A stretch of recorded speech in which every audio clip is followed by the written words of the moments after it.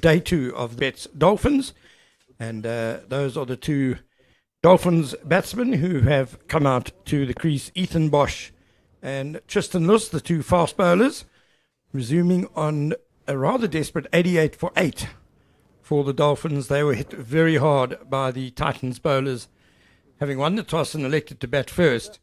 And then at 1:10, both teams were hit very hard by quite the apocalyptic storm we had here in Centurion, which washed out play for the rest of the day. But it's another beautiful day today in Centurion. Hot again, no clouds at the moment. And I'm Ken Borland. Alongside me, it's a great pleasure to welcome Pierre de Bruin. Morning, Ken.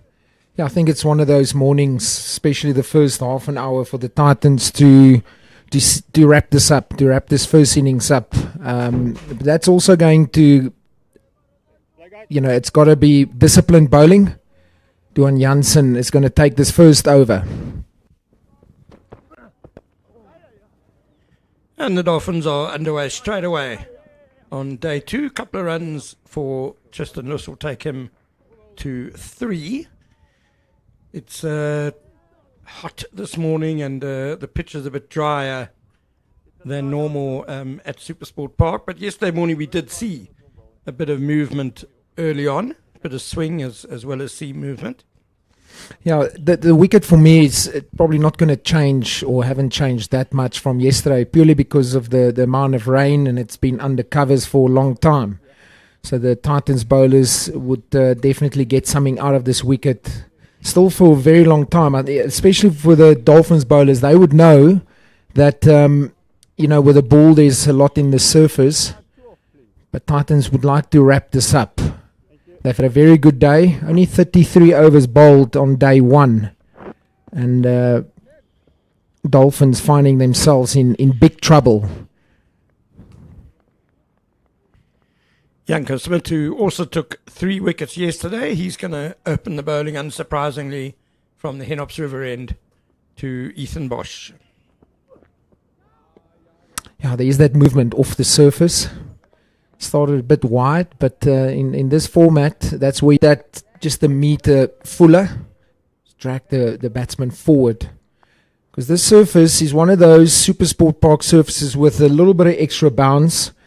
And as a fast bowler, you can't get carried away with that bounce, opting for the wrong look. It looks pretty, but you want to get that batsman forward. Hence what I was saying about the top of off stump. If you bowl too short, it's going to sail well over the top of off stump. But generally, both Smith and Jansen are tall men, very tall men.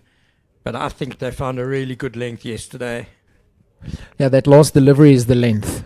Because as a batter, your first half an hour, day 2, what you want is to get going, to track the ball. But if you can leave deliveries on length, it just gets you. It gets you in, and that's what a batsman wants. What the batsman doesn't want is that length. Is that exact length? Beat the outside edge. Yeah, Bosch coming forward to try and drive, but couldn't get to the pitch of the ball, and that movement away and the bounce as well, and some early encouragement for the Titans. Yeah, and Janko Smith, impressive again. He bowled brilliantly, and he's repeated that in this first innings.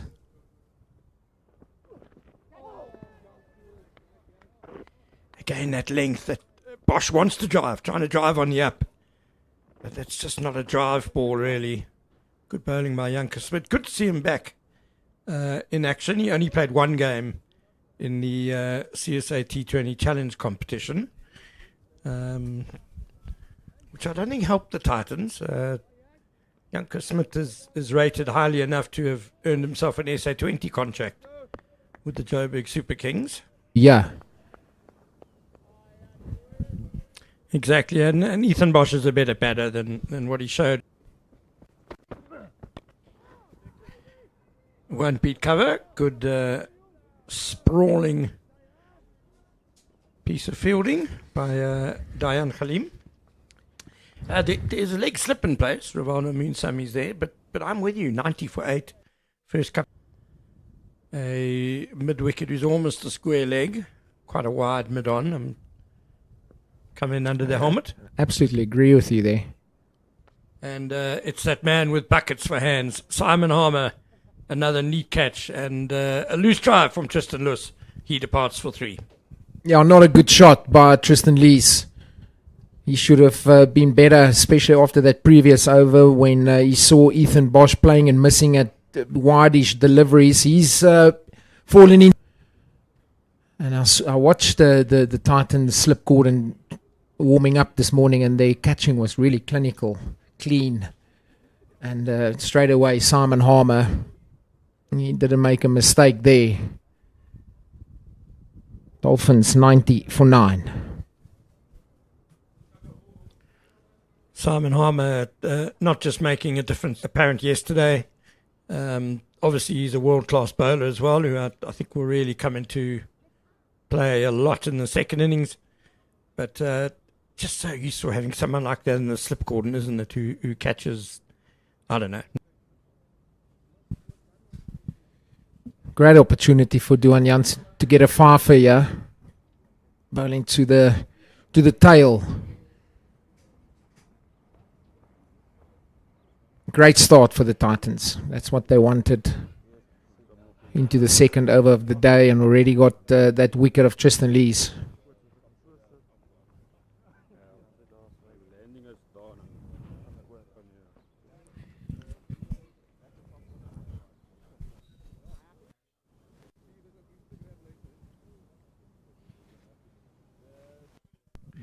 Akukle Trele is the new batsman, the last batsman for the Dolphins.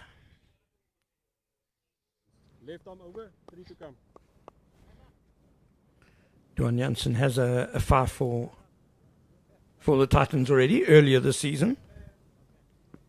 But you never get tired of them, do you?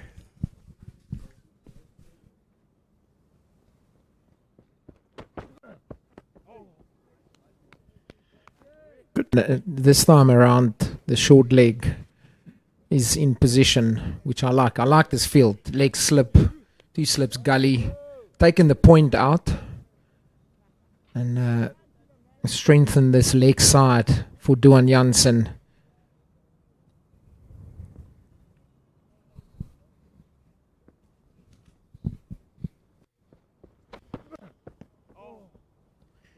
That one didn't get up quite as much. We saw that a bit yesterday. Bit of variable bounce.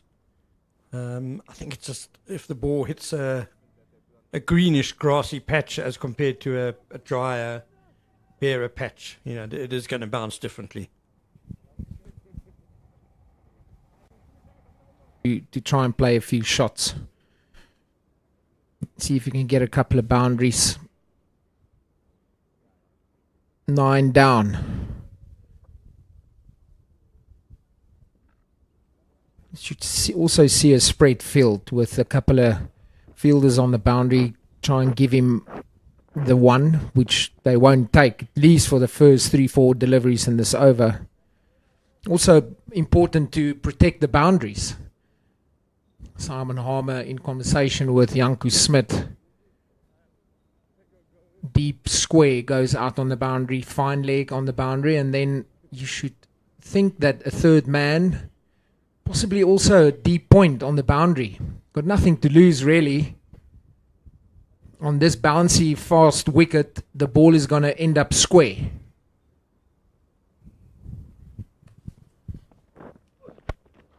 Hard hit by Bosch through extra cover. Wonderful shot for 4. Janku Smith just over pitching a bit there. Yeah, I'm not surprised at all. Bonus runs for the Dolphins. This follow-up ball, I think, is going to be a little bit quicker, a little bit shorter.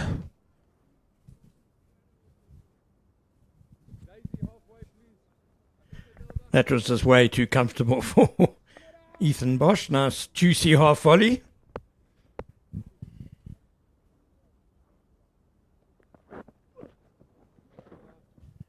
Better length.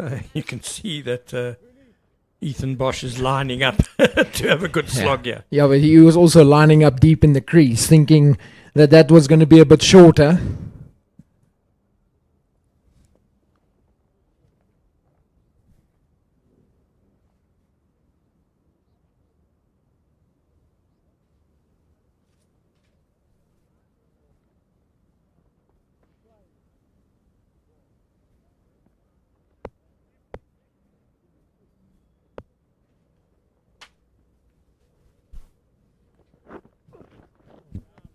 Ooh, aiming for the cow corner area. That's a good length by Smith.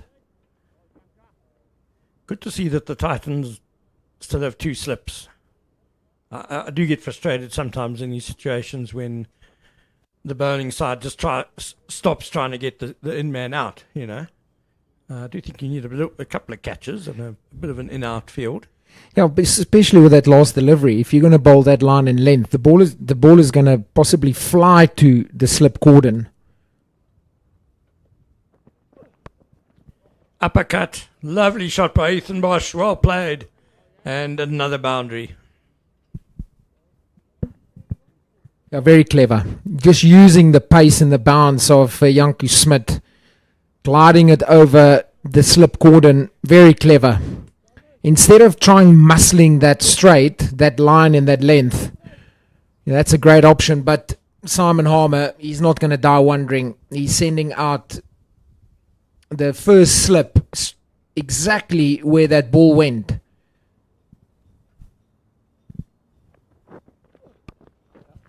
And that'll be the single that Bosch gets off the 5th ball of the over. So 1 for Kele to survive. I like that too. You know, it also just says to the bowler, don't change what you're doing. I like where you're bowling. I'll give you protection for that ramp. Keep bowling there. You saw that last night with Hardik Pandya. Just that innings of his, just using the pace of Nortje and the fast bowlers of South Africa.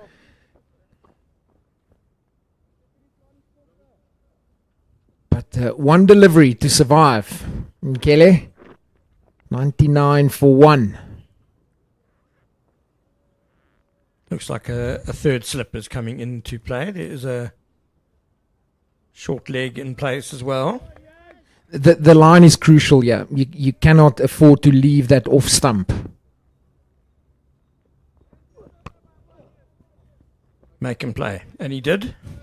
Kele keeps it out. 99 for 9.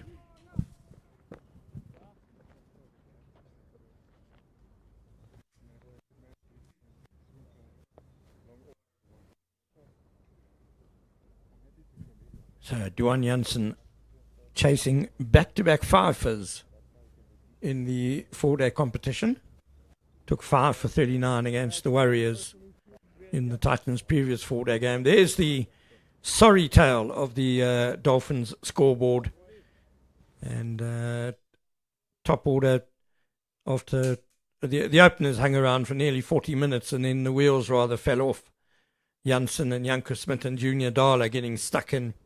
Timar Piller, the 18-year-old, I thought showed a lot of composure. He and Hanu Fillion had the best partnership of the innings, putting on 33 for the 6th wicket. But yes, Duan Jansen now to Ethan Bosch, and pretty much a similar field to what Bosch had in the previous over. And again, he gets a fuller delivery. Dala tracking back, but he's going to have to sit in the stands to fetch that run. A mighty blow for 6 by Ethan Bosch. Yeah, excellent shot. Just shows if you show a little bit of intent on a spicy wicket, how things can change. Yes, it was full, it was wide, and a maximum. Bonus runs this for the Dolphins.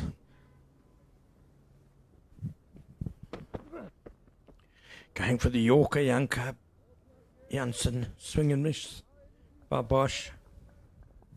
And I say bonus runs, it's a 15-run partnership.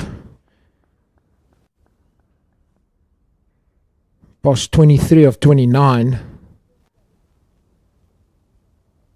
You often see in these situations where teams, they just change too many things. I think you just got to stay with the basics. That top of off, good length, it's worked for you the whole time. That's hence why they're 9 down. Edged over first slip. Great work by Neil Brunt. Down at that long stop position, keeps it to just a single, and they took the single. So that's a bit of a victory for the Titans. They've got 3 balls to bowl now. Yeah, I think they regret that single now. There's still 3 deliveries remaining in this over. That's a little bonus for the Titans, having 3 deliveries to Kelly.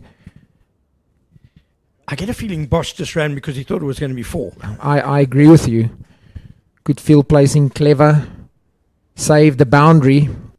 More importantly, got the tail ender on strike.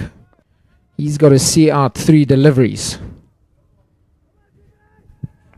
Leg slip and a short leg, 2 slips and a gully.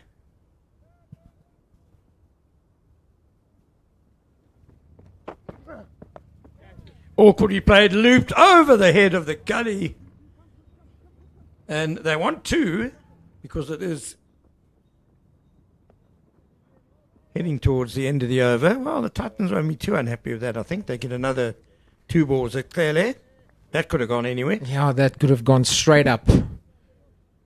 A bit of luck on Kelly's side. But it's a dangerous line. It's that line you've got to play, you've got to defend.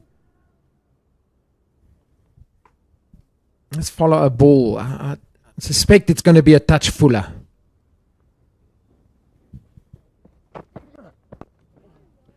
Well kept out by Kelly Janssen, targeting the pads.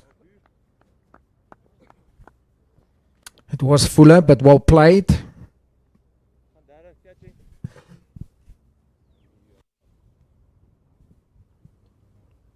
Yeah, I know we're still quite early in the second day, but from your experience, best day for batting today or tomorrow? Yeah, I think later today, purely because we've lost so much time yesterday with all the rain. The pitch was under the covers for a long period of time. So I think this afternoon from tee, it's going to become a good batting surface. There's still a little bit in it. If you only bowl 30 overs on day 1, you actually buy a bit of time with the surface on day 2. I was not surprised that the Dolphins, chose to bat first. It's generally what you do here. You don't want to bat last on this wicket. Nicely slashed away through the covers. About clearly he's going to run one himself, basically. More than halfway down the pitch, and Bosch was thinking about it and decided no. So, rightly so, Bosch will keep the strike. I don't think it's a 109 for 9 pitch, Pierre, and I agree with you. The toss, to me, it was a no-brainer, really. Batting first, it was always going to do a bit in the first hour. That's normal. It's dry though, and it's hot, and the presence of Simon Harmer and at this West Lane end of the pitch, there are a couple of patches on both sides of the wicket, which I think are kind of the right length and not too wide, that I think Harmer could actually target as the game goes on. And I think batting last against Simon Harmer is probably something you want to avoid. Speaking of Harmer, he's into the attack early to try and wrap up this innings. Not a bad move against the tail. Eyes always light up against the spinner. Yeah, it's a very interesting move.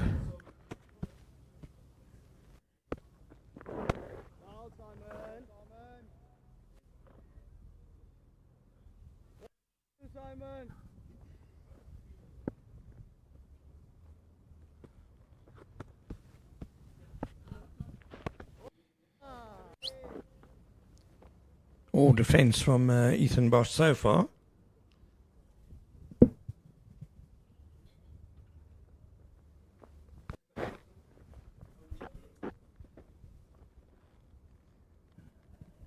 we go, homie.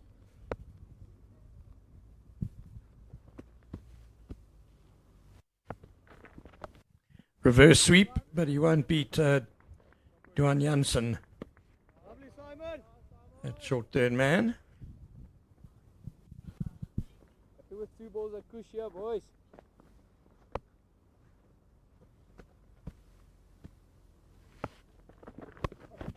Bit shorter and pulled by Bosch, turns down the single.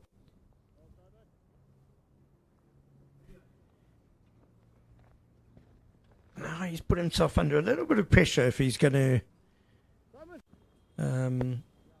keep the strike, and Rivaldo Moonsami's open to it. Clever has gone to mid-wicket just to stop the easy one. He's got it through cover. It's going to go for 4. Yeah, that's a good shot. It was full touch wide.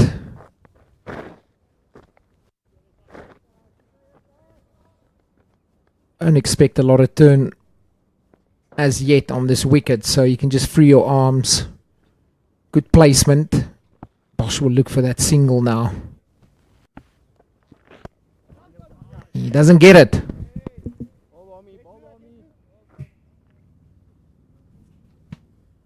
Well, I think Simon Harmer won't mind too much conceding the boundary. They've kept Bosch away from the strike now for Duan Janssen, who's hunting a fifer to try and wrap things up against a Kuklekele. Partnership with 22. It's been used for little runs. Just, I guess, makes the change room feel a little bit better. The visiting change room, a bit of defiance at the end of the innings. It's valuable runs, this partnership 22. Also causes a bit of frustration for the Titans. 3 slips, gully, leg slip. No one under the helmet. They need to keep Kelly on strike. A whole over to bowl to him. Handled like a spitting cobra there by Kelly. Did well enough though to get it straight to ground.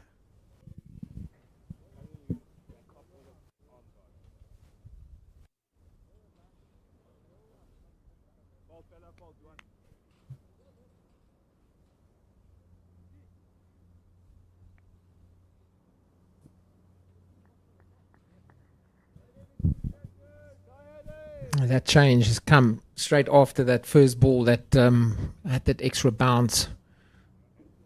Short leg in position now.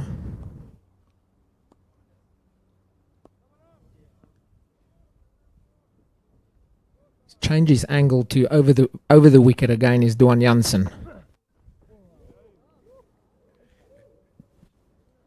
That's a big wake. And he walks away to think a bit about what he's done and just try and... Well, I think he got excited after that cover drive earlier. Exactly. And he's still a bit bleak that he didn't get any runs for it.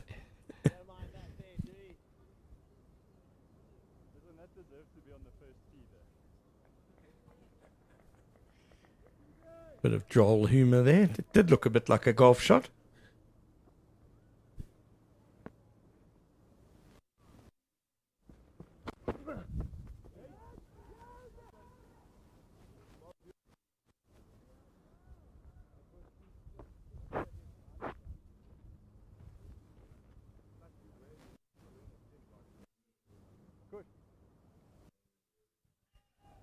It's a hot morning here in Centurion. The Titans obviously will want to not spend too much time out in the sun, especially the bowlers. 3 balls left in the over.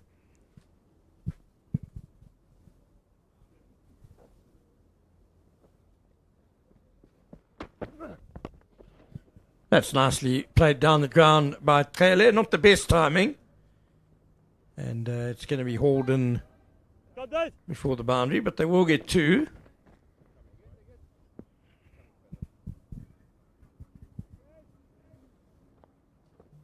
That adds to the frustration now. got that early wicket of Tristan Lees, and you always hope then just to wrap it up. And then you look up to the scoreboard, and there's a partnership of 24 brewing. Very frustrating for the Titans. Janssen changing his angle now around the wicket again. I prefer this angle to the tail ender.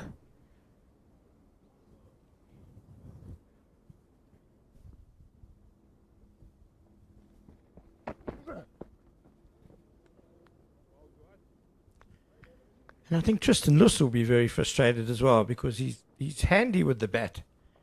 And we've seen how Kayla has managed to hang in there for a dozen deliveries, putting on 24 with Bosch. You know, Luss is better than the shot he played there. If he could have hung around for a little bit longer, also add another 20 odd with Ethan Bosch.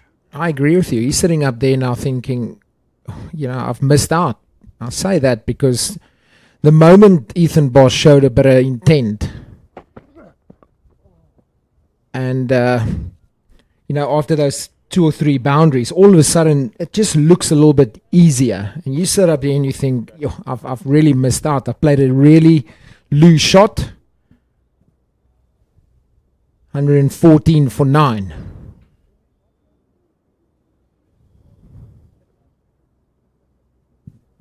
It is amazing, isn't it? How just a couple of boundaries can just shift the momentum. You know, suddenly he feels that the Titans feel a little bit under pressure because they're expected to wrap this up quickly. You know, they're well in control, 114 for 9. They shouldn't feel under any pressure, but there'll just be a little bit of frustration building in the Titans camp. Simon Harmer continues from the Henops River end. And 3 men on the boundary on the leg side. Well, 4 if you count long on. Nicely flighted, and Bosch won't beat. Well, he did beat Junior Dollar, but there's confusion in the running, but they're going to be okay.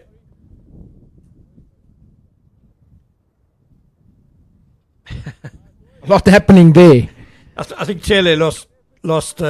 Didn't know if they were running 1 or 2, and were they on the second or were they on the first, and it was all a bit messy.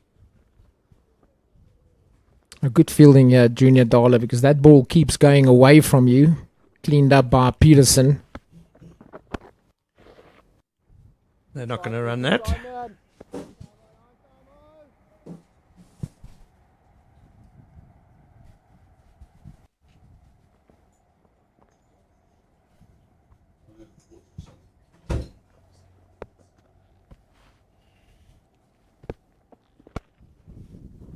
Oh, it's a very handsome looking shot from Ethan Bosch. A bit of net practice. He's moved on to 28 of 39 balls.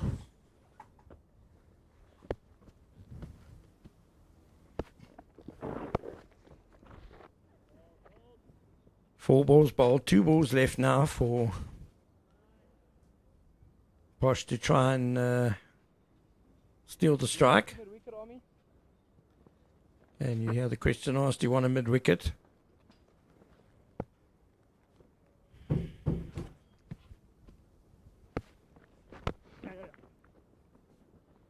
The Titans kind of gave an easy one there to Bosch. They happy to bowl 1 ball at a Kuklele. I think Ethan Bosch there said to Simon Harmer, you need a mid-wicket. And Simon Harmer said, I don't need one. Well, he won't if he gets rid of Kele with this delivery. I would like to see the field come up a little bit earlier. You've got runs. I mean, you're in a very strong position. It's not like they're 400 for 9, but you have to bowl more deliveries to Kele. Well, he's kept that one out well, and I also think don't make it so easy for Bosch to get a single towards the end of the over when he's looking for one. 115 for 9, and we're going to have a change of commentary with Kola Nshinga and Johan van der Walt.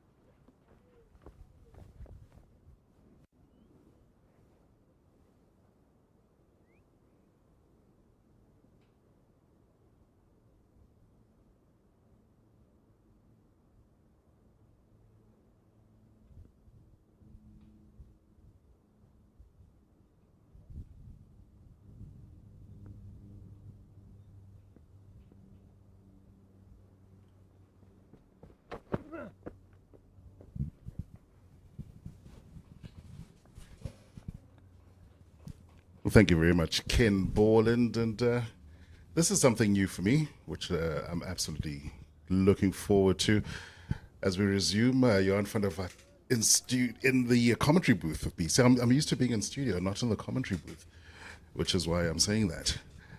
But it looks like a nice little partnership at the end, the tail end of this innings.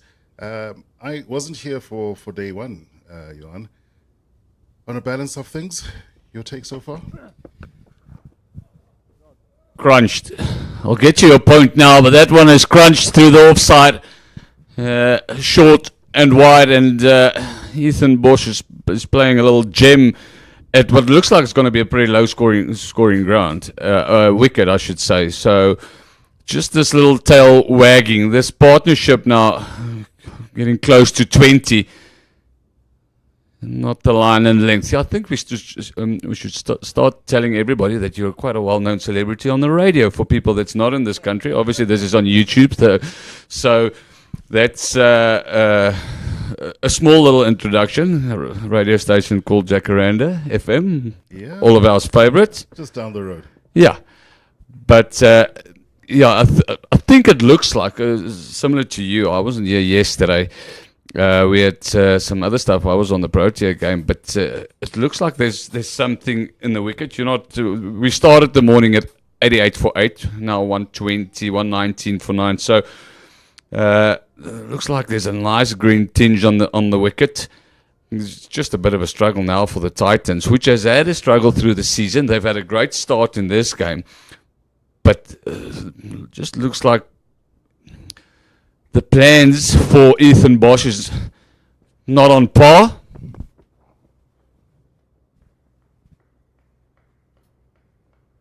Yeah, moving that one along nice and gently does Ethan Bosch, moving on to 34 or 45. And Pierre the Brain, that was on air just before us, mentioned it, and I totally agree that they need to bowl more deliveries to Kele, the number 11 batter. So they are happy to bowl 2 per over, which brings the percentages down a bit. 120 for 9. You might even let 1 or 2 boundaries go past just to have a full over at Kele. Just keeping Okuhle Cele under a bit of pressure. He's moved on to 4 at the moment. Let's see how he tussles with Janssen.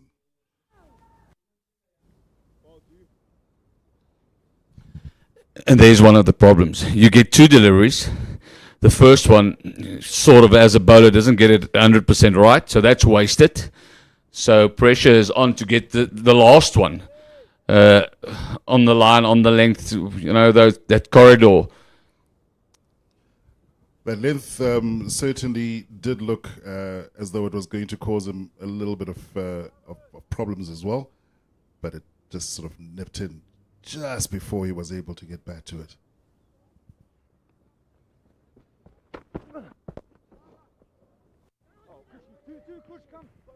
Oh, looks like that's going to trickle away for 4.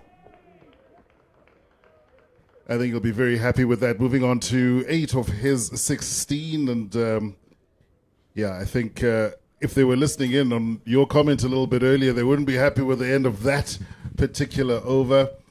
But I thought very well done to sort of dig it out from under his feet there.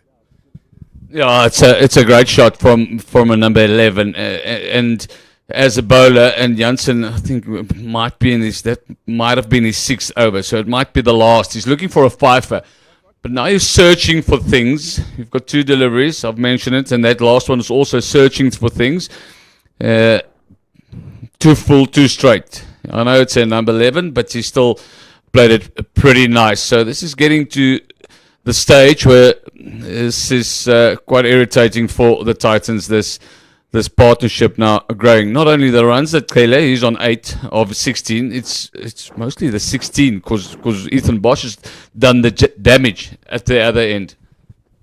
Certainly have, but the experience of Simon Harmer will hopefully unsettle these last 2 batsmen. That's a pretty big swing there from Bosch, and he was looking for the maximum. Just not really able to connect. Yeah, massive boundary on the leg side. 4 guys protecting deep backwards, deep mid wicket, deep straight mid wicket, and then a long on. So ready for the slog.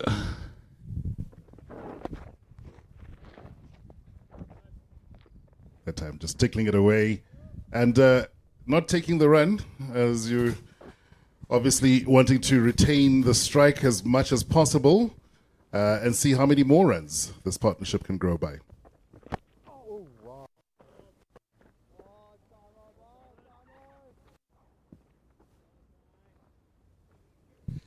Yeah, we've all been in this situation if you've played cricket at this level and the red ball cricket, 4-day cricket. I was also, I always had the feel, try and get the in batter out.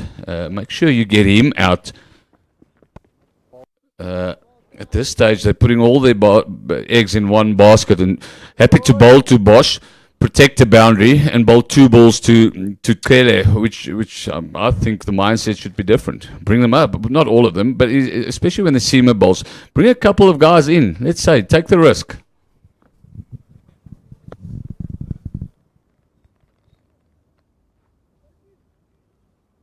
Well, Simon Harmer looks like he heard you. That field is certainly coming up.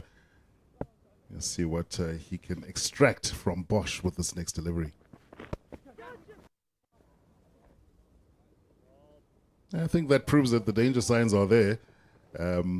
Maybe forcing him to slog when he feels it's on Ethan Bosch. But, at 35 or 50, you'll also feel that he's quite settled at the crease as well. I don't think he's going to be making any wayward, unexpected shots at this stage of the game. It's just too easy. Too easy right now for the Dolphins. 1 ball. Oh, well, there you go. So maybe they were listening into the commentary because that wraps it up then. 125 runs on the board. It's, like you said, a low-scoring match thus far, and yeah, it doesn't look like it's going to be too much of a steep hill for the Titans, but as you mentioned, that pitch certainly looks as though it has something on it. The players now just leaving for the change of innings. It's, I think not a title. It's not a total that's going to be intimidating in any way, shape, or form. But you also don't want to be too loose as you go out to chase that 125 and see what sort of lead you can build up at the same time. Yeah, and first thing, I don't think you'll see a better slip catch off the spin from Moon Sammy. Almost caught it behind him. Have another look. Left-hander. It's a quicker delivery. Nicked it. That's fabulous. It was hidden behind the keeper for a short while, so he has got a split second to do that. 125 for 10. We also feel, when looking at the scores from yesterday, the new ball is key on this wicket, so the Dolphins would know that. Get some inroads pretty early would be the plan. And also talking about the intent of the batsmen in that last over as well, because they were so keen to keep Ethan Bosch on strike, only managing the 1 run and losing a wicket, so it ended up being quite a good wicket. And quite a good over for the momentum multiply Titans.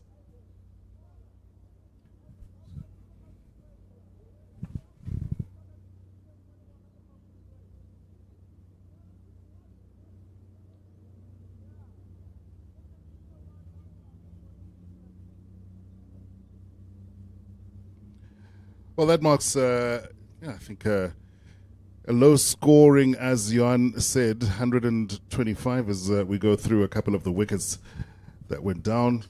This is Harmer getting them underway. Smith then with the follow-up as well. They lifted that one as well. It didn't seem like a very difficult catch, but Junior Dalla had to make a little bit of ground up in order to get underneath that. A wonderful catch in the slips as well there. That's the position I hated playing the most when I was at school. Was that slip? Yeah, this was yesterday when those 8 wickets fell. Janssen picked up 3 of them yesterday. Dala with his 1 wicket, and also Smith, who will come in to the equation a little bit later with his 3. Pretty well bowled, as you can see, just straight in. So there's a little bit. Smith with his 2nd yesterday before the storm settled in. Yeah, that lost them a couple of hours of play on day 1. Hopefully the clouds will stay away as they sort of have so far this morning. Again, Simelane falling prey to a great line and length there as well. Yeah, I think once the bowlers are in, as is Smith right here, that one just stayed low under the knee pad. And that's the catch we saw just a little while ago. Had to react quite quickly there, lifting that left hand and in an attempt to get it high enough to make the catch, and he duly did. We'll take a bit of a break now for the innings. It is the Hollywoodbets Dolphins who lead by 125 runs. The momentum multiplied Titans, I think, will look at that score and think we've got a real opportunity here. But as mentioned earlier, we'll have to keep their heads about them.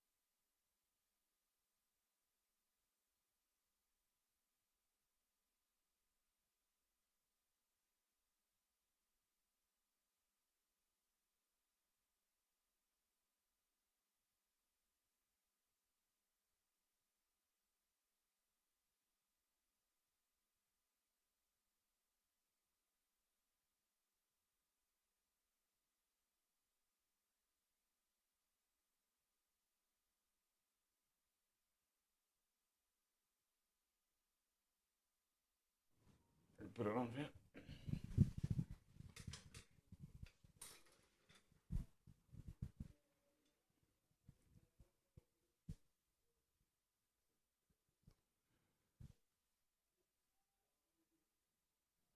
All right, and well, it's Ethan Bosch getting this second innings underway. A nice little loosener to the Sejo Senokwane. Opposite him, Keegan Peterson facing, and yeah, we saw that that score, and as mentioned with me in commentary, Johan van der Walt, not the biggest score, but then again, I also wonder, given the impact of the rain yesterday and the number of hours that were lost, if that won't be playing on the minds of the players. Good start. As you can see, there's a little bit of shape and summing of the wickets, which we all expect that. Yeah, with all the rain around, there's a lot expected again this afternoon. So the covers are constantly the wickets constantly under the covers and keeps the moisture in it. So we're expecting a low scoring event. But the question is, can the Dolphins do the same to the Titans with the new ball? Bosch will be really happy with that line there, and really sort of getting it to nip in. And yeah, Senokwane is going to have to keep his wits about him in these opening exchanges. Yeah, of course, the brother of Corn Bosch, which might be a little bit better known around the international viewers. International cricketer is the brother Bosch. Interesting enough, he's got a way better first-class average than his brother that plays for the Proteas. His average is 36, around about, and Ethan Bosch is 27. So many times it gets spoken about. You just need that one break, yes, which Corn Bosch has taken and leaped off in the international scene. But then I always wonder, Johan, about the step up from domestic cricket to the internationals. It just seems to me the intensity levels would be slightly different. So even if you do all the magic things, he's really getting it nice and tight, is Ethan Bosch. But even if you are really a key or a crucial performer for your team at domestic level, does that always translate? There's a couple of things, maybe more than a couple of things, but the two big things for me when I had to make that step up is obviously the quality of cricket.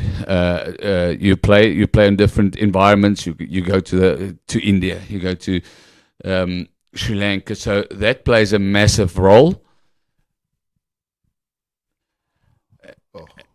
And then the media, and the spotlight, I feel, is one of the big things. I mean, there's not a soul in sight to view this game, you know, and everything that gets discussed in the media is very low key on this level, first class level. But everything gets picked apart as soon as you play international level. So all small things, if you're a guy that reads the papers or listen to the tabloids or can start playing on your mind, where I feel you can get away with a little bit more. But that, and obviously the quality of cricket is a couple of steps. Some guys can perform really good at this level, but struggle to take that extra step and what it brings, everything around it. And consistency in performance as well at a higher level, I can imagine, is a lot more challenging for a lot of players, particularly the youngsters. Oguhle coming in there. Nice bit of pace as well. I haven't seen him for a while. Looks like he's beefed up a little bit, stronger in the shoulders. He's a skiddy little bowler. He's one of those, and people hear you speak about it a lot. He's a little bit quicker than you think. He bowls a heavy ball. Normally the strong guys that does that. He's got a decent average, just under 30. Taken 155 games, 55 wickets, and his 89 innings that he bowled. He looked like he really enjoyed that one, with Peterson getting a bat on ball, but still to get off the mark. Yeah, Peterson, one of those players that sort of, for me, is a great example of what we've just spoken about. He's a class player. He's got 20 first class hundreds. He's got a decent average, just let's say 40, and he had a sniff at international cricket. Maybe he got injured, but maybe that is one prime example that extra step maybe needs a little bit more work. I don't know him personally. I think he's a classy player. Maybe he's on his way back. Yeah, and we just saw the stats there a little while ago. 38, which is really quite a decent average. Very big high score in the 200s as well. So we know he can. Yeah, made a couple of 50s for the Proteas when he was still playing.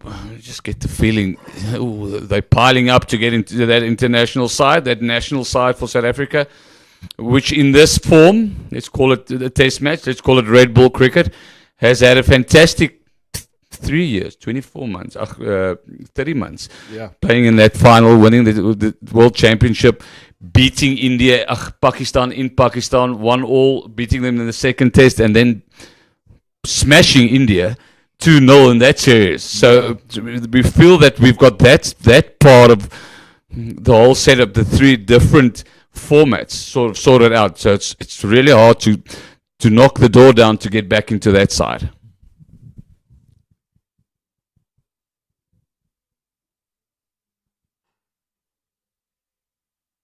Still to get off the mark, and clearly wouldn't have been happy with the previous delivery. Just a little bit wide, and he'll certainly want to tighten up that line, which is what we saw with this last delivery, but it still keeps the score at 0. Yeah, we've seen a little bit of movement, but nothing out of this world. Maybe the wicket has settled down. They've asked for the heavy roller in the break.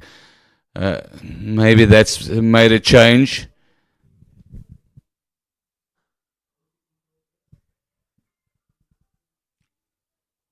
Almost identically done with the one that he did manage to drive down the pitch, Okucele there. Still to get off the mark, the Hollywoodbets Dolphins, and that's 1 over or 2 overs up. I wonder how long does it take these guys to start considering, worrying, concerning themselves about actually getting off the mark and putting those runs on the board, Johan?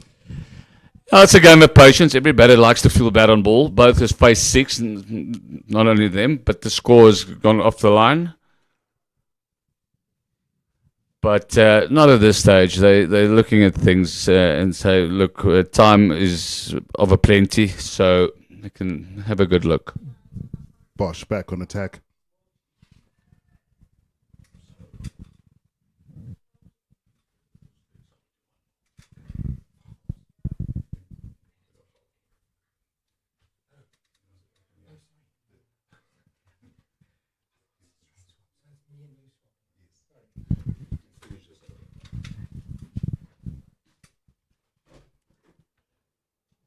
You mentioned the Proteas and doing incredibly well, I thought, in that 2-test series, but going into the T20s now. I was hoping you're not going to mention that. There's a 5-match series. We've played 1, but... what was it, 101-run defeat. It's not very good from them at all. I think that score, 73. 74 all out. It's the highest margin we've lost in India. It's the lowest that we've been bowled out. And you think, in India, the wickets should be great. But yeah, I was on air for that game yesterday. And certainly not what South Africa was looking for. Fantastic delivery while we're discussing the Protea, but Yeah, that one beating Senogwane just on the outside, and you could hear a cheer just about to erupt. So they're definitely onto something with this pitch. maybe just not full enough, but there's enough bounce, enough movement that you need to be circumspect in that specific area. It looks like a wicket that you need to decide where your strength is going to be. What is the danger delivery? That certainly was. Wait for the fuller ones. Wait maybe for the short and wides, and that's your scoring options.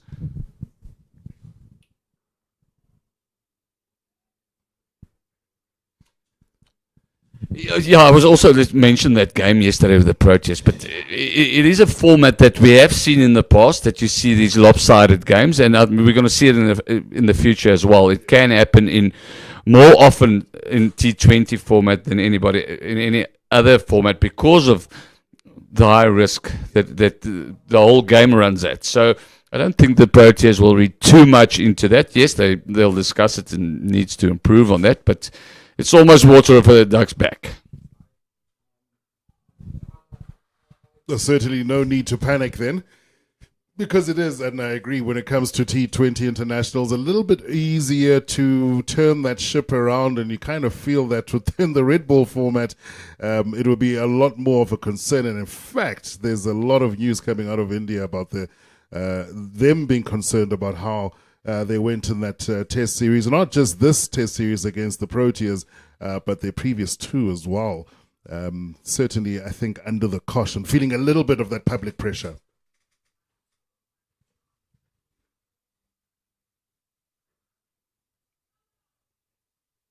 No opportunity there to pick up any runs just yet. As we wind up the over, still Hollywoodbets Dolphins. Looking at that score, no runs scored, and it's not a very high total they're chasing, but as Johan mentioned, not a high-scoring match. Well, Pierre's going to come back in and take over from me in commentary. Johan will stay with you, and I'll be back shortly.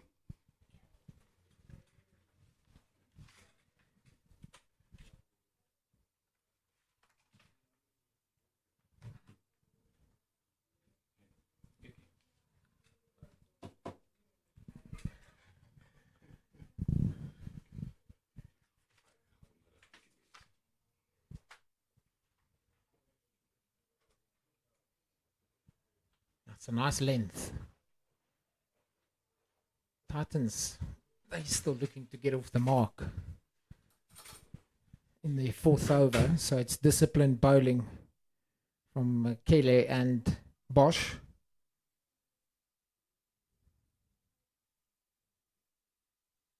They have to be disciplined purely because 125 runs on the board or in the bank for them. They cannot afford for the Titans to get a good start or a fast start. They've done that well so far.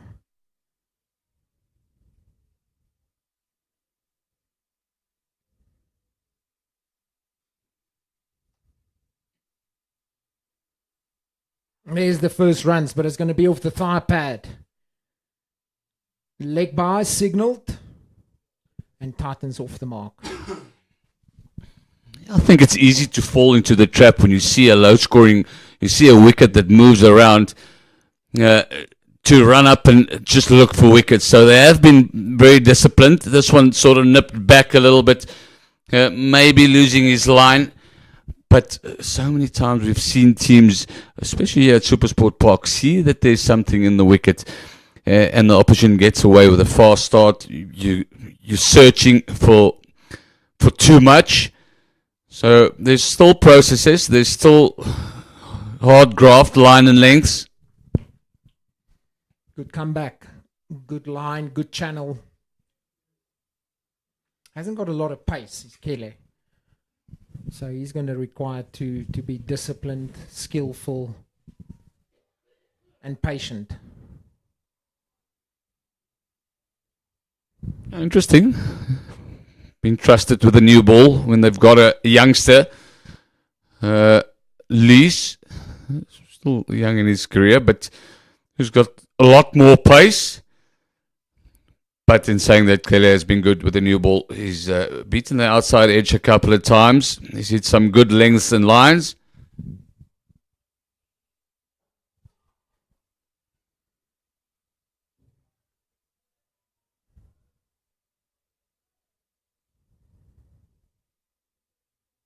Both these batters still looking to get off the mark. Pace around about 12, 10 balls each. There's a bit of pressure building, however. It shouldn't bother them. You just got to wait for the bowlers to try something different, clip one off your legs, then you're on your way.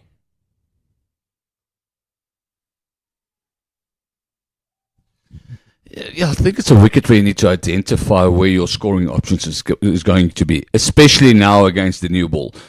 The Dolphins will be searching. They'll know the new ball is key. So if you can sort of see out the new ball, it normally should get a little bit easier, and your scoring options should grow. But what Peterson has done well, he's left pretty well. He's hasn't had many opportunities to score, but he's patient.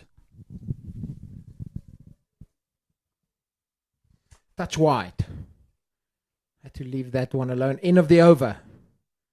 Just the 4 leg bars coming off that over. Titans 4 without loss.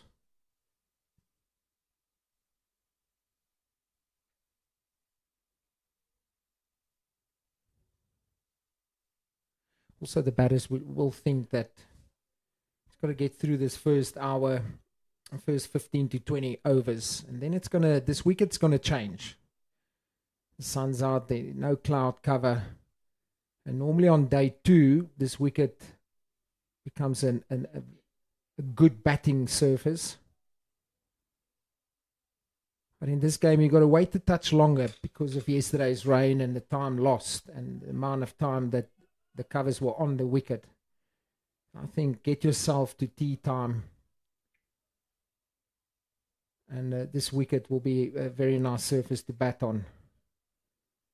There's also a lot of time left in this match. Bowling the Dolphins out cheaply for 125. So ultimately advantage Titans, or you would think advantage Titans. That's very well played. Good attacking line, Ethan Bosch. He's an expert when it comes to a seam bowler just hitting a line in length. Interesting. You should know him pretty well. Pace-wise, him and Corbin Bosch pretty similar, or was Corbin a little bit quicker? Corbin is definitely a bit quicker. Ethan, for me, is almost the more skillful bowler of the two. Corbin has got that pace. But Ethan on the other side, he's got skills, very clever, but certainly doesn't have the pace of Corbin. That's very well played. Just pushed it past mid-off. They're going to jog through for 2. So the reason I'm asking is we had a discussion earlier that Ethan's first-class record is way better than his brother's. His brother got the nod in Test match cricket, and has never since looked back. He's now moved on to white ball cricket, and I think he's a real good all-rounder for the national side, and just shows when you get your gap, you just need that one break, and he's taken it with both hands.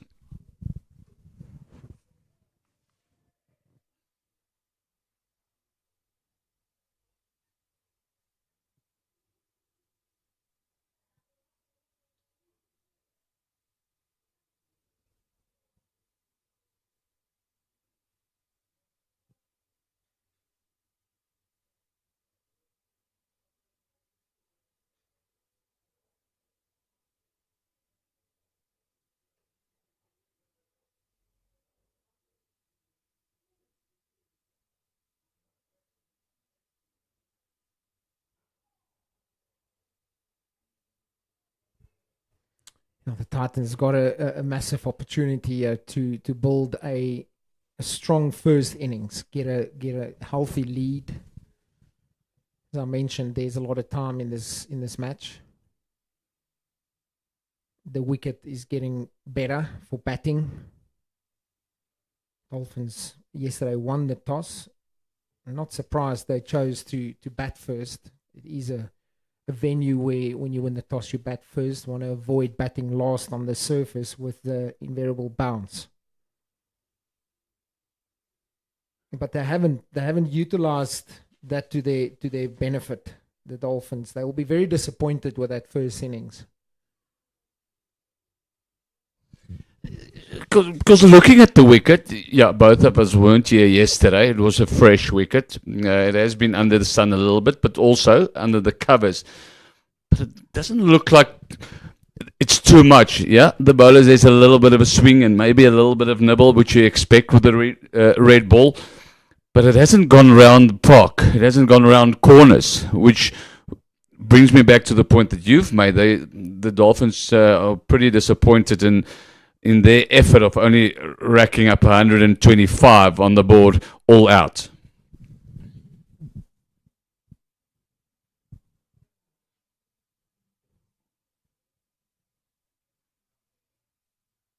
It is a wicket that suits the Titans' bowling attack a little bit better, in my opinion. They've got Duan Jansen, he gets extra bounce. You got Junior Dala, he's got some extra pace. Young Smith, he's got a bit of pace. Whereas this bowling attack is more the line and length type of attack. 130 maybe maximum kilometers per hour type of bowling. Except Lees, I think he's the only one with a little bit of ball speed. So the Titans, they did use the surface very well with the bowling attack. That's easy, very easy, short, just pulled away for much needed boundary. Yeah, it was the battle of who could resist the pressure the longest. Clearly, has been in a good area for a long time. Keegan Peterson hasn't scored a run, but Clearly goes for the short one early or first, and Peterson is waiting, and that's an area, and you've mentioned before, he hasn't got a lot of pace, where Keegan Peterson might have said, yes, anything short and wide, short and straight is a scoring opportunity. But there's good patience being showed from Peterson. He's waited, 13 deliveries for that to get off the mark. The rest was all in a good area. You know, we speak about patience quite a lot when we speak about batsmen. But the same applies for bowlers. Yeah, and the experience of Keegan Peterson, that temperament that he's got, he was happy to wait. He gets off the mark with a boundary. Very attacking field, still 3 slips gully and a fine leg.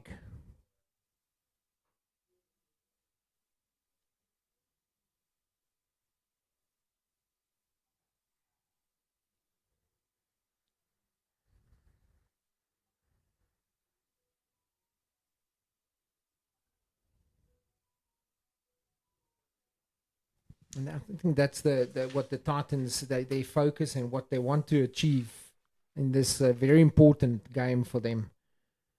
It's an important game because they haven't managed to win a 4-day game as yet. It's for the batters to bat long, bat deep, be patient. And when you get yourself into a situation where you can dominate and stretch it out, they haven't really done that this season.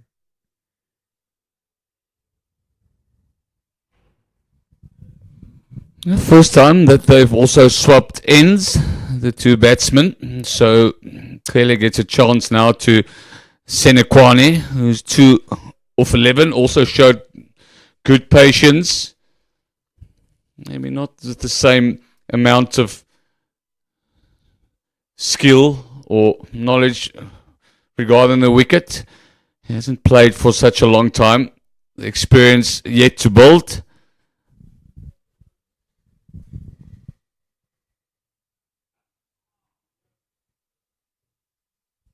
That's an excellent line to finish this over. 11 without loss.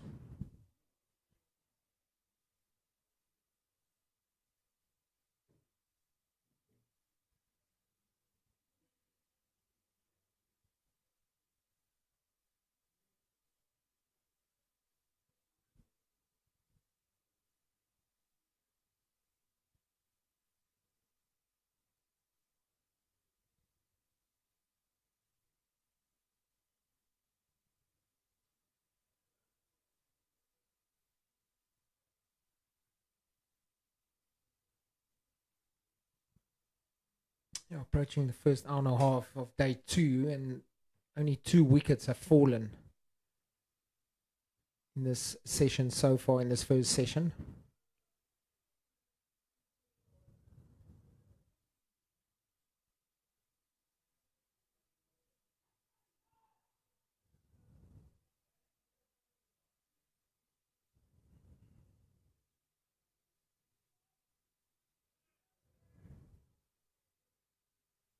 There are definitely signs that this wicket is getting better and easier for batters. Yeah, you more than anybody here knows the wicket, and that's sort of shows that we've known about the wicket in the history of SuperSport Park. It gets better on day 2. Day 1, it can be a little bit sideways movement and a little bit spongy, but day 2, it sort of firms up, sun bakes it out, so it gets easier to bat on. But I also think because it speeds up, your high class, your quick bowlers, your highly skilled bowlers. Also for me, if I think back, remember, loved bowling on day 2 and 3 on this wicket rather than day 1. So there's something in for both. Yeah, I totally agree with you. But you do get a little phase here at SuperSport Park where it can become tough for seam bowlers to get anything out of the surface. And you look at that, it's a loose shot, but there's nothing. It's a straight ball, a good bounce, good carry, but nothing off the surface. There's no swing, and that's when it becomes tough for seam bowlers. But as the match goes on, especially day 3, that's when you get the odd one that will just sit down or extra bounce. And hence, that's why the Dolphins made the right decision to bat first on this wicket.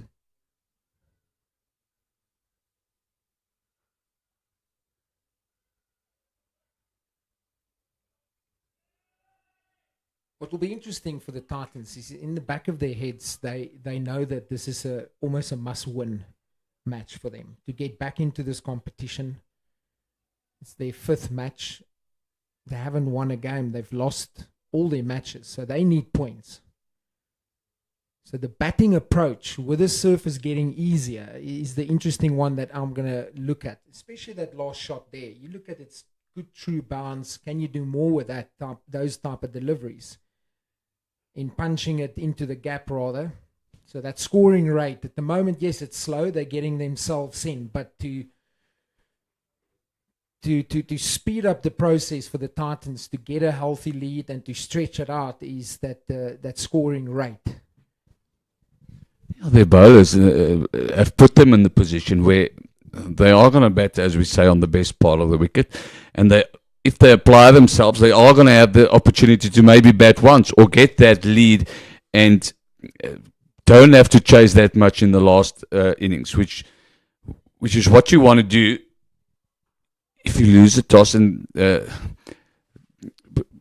going to bat loss. So they've got that opportunity with the Dolphins only getting 125. But you've mentioned it earlier, there's still a lot of time in this test match, but that will be the goal for the Titans to, I want to say, get their campaign underway, to get their points tally underway. And the other problem is, and hence I'm talking about, the scoring rate and moving the game forward, is that the time that you're going to lose in this whole match with the weather. Already on day 1, only 32 overs bowled, so you've lost so many overs on day 1 already. There's weather forecast almost for every day in the afternoons with thunderstorms.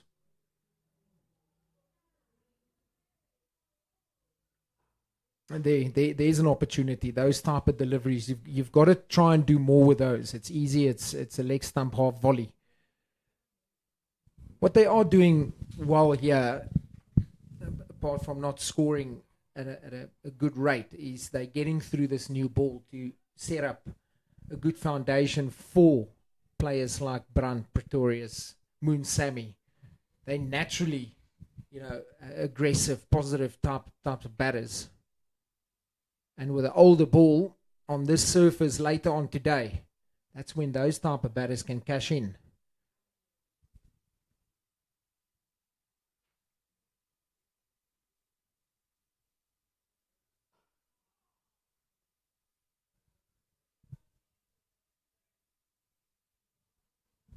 Better length, this one from Kelly. Yeah, I agree with you. The previous delivery, leg stump, half volley. That's where your world class or your better players will put that in the gap. I mean, that's almost a gimme to make sure the placement is there. Not just play the ball when it comes. Make sure your placement is good. He had an opportunity to hit that pass straight past the bowler or clip it through mid wicket, and sort of just punched it to a square leg.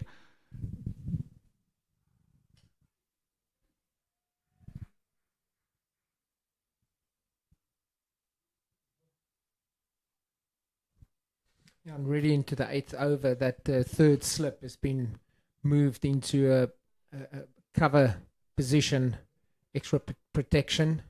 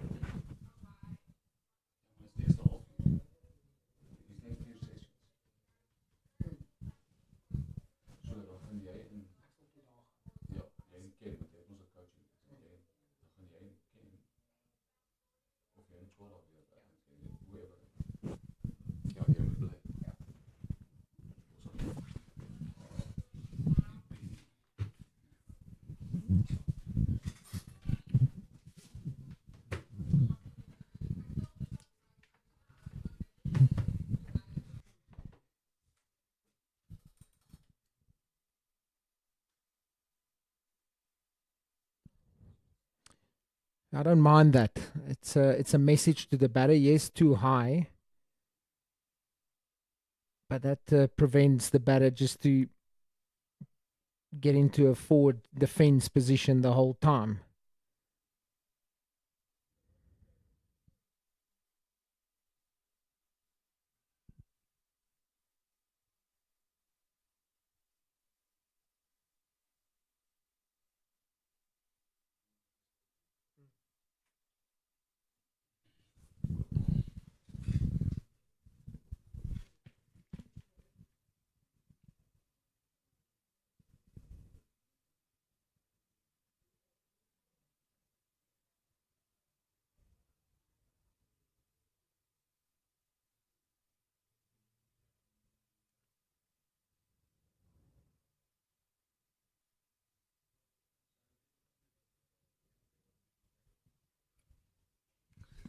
There's the youngster, Lees. I think the captain is not too far away to bring the youngster into the attack. After this delivery, both opening bowlers has gone through 4 overs. No success. Now that's very wide. To end the over. 8 gone, 11 without loss.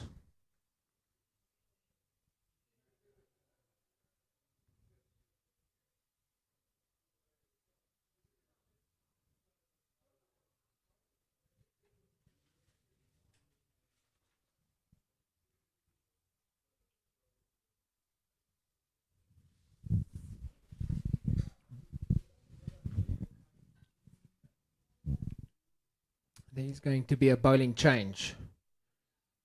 Tristan Lees. Young in experience, only the 7 matches. Average of 33. Quite high, but yeah, as I said, only the 7 matches. That will change. over time. Can he break it open for the Dolphins? That's what they need, because they've been patient. They can't question their start in their first 8 overs, but they do want something in the wicket column.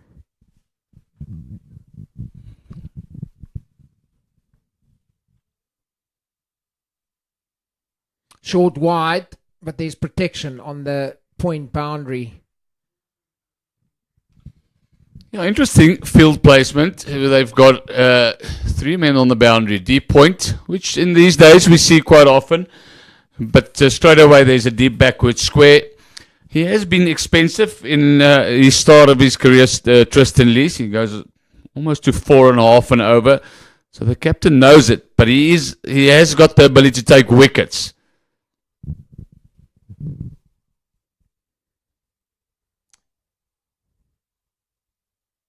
Is that type of bowler, prefers a back of a length. We call it the hard length. And with not a lot of runs in the bank, the captain has got no choice to have that deep point on the boundary for this type of bowler, the back of a length. So the moment you get your line wrong, you're gonna get punished.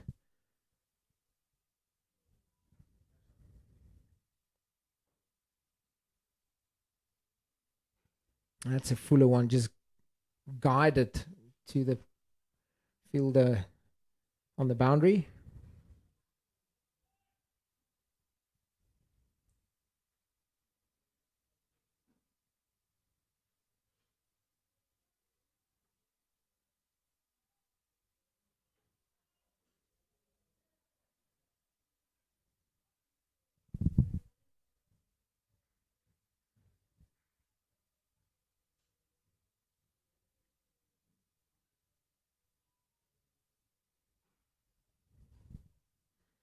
Yeah, there's another one of those deliveries.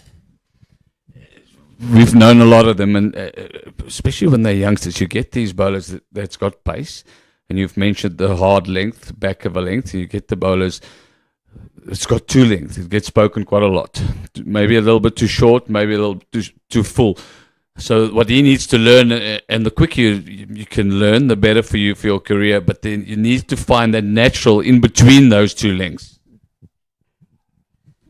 That one may be a little bit better. Not as full, also not as short. Because sometimes when they start off with their careers, they build the back of the length, they're too short, and the captains are pounding them to go full, and then they go too full. But you need that natural length, that in-between length. You need to build that into your action so that you can take that into your career ahead.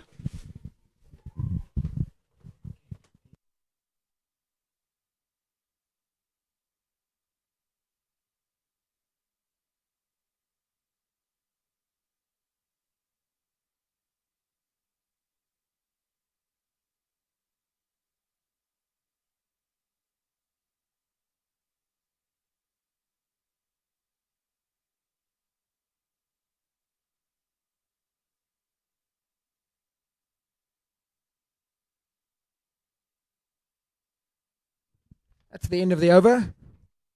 13 without loss.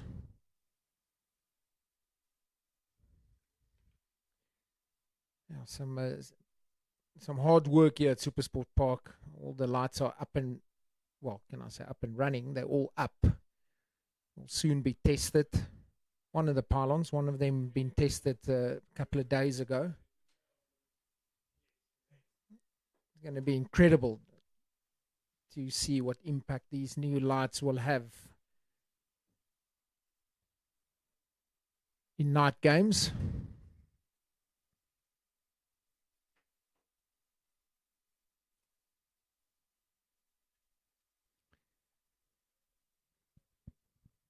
Kelly in his 5th over. That's easily just help to find leg.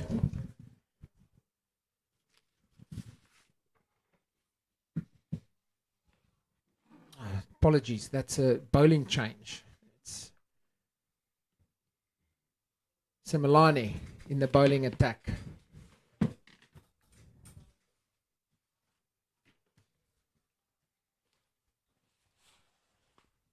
Exactly the same field, 2 slips, gully.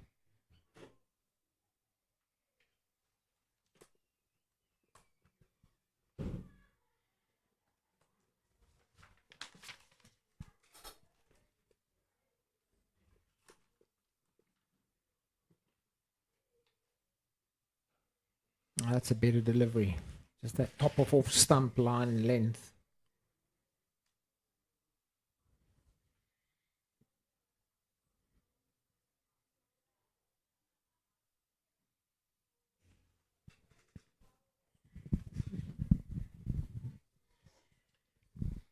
Ken is back with me. Ken, this wicket is definitely showing signs of getting better and better for batters. There's not a lot of movement, especially in the air. There's not a lot of movement. If anything, that's in the air.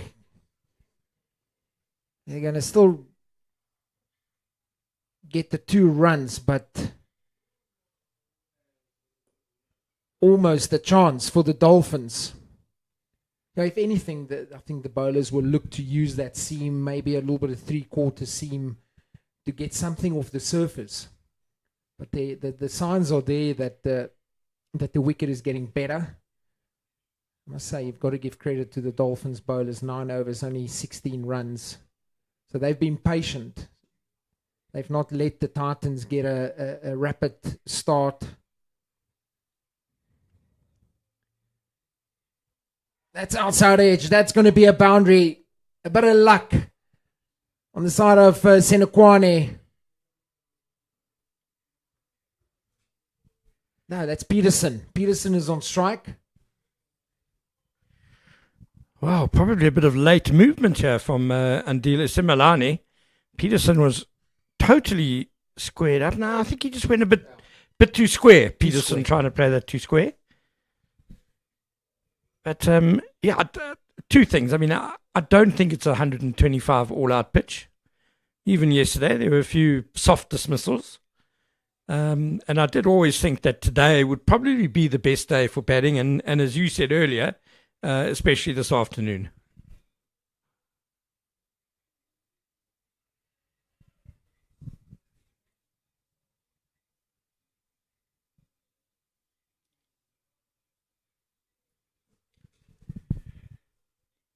Dolphins bowlers have been very accurate with this new ball, and I think credit also to the Titans opening pair of Senekwane and Peterson, because they've been very patient and not done anything rash. They played out 3 maiden overs to start. The 4th over was only leg byes scored.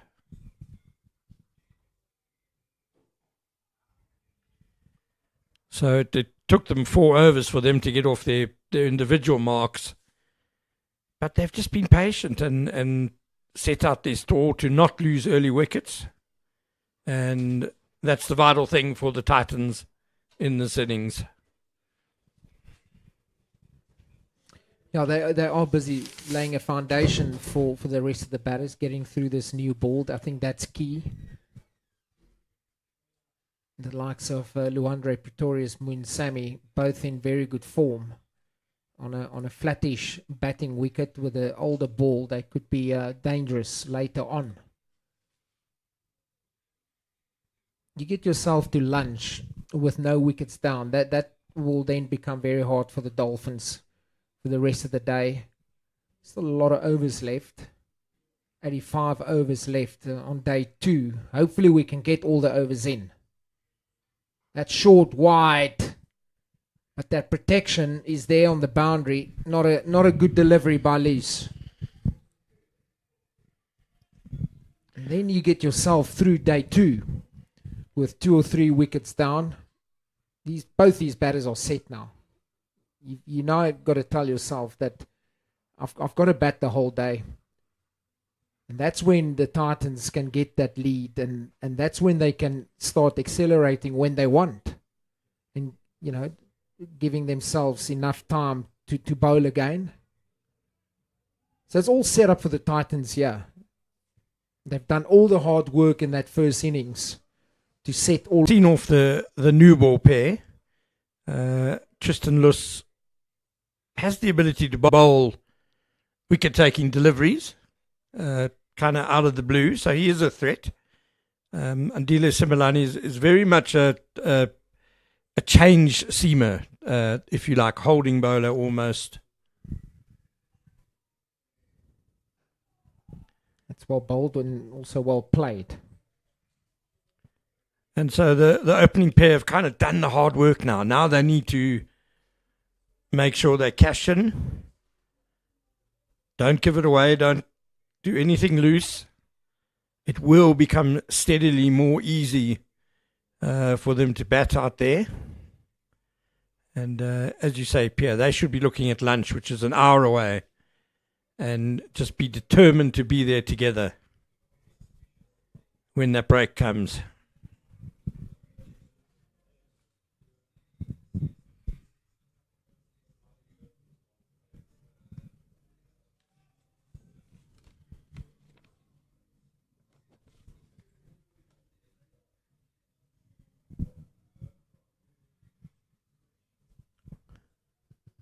A little bit of cloud build-up as we look to the south towards Johannesburg.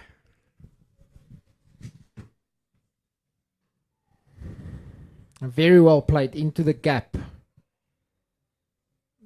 That's what can happen. Your defensive shot, if there's intent and there's you get yourself into a good position, you often get a single off a good ball.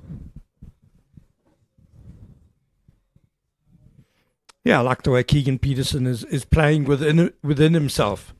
It's not a big extravagant drive. It's just a compact little punch, positive shot, and keeps the scoreboard ticking over as the deep square leg is coming into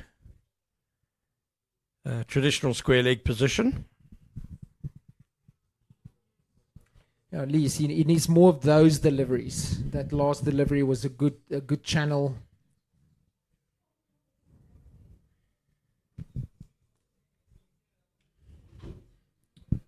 $11 gone, 24 without loss.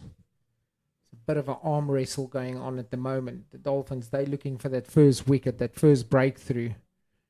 However, the Titans batters in Peterson and Senekwane is showing temperament and patience.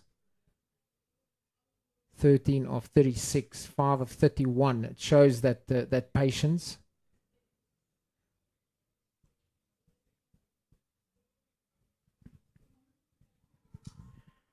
And there you see the bulk of the action happening in the 32 overs and 5 balls that were bowled on the first day before a massive storm washed out play.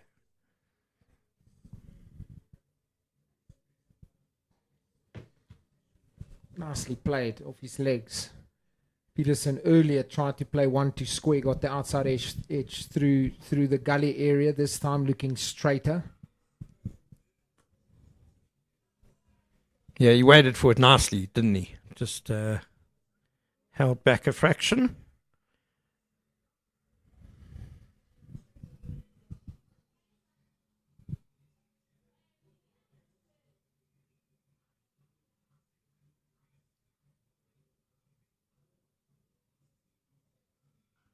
Yeah, that's short and wide, and what a cricket shot. Just waited for it under his eyes. Perfect placement. Deserved that boundary is Senekwane. He's worked really, really hard this morning so far.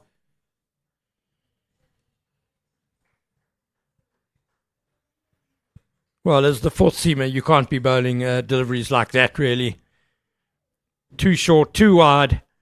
And Senekwane brings up 3,000 first-class runs with that shot.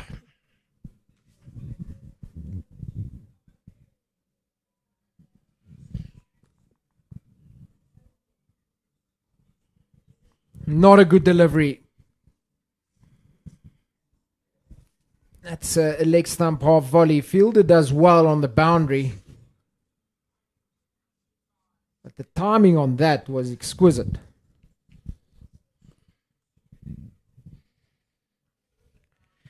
Just a danger here for the Dolphins that having started well with the ball, they only conceded 12 runs in the first 8 overs. They don't want the change seamers now just to let things slip and let run scoring become easy. Listen, Similani really need to focus on getting their lines and their lengths correct here. Like that. That's where they should be. That's where they have been at the start of this innings.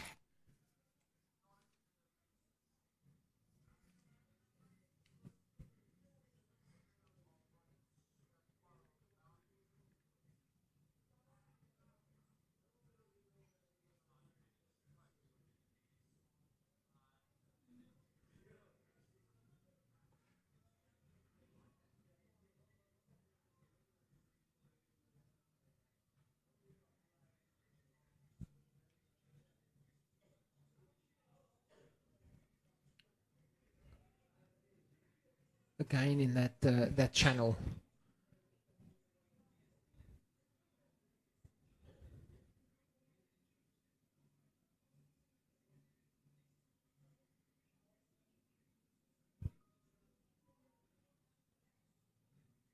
An extended session this morning because of all the time lost yesterday. Half an hour extra.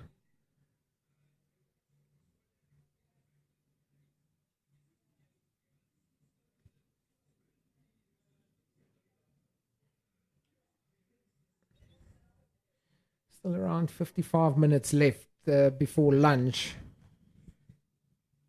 And players are going to enjoy a drink. 31 without loss.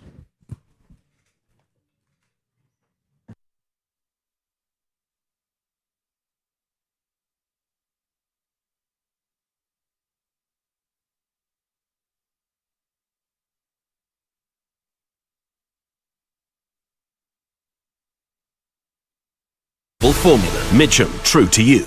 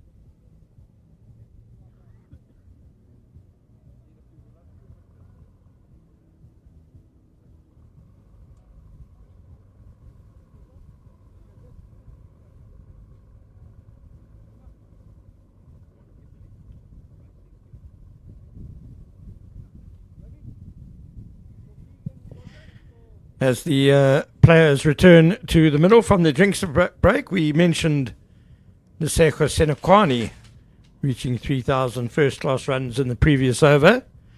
He's enjoyed a couple of prolific seasons in the four-day competition. First of all, for the Free State Knights in 2023-24, made 455 runs at 37.9 with 200s. Even better, last season, 559 runs at 55 with 2 centuries, including 205. Unfortunately, the Knights got relegated, so he joined the Titans.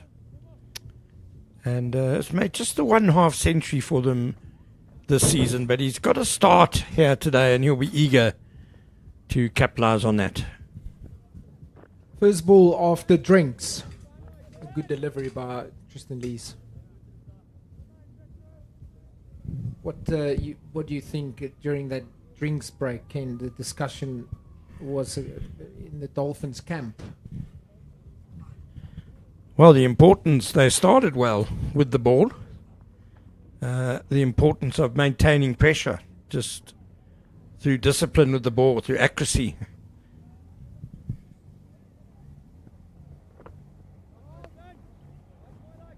I tried the short one, which I don't mind, just got a little bit too wide. It's all about time now for the Dolphins, purely because getting bowled out for 125 in that first innings, they need to buy time. They need to stretch it out, and they can only do that with patience. They've done that well, but like you say, last couple of overs, they've allowed the Titans to capitalise on a couple of loose deliveries.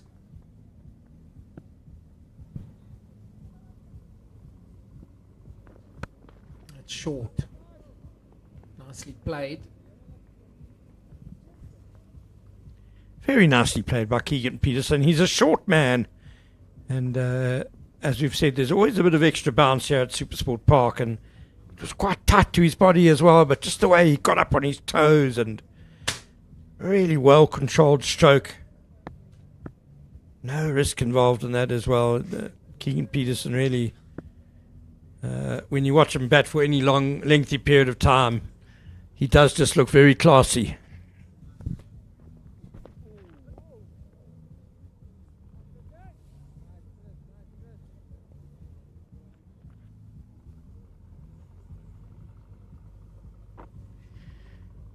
As a coach, Pierre, Tristan Lucy, he's obviously got pace. He's got natural attributes. Do you think he tries too many things, though? I mean, there he was going for the Yorker. The ball before was a bouncer. Do you think maybe he should just keep some of the tricks in the bag for a little bit longer?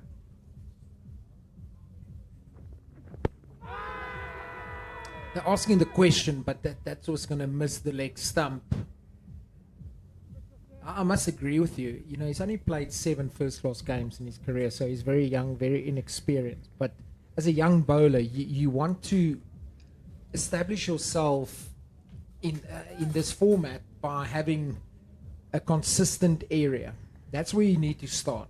You know, the tricks are the tricks, and the skill sets, and all those soft skills that you talk about, the one that nips away.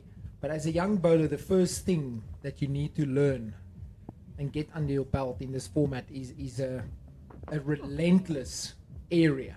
And that's that top of all. When you have that foundation, it's much easier for you to start exploring other options, other skill sets. And I think that's the area where he's still got a lot of work to do. You look at that last delivery, it's a wide, shortish delivery.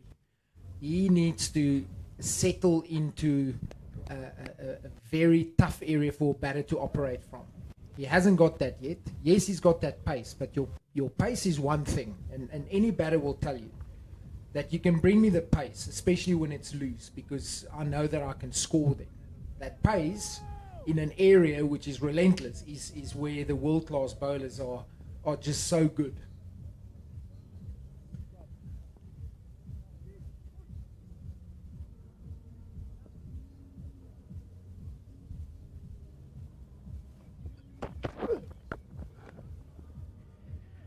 Do you think also it may be a product of, obviously, youngsters these days play a lot more T20 cricket than most other formats, and T20 cricket, I guess you almost trying to bowl 6 different deliveries per over. Do you think that kind of plays into it as well? Yeah, I agree. I think it plays a big role. But you've got to separate the formats. Even in 50-over cricket, there's still scope for you to bowl a good line in length more often than not. But you look at those type of deliveries now. This time, Similani, he's also guilty of of not landing the ball often enough in a good area. And the white ball cricket has brought that in, is that you've got more options now. You train them, which is fine. It's fine in those formats. But in this format, you look at the world-class bowlers out there, the best bowlers in the world. What do they do very well? They give you nothing, and they just operate within a solid, good area. Their percentages, like that delivery, how often can you bowl that delivery? Well, it shouldn't, Ken, and I'm saying this with all due respect, it shouldn't be a difficult thing to do, because it's your easier option, isn't it? That delivery there is your easier option. Land that 6 out of 6 times. But I think the young bowlers, they've got all these options these days, and they think that they've got to use these options when you're not getting wickets. And at this level, the experience of a Keegan Peterson, he's played for South Africa, you would say, that's fine. I'm just going to be patient, because I know that you're going to give me something. If it's 2 deliveries in the over, I know it's coming, and the rest I'll just look after. I always think of it as we obviously talk about batters building an innings. I think bowlers in a way need to as well in 4-day cricket. Build your spell. You know, first of all, get settled on the right line and length for whatever particular pitch you're bowling on. And once you've got that settled and you're hitting that mark consistently, you know, then every now and then maybe you can try and bring in a bit of variety, but nail that good area first. There's one that just jumped a little bit off that length. Now that should excite you as a bowler, saying, okay, there was something there for me there. The batter did well at the end to look after and negotiate with that delivery. There, you can look at them just having a chat there. So as a bowler, you walk back to your mark and say, okay, I found an area here. I'm just going to stay there now. I always think at SuperSport Park, the pitch always gives you something, and more often than not, aiming top of off stump is enough. Oh, that's the end of the over. 34 without loss. That's after 14 overs. So still a little arm wrestle on the go here between bat and ball. Titans' attack produced probably their best performance of the season so far in bowling the Dolphins out for 125. And for me, the difference yesterday when they took those 8 wickets was they stuck to a much simpler game plan. And it revolved around being on top of off stump and just keeping it simple. That's a very good delivery. Now let's just use this over now. It's a very good start by Tristan Lees. The previous over, he missed his mark. I reckon in a radius of 4 meter misses. And that's line and length. Let's just have a look at that. So you start your over with that type of delivery. You should feel good walking back to your mark. Is he going to try something different now? Well, the youth will soon tell us, Kate.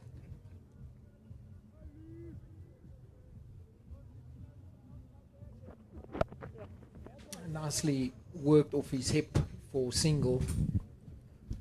Down to fine leg. Look at that delivery. I don't think he intended to go that straight. That could have possibly just be that wrist position collapsing a touch.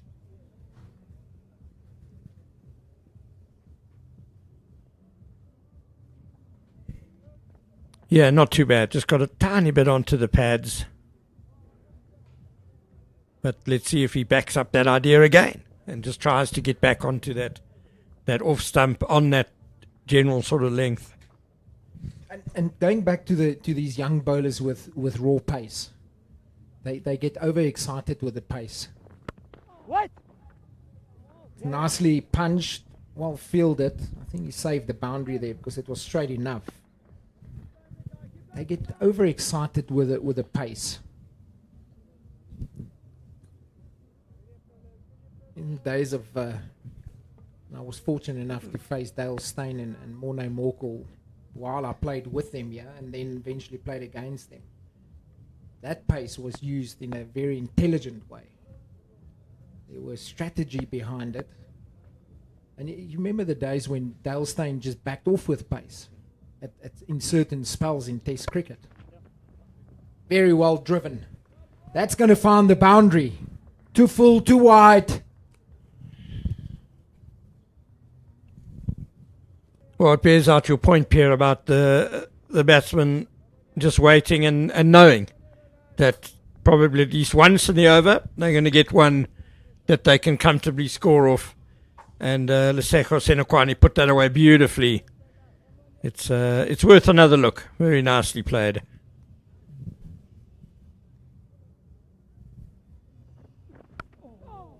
Oh, and just the inside edge. The bounce has been a little bit variable over the first day and a bit. And I think the horizontal bat shots are maybe a little bit risky. The line is crucial with those type of shots. The straighter, the more risky. If it's wide, you're going to capitalize on it.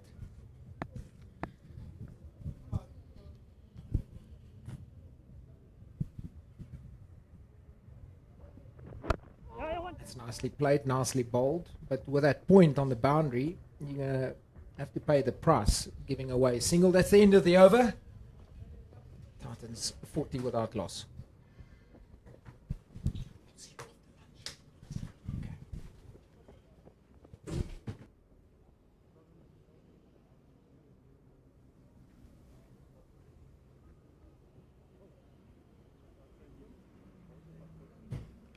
41 now, the partnership for this opening wicket. And what a good job Senokwane and Peterson have done, because having bowled the Dolphins out for just 125, important that the top order batting then didn't let the Dolphins back into the game with losing a couple of early wickets.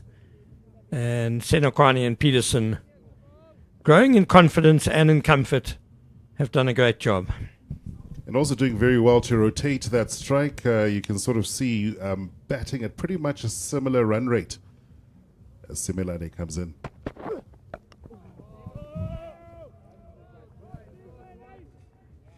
Yeah, it was interesting to see how they went about their business, because I felt, Ken, in the first 2-3 overs of this innings that it looked like a little bit of a sikalere, as they say in these parts, a bit of a struggle for Senokwane and Peterson to get off the mark, but they did well to bide their time.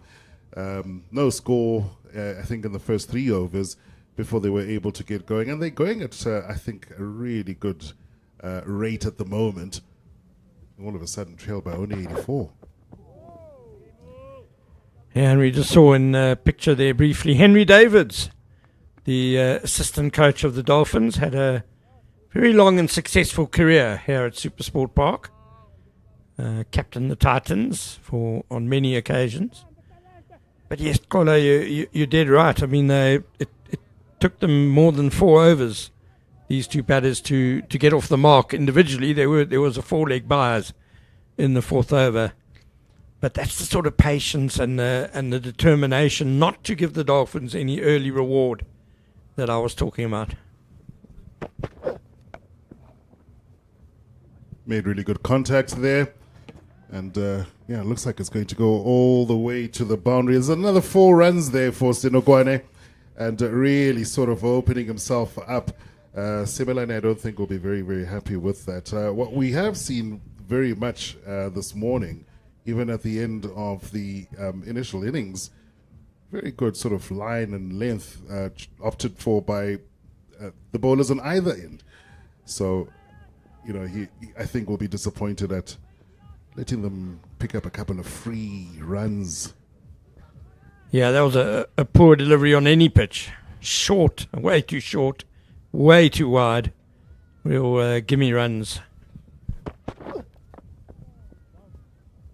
Well, he lifts that one, and again, another 4 runs to the boundary, back-to-back boundaries. And, yeah, Similane, I think you can sort of see in the body language as well, Wasn't really expecting Senokwane to take that out and lift it in the way that he did, but very efficient, very effective. And the Titans will welcome those runs. And having spoken to both Pierre earlier and Johan, all indications are that it is going to remain a low-scoring match. But what we've seen with these two openers makes me think otherwise.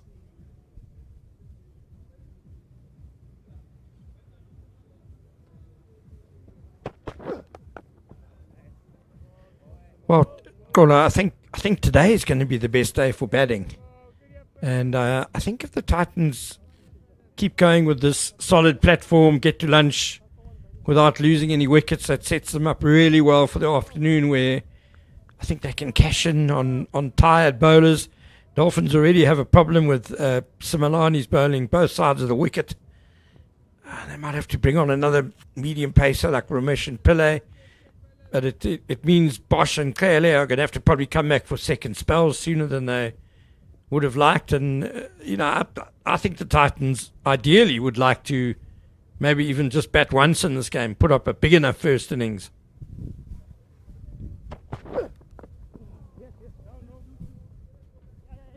There's a bit of a lusty blow. They are thinking about the two, not necessarily going to take it. And I have to then ask, Ken, the impact of that heavy roller that they brought out in between the innings, because I look at the pitch and one would think that this is one that is going to give the bowlers plenty of purchase. Just taking a look, it's got quite a bit of color on it. And given that it rained quite a lot yesterday as well, would have felt that, the bowlers will have their tails up, especially having seen the opposite numbers go yesterday and pick up some wickets, 8 wickets before that rain came down and the match had to come to an early end. Does that heavy roller really make that much of a difference, or do you think this is more in the minds of the two gents out at the crease at the moment? Yeah, I'm not sure it makes a huge difference. That's going to hurt.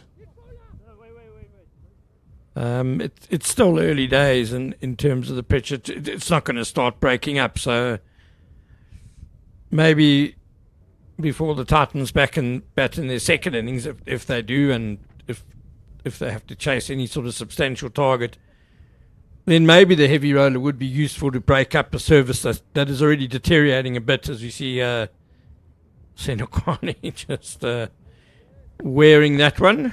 Yes, I had to walk it off for a bit.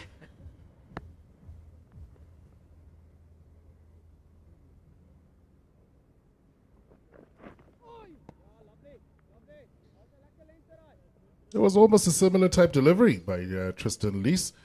So I think Senokwane will feel like better able to navigate what was coming at him.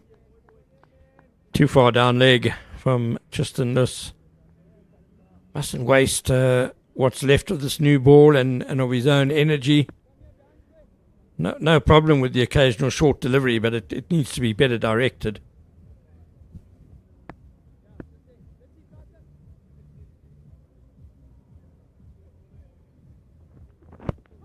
Oh, well, that stayed low, and the ump has given it. And Senokwane gone for 27. Tristan Lees, could sort of criticize him for those first two deliveries, but what a way to even things up, and looked like a full toss there.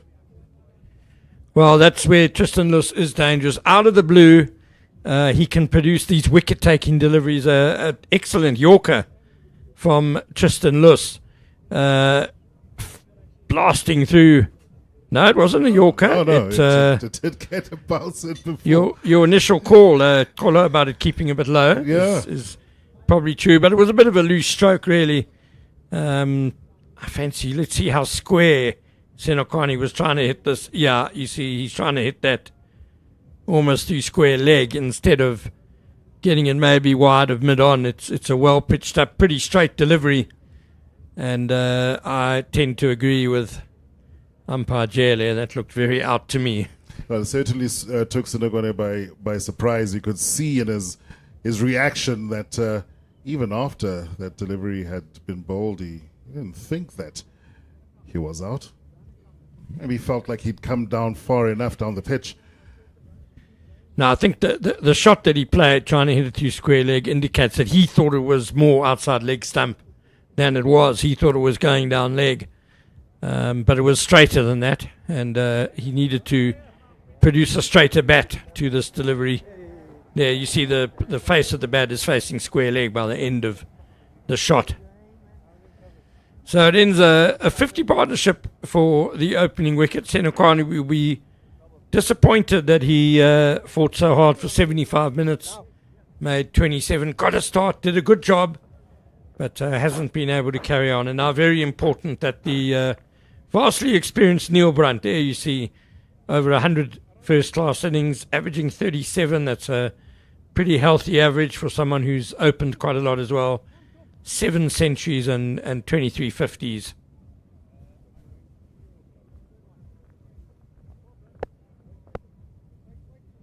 Quite right, Ken. I think they will be disappointed. There is no need to take any risks at this stage of the game. They've got 50 on the board.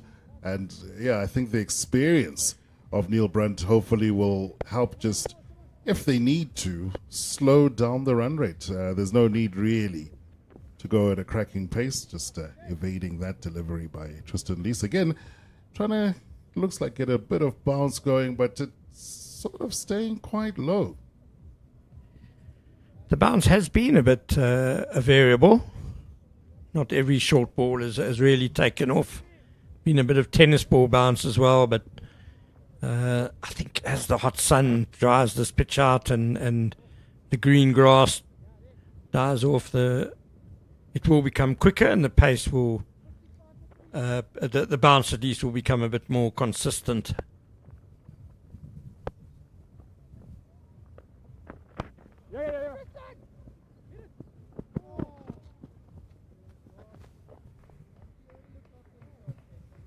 There was a bit of excitement there, thinking maybe, just maybe, the fielding could have, if it were a bit tighter, put them under a little bit more pressure. But again, no need for any heroics, no need for trying to pick up the odd run if you're not going to gain any purchase and stand a chance of losing wickets at, I think, what is a crucial time for the Momentum Multiply Titans. Absolutely, it might have been interesting if Lewis had managed to find the handle to the ball and picked it up cleanly. But as you say, no need. Really don't want to be giving the Dolphins a sniff here. And the Titans need to think about this morning session as really just being an investment session. That's right. Just, trying to make sure they get to lunch. Okay, they've lost 1 wicket. Don't lose any others because it's set up for them to be able to cash in the afternoon, to score more freely and to take control of this match in the afternoon, as long as they've got the platform to do it. Well, Ken, you mentioned the sun and the impact it might have on this pitch. And I wonder if the weather in general isn't playing on the minds of the Titans players. I mean, there was quite a heavy downpour yesterday. As you mentioned the weather, you could probably see on your screens, wherever you're watching from online, that the clouds have come over. And when I arrived at SuperSport Park this morning, it was clear blue skies, not a cloud in the sky. And the build-up here in the Highveld does tend to happen fairly quickly. And you sort of wonder if they're thinking we might lose 2 or 3 hours this afternoon. Yeah, they shouldn't worry about the weather. I mean, by bowling the Dolphins out so quickly, they've created a lot of time for themselves. As Ethan Bosch is back in the attack, replacing Similani, who struggled 4 overs for 24, and Bosch possibly back a little bit earlier than he would have liked.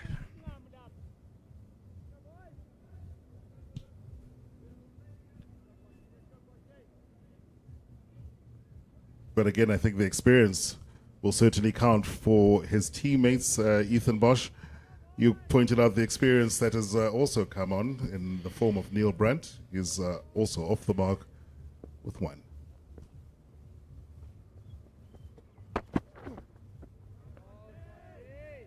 Yeah, Bosch bowled really well up front with the new ball. 4 overs, 3 maidens, just 2 runs conceded. And straight away we see just settling into that good line just outside off stump. Not giving the batters any free opportunities to score. I mean, the Dolphins managed 125 in that innings. What do you think the Titans will be going in thinking will be a good total in reply?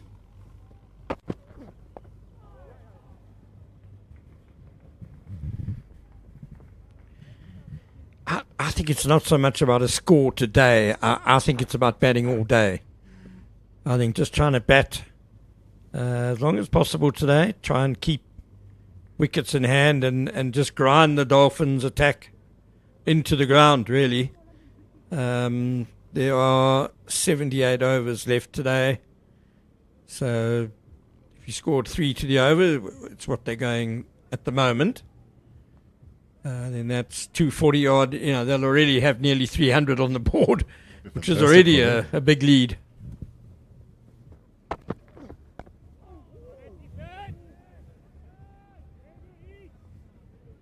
Well, very well played there by KP, or the other KP.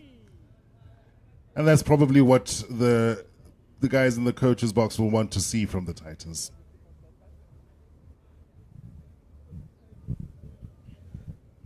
Peterson is an important player for the Titans. Plenty of quality, plenty of class.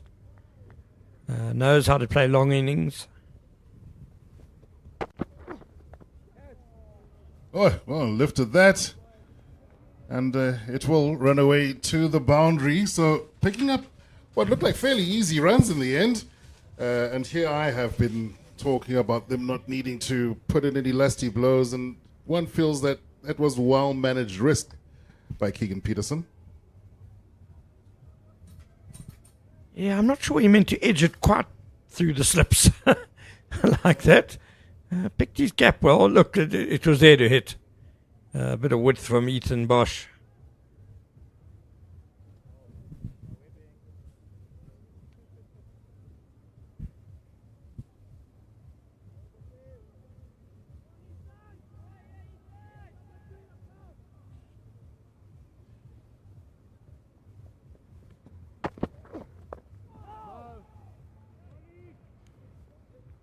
Again, a delivery by Bosch staying low. 5 off the over.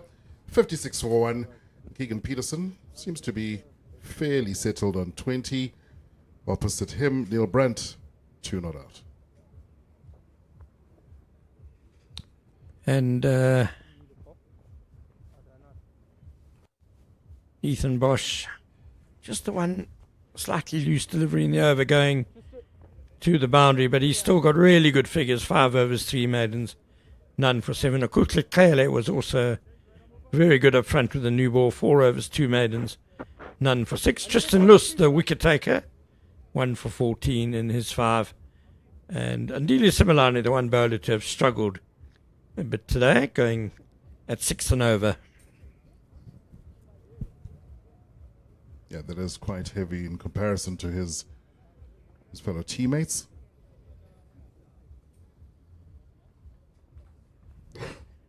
Kele is back, so the 2 new ball bowlers will no doubt bowl for the next 20 minutes through to lunch.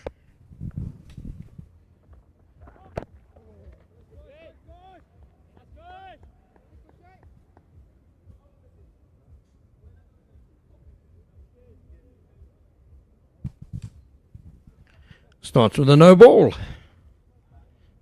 Kele. Which is a pity because it looked like a pretty decent line there to force Brandt into sort of playing it at his feet, digging it out. It'll feel a little like a wasted delivery for an opportunity for Kele. Yeah, and he's a guy who puts a lot of effort into every delivery. Strong action. And so a lot of energy wasted for that first delivery on a hot day. Not ideal. Oh, he'll be used to that Durban heat, I think, Ken. This was probably a breeze for him. Pardon the pun. Slightly different heat up here, but it's much drier heat, but yeah, it shouldn't be too much of a worry. Yeah, that one also just nipping back towards Brandt's pads. And yeah, I think Neil is also quite a tall guy. And I just wonder, with that ball staying as low as it does, if it just doesn't force him into a little bit more action than he would have liked, rather than sort of sitting back.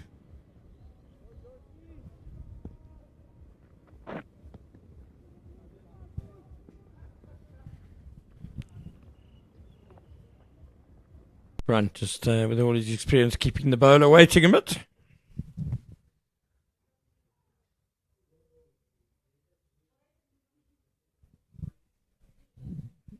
Yeah, that is an important part of the game, isn't it? Is trying to unsettle the bowler. And you can't be too overt in the way in which you go about it. But it is those little moments that might just have him thinking twice about the delivery that's coming up next. Well, also just to make lunch come a bit quicker. The less deliveries you could face between now and lunch, the better.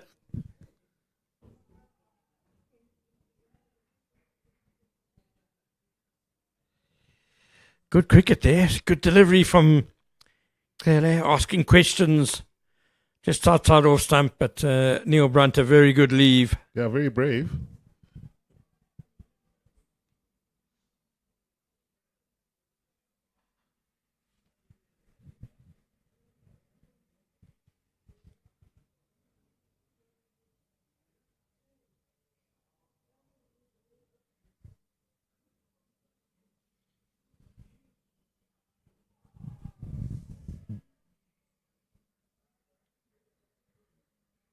Yeah, I think that it will be a lot happier than that first no ball delivery that he produced at the start of this over.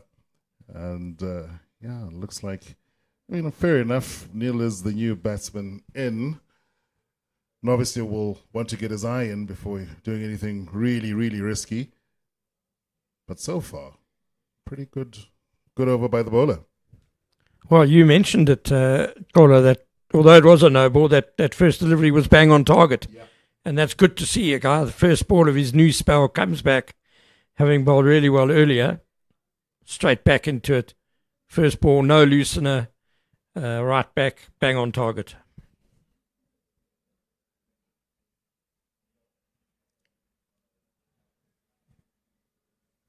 Even that one sort of forced Bosch to pick up a little bit of air, which I think Lele will be very happy with after he head in from the Innings River end.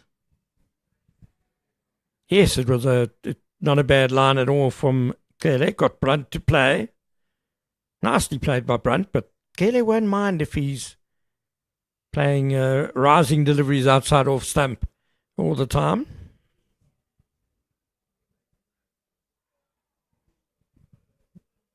Yeah, again, I think the accuracy of his line is forcing each of these, and although there are no runs off them, but forcing them to be played at. Absolutely. It's a very good over by Kele. Making Neil Brunt make decisions every delivery. He had to decide, do I leave? He had a tight leave in that over. That last delivery was just off the outside half of the bat a bit. So a good probing over from Kele, asking questions. And I think that's all you really need to do here at SuperSport Park is get that ball in the right area. And the pitch will give you a little bit as a bowler. And batters have to make good decisions. Bosch will also be looking for more of the same.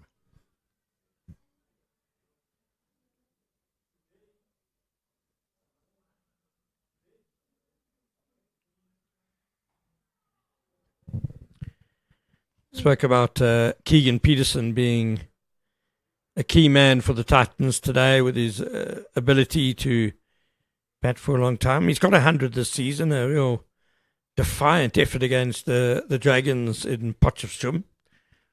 Sadly for the Titans in a losing cause. But he is that sort of player. He can occupy the crease for a long time. And also scored a good rate. He's got the strokes.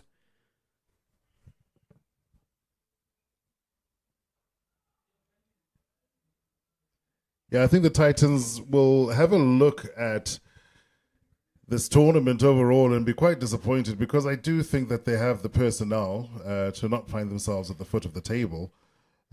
They certainly have the talent, not only amongst these players who are out on the field at the moment, bit of depth, maybe guilty of trying a little bit too much.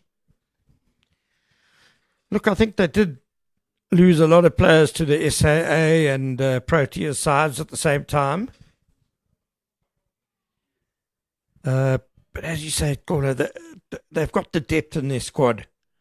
They should have to do a lot better. I mean, losing their first 4 games, and some of them were big losses. You know, there was a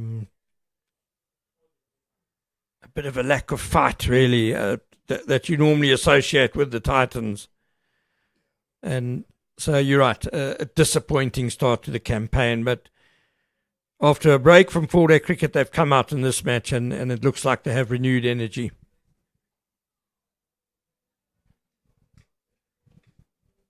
Well managed and anticipated there by Keegan Peterson. I wonder if he's got slightly tight hammy, because I don't know, it looks to me like he's been every now and again having a little bit of a stretch and a little pull there. Oh, well spotted. Medical examiner Nchinga. Yeah, bust off. Yeah, we saw the little kick there with his leg as if he's Watch got out, a bit of a niggle. Watch out, physios, I'm coming for your jobs.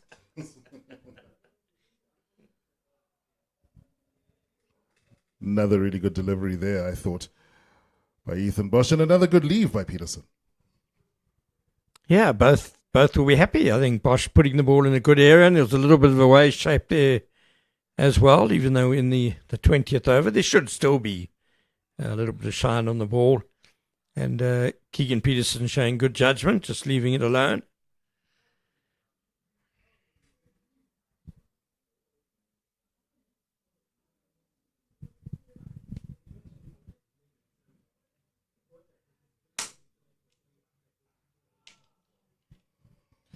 Well, no runs, and that marks 20 overs of this innings. 54 on the board. Only 1 wicket has fallen. You have to feel on the balance of things that it is the Titans who have had the upper hand this morning, or at least so far today. Really not chasing a very big score. There you go. See it now, trailing by just 68 runs. So, almost halfway there. So a wonderful opportunity for them to really, really kick on. And as you said, Ken, no need to take any big risks. Just stay in all day, and that should do the job for you. Absolutely. They can just play normal cricket the whole of today. And that'll put them in a very strong position indeed.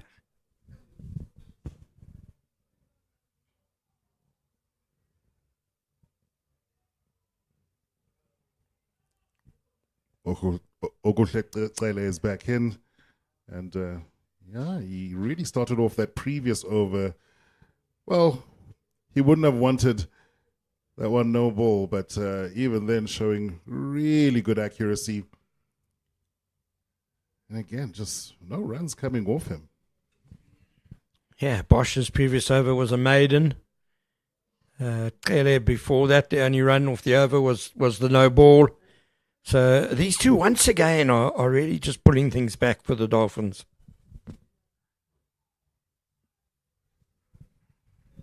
And again, a delivery there that Bosch would have felt that he has to play at. Couldn't just sit back. It sort of came up at him. A little bit on his back foot, so had no choice, really.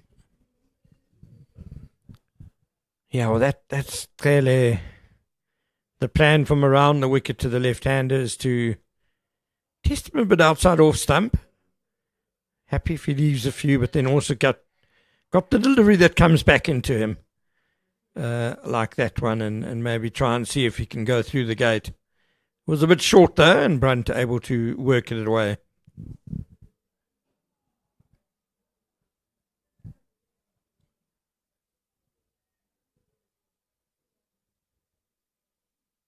Also nice and straight, well played away by Keegan Peterson. No runs, getting just the one in this over.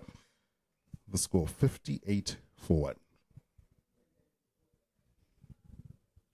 And it's just gone 12 noon, so 10 minutes to go before the lunch break.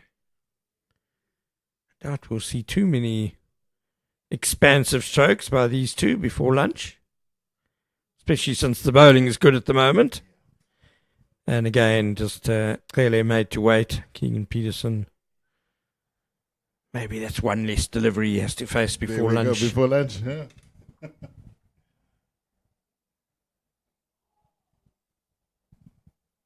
He quite liked that, clearly. Saw his little shout there. Thought he might have slightly unsettled Keegan Peterson with that delivery, but well managed again by KP. Well, it was a good ball. It came back at the right-hander, got the inside half of the bat. So not too far away from going through the gate. Yeah, clearly is really producing some quality bowling here.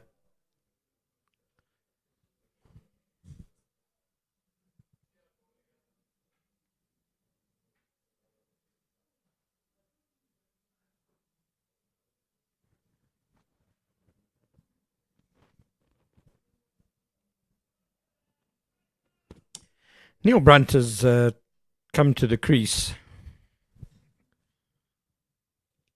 not much more than 20 minutes ago, and with Clele around the wicket, angling it into him.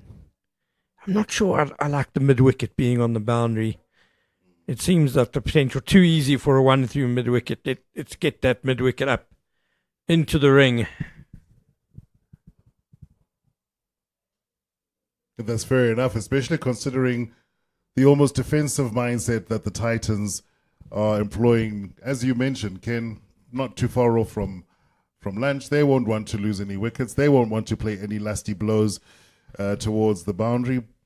But it would offer an opportunity for maybe the Dolphins to nick something, get a wicket, just steady the batters.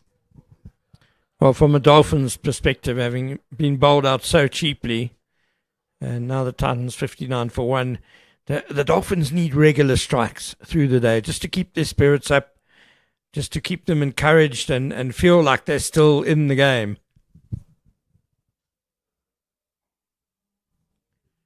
There'd be nothing worse for them if the Titans get to, kind of 300 for 3 by the close of play today, because then you really do feel that you can't win the game anymore, that you're then just playing for survival. But if they can get them 250 for 7, say, you're still in the game. You're behind, but you're not totally out of it.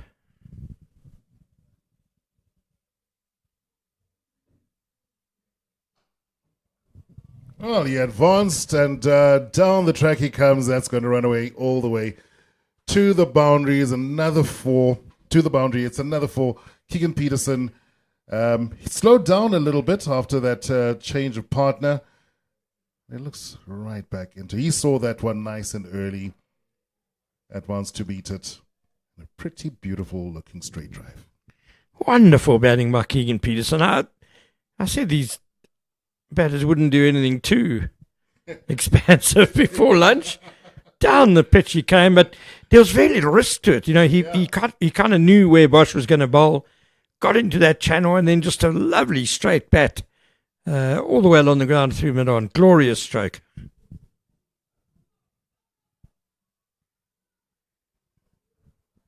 Thought Bosch might have been a little bit tempted to go for an even fuller length there, but opted not to.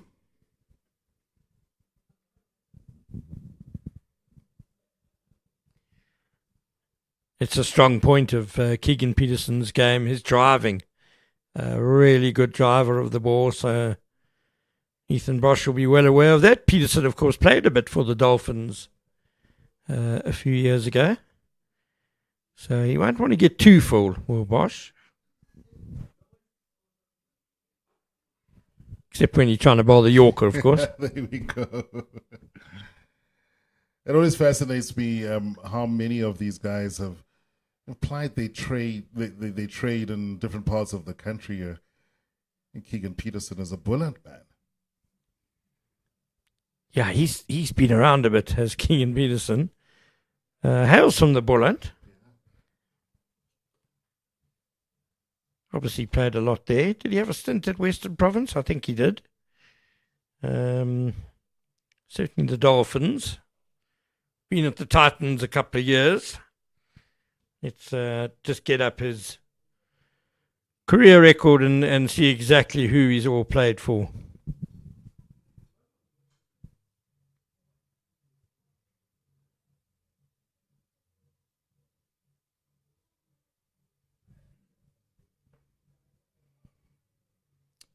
Yeah, no, there is quite a bit of moving around, as you say. Originates from the Boland, played for the under-17s and 18s in Boland.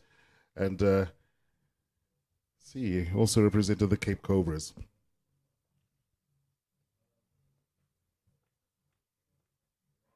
And that was in the 2014-15 season, but only played 2 franchise first-class matches that season. And he spent the winter at Lancashire's cricket club, which would have been a wonderful experience. Yeah, and there is another South African team as well. I thought so. The Free State Knights. Oh, there you go. He played 4 seasons there as well. So, been around as Keegan Peterson. I suppose the positive about that is that he really knows how to play on all the pitches around the country. Has succeeded both at the coast and up on the Highveld. And lest we forget, also batted really well for the Proteas before falling out of favour. He was magnificent in that series win against India about 5 years ago. They're back in with that a wonderful action that you described, Ken. He really does give it a good go. He sort of comes hearing and a lot of control with his run-up.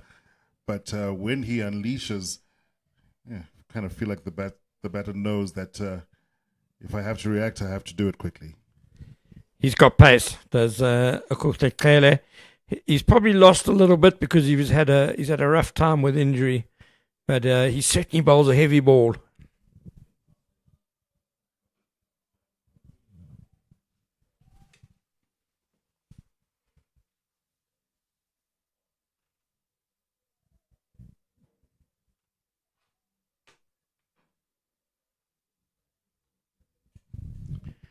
I've always been a fan of Kele, I must say.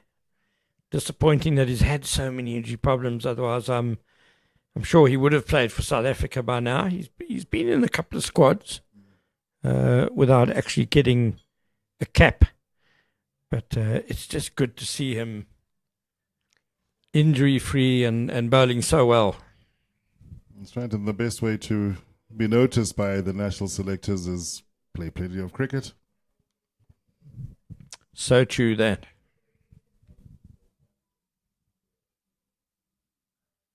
Oh, well, he looks like he's really, really happy with that. And no movement from the umpire. There was a wild celebration, I thought, especially from behind the slips. And I always watch those guys because it feels like they'd have a better bird's eye view. Oh, Tele went running off to mid-wicket. I don't know if he thought it bowled him. I think he did. He thought he got him. I think he thought he bowled Brunt. Because it certainly beat Brunt all ends up, but I think it did hit him on the arm or the chest or somewhere. The people behind the stumps were appealing for LBW, but it was too high. Great delivery, though, by... Really good delivery. Really, I mean, that beat Neil Brunt all ends up. Let's see that again.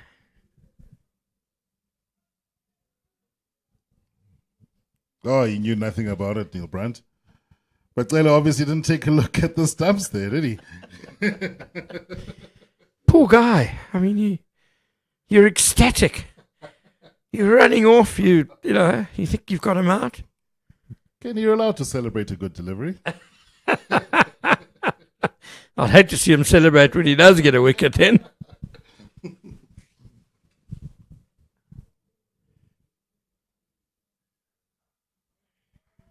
Oh, that's very wonderful. Lovely, lovely blow by Neil Brunt.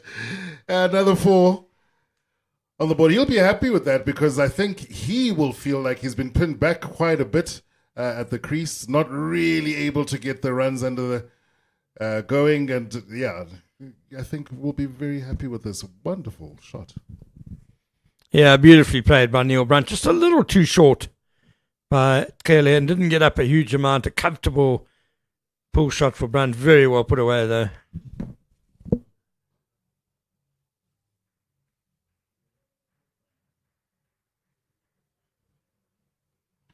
That brings up the end of the over. 67 for the loss of just 1 wicket. Neil Brunt moving up to 7. He's had a lot to contend with. I think, again, back-to-back overs, which were really good. Asking questions of the batters. Brunt answering in the best possible way, pulling that last delivery for 4. It's been an excellent session for the Momentum Multiply Titans. They bowled the Dolphins out for just 125, getting those last 2 wickets. After some resistance from Ethan Bosch, 35 unbeaten and important runs for the Dolphins. But then a great job by the openers, Senekwani and Peterson. They put on 50 for the first wicket. Keegan Peterson is still there, looking good. Important role for him in the afternoon. He's on 25. Neil Brunt, as you say, Kolo has done a good job. 22 deliveries. Some really testing stuff from Okutekele towards the end of the session, but he's still there. 67 for 1, the Titans, and they're just 58 runs behind. Yeah, really good. And you do mention that tail did wag at the end, or the back end of the Dolphins' innings, which will also mean that Ethan Bosch, who was able to put on a lovely score, 35 not out, called straight back into the action with ball in hand this time round, and I think give a good account of himself. So he's one of those that will really be enjoying this lunch break. I think it comes at a good time for him, and will probably come out guns blazing immediately after. Yeah, I think part of him will be thinking, oh, it's going to be a long, hard afternoon, and you'll be looking at the clouds that are building up to the south that you can see just above the graphic there, and maybe hoping that they give him some respite in the afternoon. But the Titans will be eager to build on their excellent display so far in this match. Do join us at about 1:45 for the afternoon session here at SuperSport Park.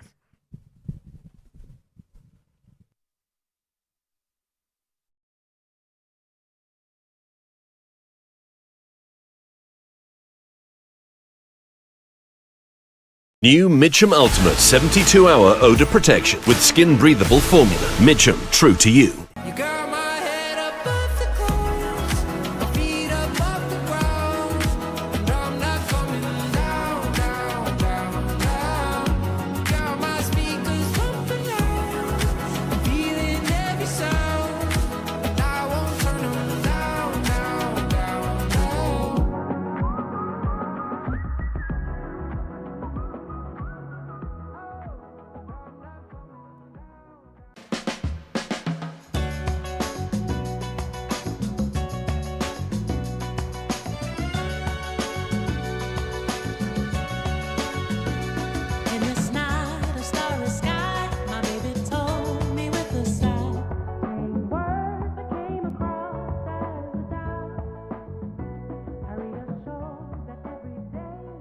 New Mitchum Ultimate 72-hour odor protection with skin breathable formula. Mitchum, true to you.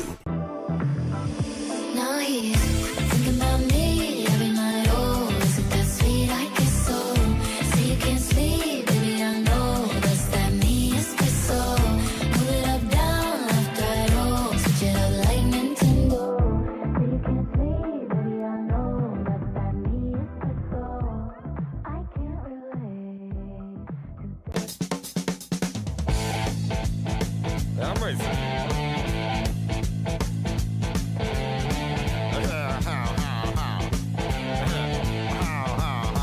Well, yeah, it's fine if you got the time and the chance to get yourself in. And here it's fine. Lately, I just feel like I can't get you out of my mind. I feel love for the first time, and I know that it's true. Me and you, I could love you for life.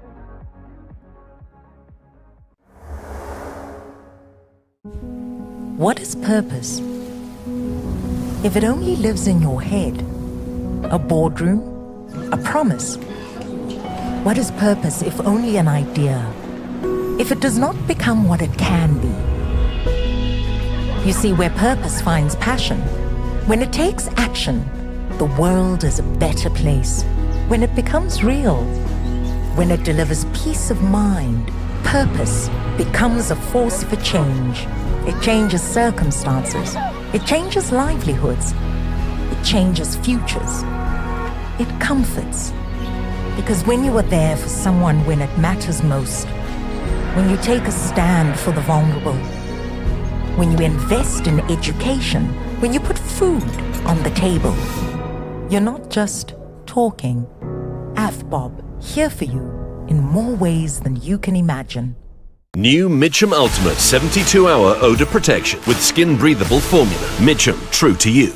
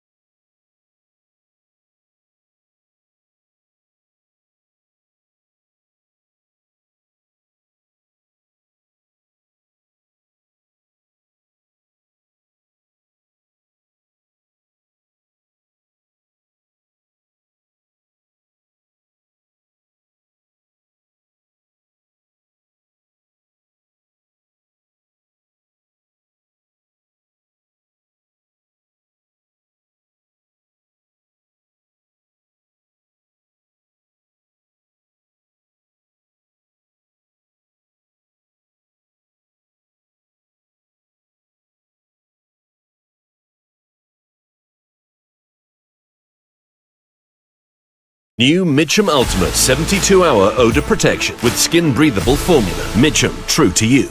You got my head above the clouds, my feet above the ground, and I'm not coming down, down, down, down. Got my speakers pumping loud, I'm feeling every sound, and I won't turn them down, down, down, down.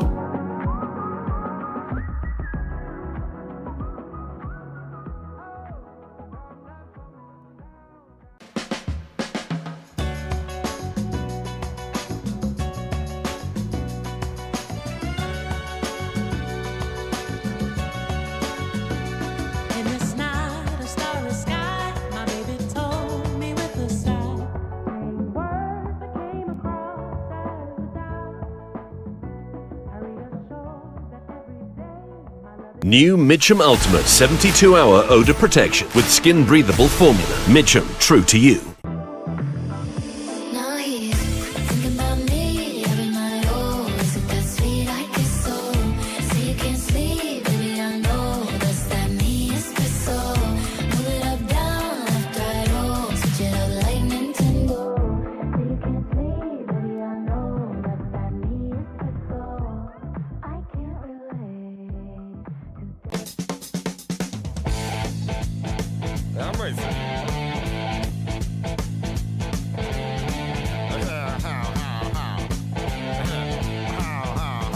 Well, here it's fine if you got the time and the chance to get just tell me.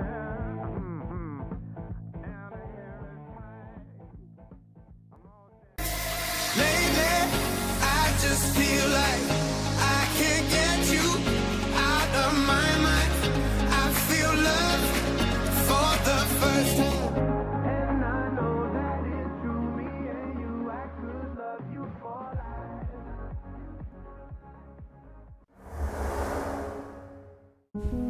What is purpose? If it only lives in your head, a boardroom, a promise. What is purpose if only an idea? If it does not become what it can be? You see, where purpose finds passion, when it takes action, the world is a better place. When it becomes real, when it delivers peace of mind, purpose becomes a force for change. It changes circumstances. It changes livelihoods. It changes futures. It comforts. Because when you are there for someone when it matters most, when you take a stand for the vulnerable, when you invest in education, when you put food on the table, you're not just talking. AFBOB, here for you in more ways than you can imagine. New Mitchum Ultimate 72-hour odor protection with skin breathable formula. Mitchum, true to you.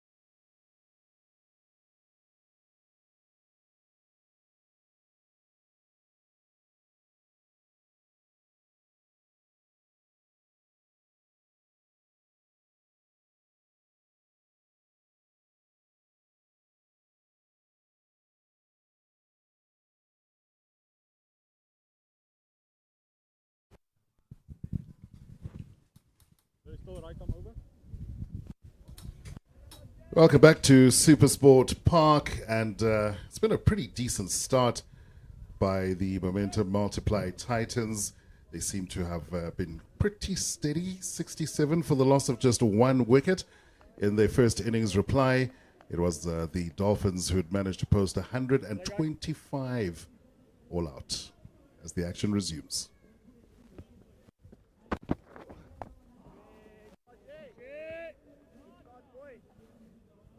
We saw Bosch a little earlier, and he was one of the key bowlers, and it looked like Johan van der Walt that they'd been bowling very, very well. It took the Titans a couple of overs, 4 overs, before they got off the mark. And I do still think, despite this score that we've seen here, the Dolphins bowlers have looked fairly dangerous, but I suppose there's really very little pressure on the Titans at the moment. Yeah, for me, Bosch was the pick of the 4 seamers that has been used. He went past the outside edge a couple of times, so any other day he might have picked up 1 or 2. Least the youngster, he got the 1 wicket, bowled pretty quickly. Yeah, but disappointing. The only bowler for me that was a little bit disappointing is Simelani. Didn't get his lines and lengths right, but it's a little bit quick to say that this is a graveyard session. It's normally after tea, but if you look at their score and what they experienced yesterday with the wicket, they would have expected a little bit more. So I'm sure there's a lot of disappointment because if you get bowled out, if you get rolled for 125, and you know there's some in the wicket, you as a captain and you as the bowlers expect to have guys 60 for 3, 60 for 4. But it hasn't been the case. It was a good opening partnership, and now Brandt and Peterson continuing with no rush.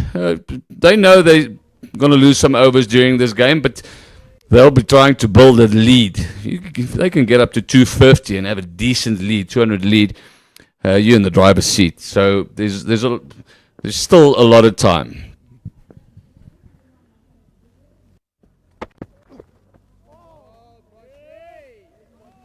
Pretty good leave there by Neil Brandt. Tall man, Neil Brandt. I saw a couple of those deliveries bowled by Okuhle, staying quite low, almost forcing him into making a decision. But as you say, not too much pressure on the Titans. They'll just want to see out the day more than anything. Yeah, Neil Brandt, for me, has always been a pretty classy player. Left-hander, famously. Captain South Africa. Was it the 2 test matches? It was 2. Am I right? Was it 2 or 3 against New Zealand? When it was last year, when the nationals, when the SA20 was going on. But yeah, I still think there's enough in the wicket for the bowlers to work with. I don't think it's a mamba. I just think it's a good cricket wicket. There's something in it for both batsmen and also the bowlers. It's just a time now that you're not going to blow them out. The ball is now basically 24 overs old, so a lot of patience needed. Need to start building a bit of pressure, which Bosch has been doing. He's 8 overs, basically 8 overs, has cost him 12. Second good leave there from Neil Brandt, and again, no need to play any risky strokes. Just make sure you settle after lunch. And we saw a couple of really good shots by Keegan Peterson. He is the man in, 26 not out at the moment, of 67. And once or twice, I think he played a little bit of a loose shot, which went just past the slips, ran away for 4. He'll be happy with the runs, but not necessarily in the manner in which they came. But if they can pick up 1 or 2 boundaries every 1 or 2 overs, I think they'll be all right with that. Yeah, they just need to get the scoreboard ticking. Keep that scoreboard rolling. When clearly he's gonna continue from the far end.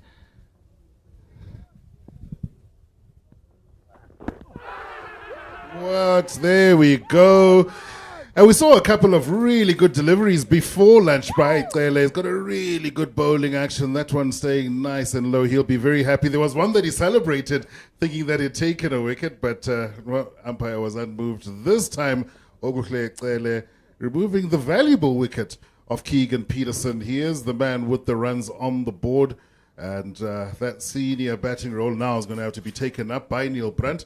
Hopefully he'll feel as though he's not threatened. It nipped in very, very nicely. Yeah, and you mentioned it. Some certain bowlers get balls to stay low. Clearly, before lunch did that. Again, yeah. Perfect line. First ball after lunch, pitching around off stump, almost going under. And nothing, absolutely nothing you can do about that. And you can see the disappointment for old Keegan Peterson. He was set, and so many times does breaks, like we had lunch now, bring a wicket. So Dolphins will be happy. They've worked pretty hard to get that second wicket. 68 for 2 now. And not only did it stay low, but the pace that he bowls in at, it really sort of came back at KP. Didn't really have much room to maneuver.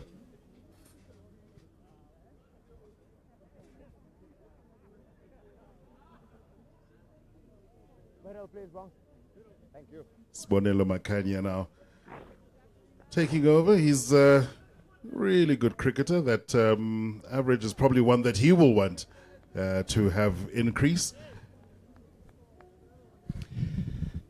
Yeah, at 145 innings is it's going to be difficult for him to change that now. And I agree with you. What a talented cricketer! But the most disappointing thing for me, 145 innings is only the 300 hits.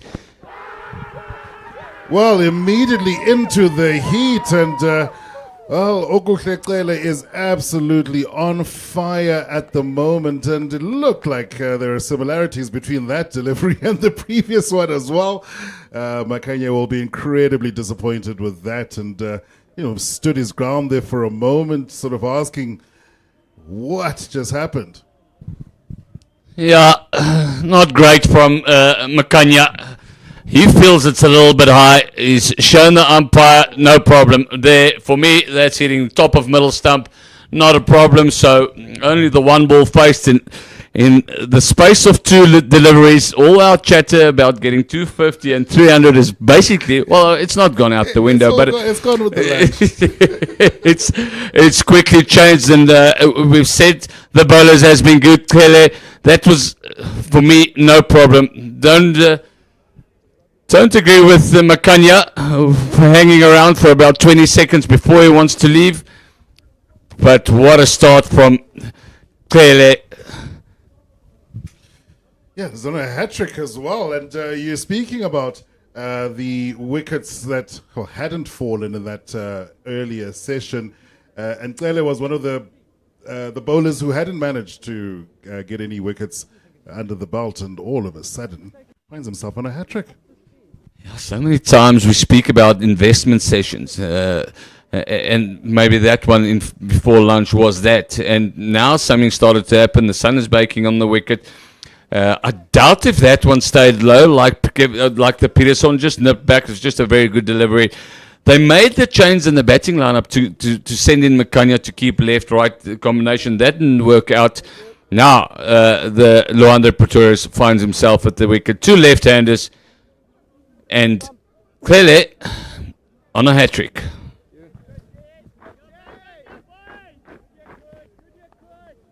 Those little cheers are also telling. And he's bowling at the new man, so you'll feel like he's got a little bit of confidence with this next delivery. What a good start to Luanda Pretorius' first class career. Only the 19 innings, but have a look at the runs scored and have a look at the average. Wealth of talent, a youngster for South African future. Here's the hat-trick ball. Did very well, the 19-year-old. Can imagine that there's a little bit of pressure, probably thinking about the fact that your 2 more experienced teammates have just been removed. Maybe something is happening with the wicket. Lots to think about. And did incredibly well to dig that out. Kan nie glo hy is 19 nie. Things change quickly in this form. Yeah, the amount of cricket is played, Loandre. Oh, well then. That's the appeal. Umpire unmoved. Well, this is proving to be quite an over by Oguhle Cele. And even if he doesn't take a third wicket, I think the Titans batsman will feel a little unsettled. I think the pace is also looking incredibly good. Yeah, well, half a appeal from the bowler, maybe just off the hip.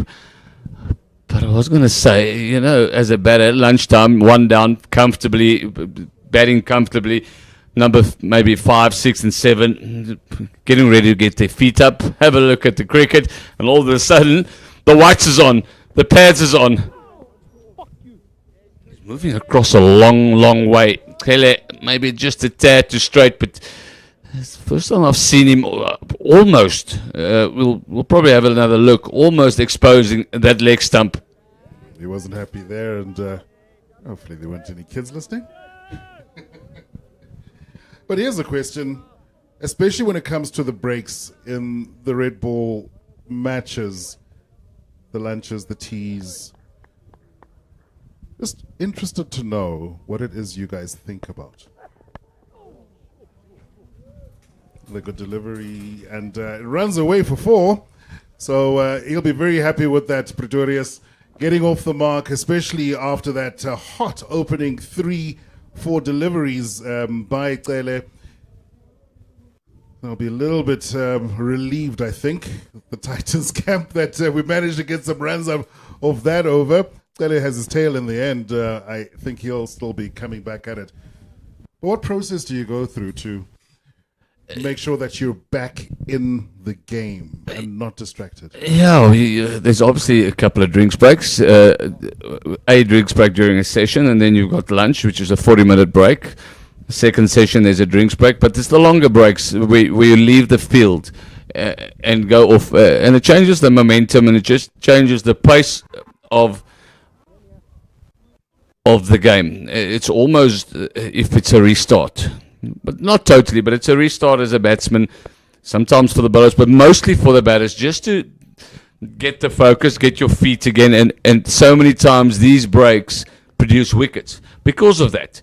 I think in the olden days, people played towards those, you know, they'll shut up shop 10, 15 minutes before a tee. I think that doesn't happen anymore, but it's still a break in game, and it changes the flow of the game, and I think that's the main thing that which brings wickets in those breaks.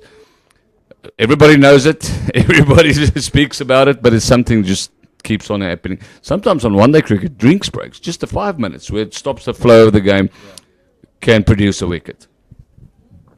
I always find it interesting talking to professional sportsmen and women, former pros like yourself, about the actual process, what it is that you make yourself think about to get back into the groove.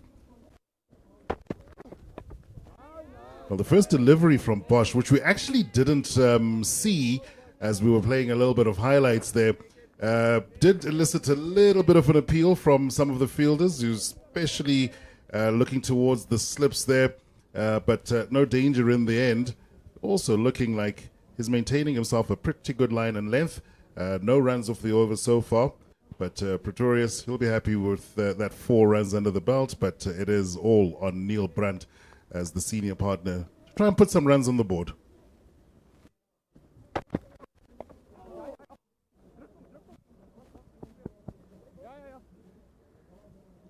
Did very well to get away with 2 there.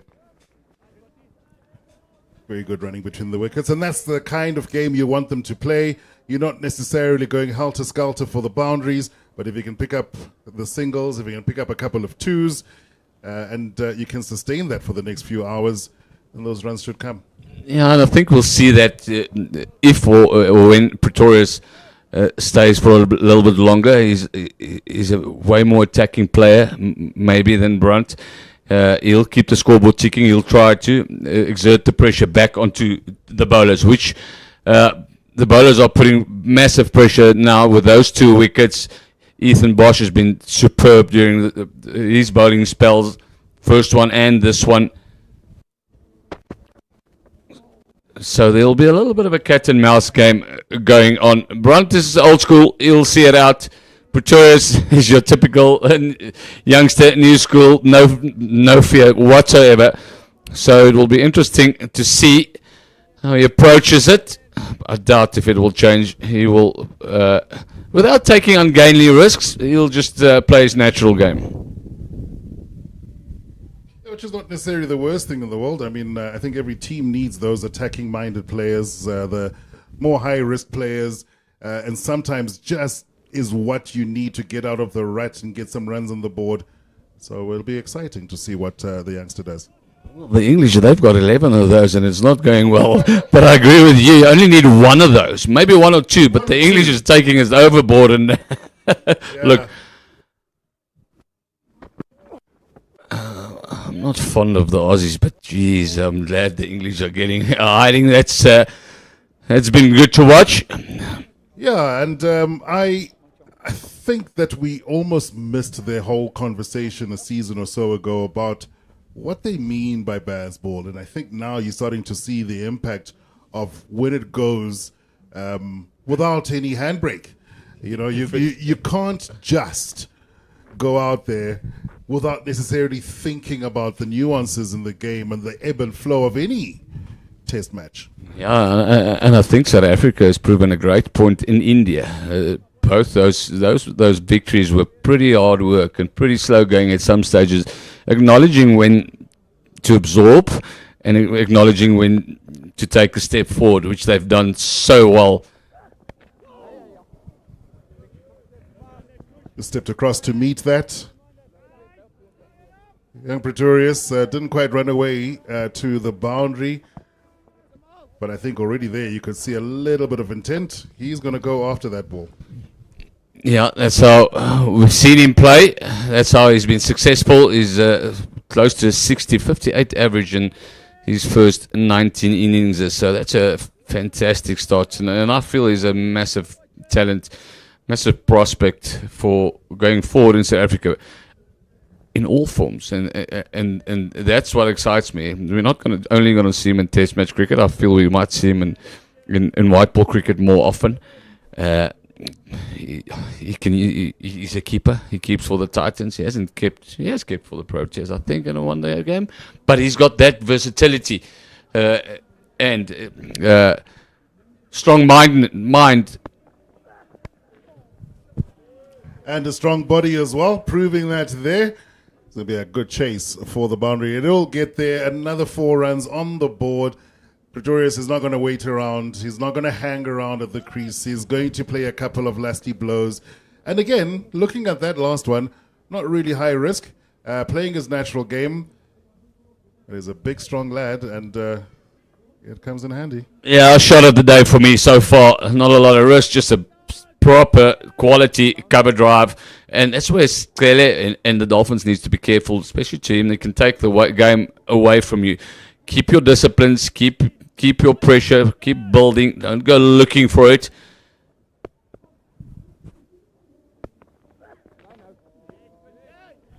He might be a guy, as clearly bowled that last ball, that you can go a tad wider, maybe a half a foot wider, because he likes to feel bad on ball. He's left that one, but he doesn't leave a lot of balls. He's one of those players who likes to get the scoreboard ticking firstly, but also like to feel the contact ball on bat. So he's one of those players that maybe a half a foot wider. Let him go reach for it. Let him go fish for it to create those chances. And already with those 2 boundaries, we did see him sort of fetching that ball.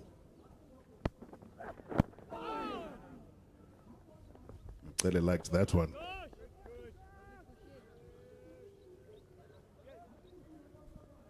Another talented player, Okuhlexele, whose career is stalled, stunted a little bit by injury, but good to see him really herring in, really good pace. And when he gets that line right, batsmen are in trouble. Yeah, he's a strong little bowler. He's not a tall guy, but what I like about him is is his efforts. I don't know I don't know him personally, but I've watched him quite a lot. But he looks like one of those guys who's a 100%er. He might not possess the skill and the flair of some players, but he makes up in that because of his mindset, because of his willingness, and because of his work ethic. And that, for me, takes players a long way. And I would imagine just general all-round fitness as well, because you want to be going in as hard the end of the innings as you did in the opening.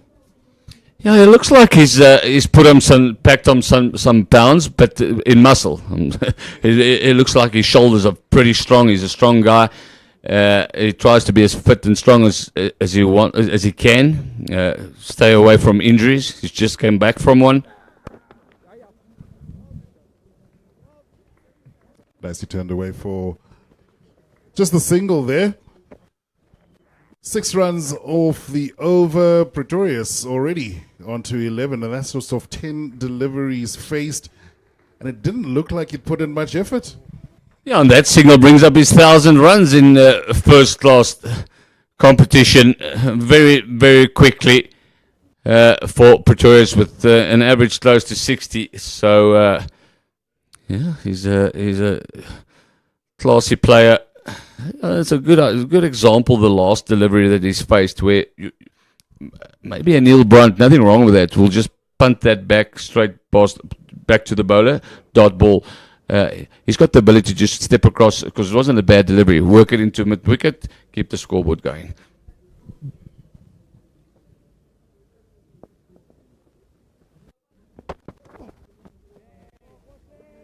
Ethan Bosch back on the attack, and really good start for him in the early session this morning. He really hasn't let too many runs go past him. He was handy with the bat. Remember, he's top scorer for the Dolphins. He's got a 35 not out. Handy first-class cricketer. And for the all-rounders, it is a different day as well, because he was part of that tail that wagged. Had to see out. Short of catch there. But Bosch had to see out the innings. And then straight into the attack with ball in hand.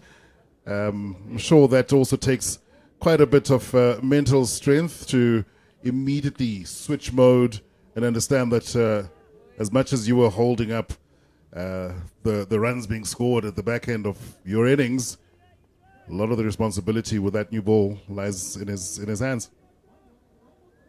Yeah, I always feel that being an all-rounder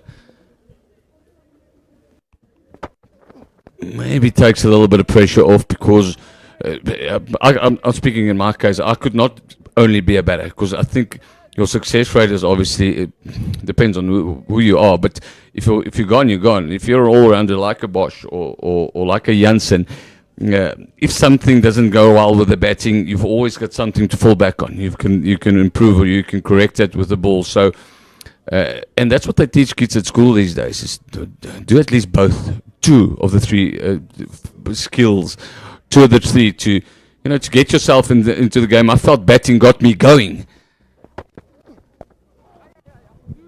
Nice straight drive there. It's going to be a bit of a chase towards the boundary. Don't know if it's going to make it all the way, and it did. I think he'll be very happy with that. Pretoria still going great guns and at a bit of a cracking rate. But I'd have to agree with you. I think the ability for any young player to be able to impact a game is that much better if you are an all-rounder. If you do have an opportunity to have a bit of a bowl, and like you say, for you, it was batting that switched you on in the game, as we see the ball run back to that boundary for 4 runs.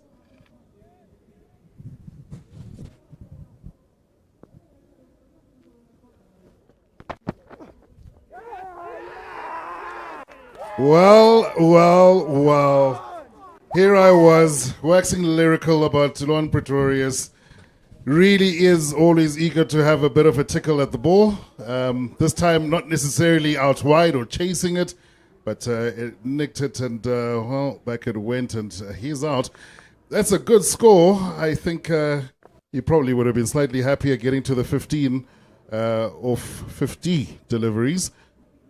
Yeah, and still be there. I have to say, so well bowled by Ethan Bosch. The previous delivery, he got punched right past him. He stuck to his guns, got it up there, asked for the drive.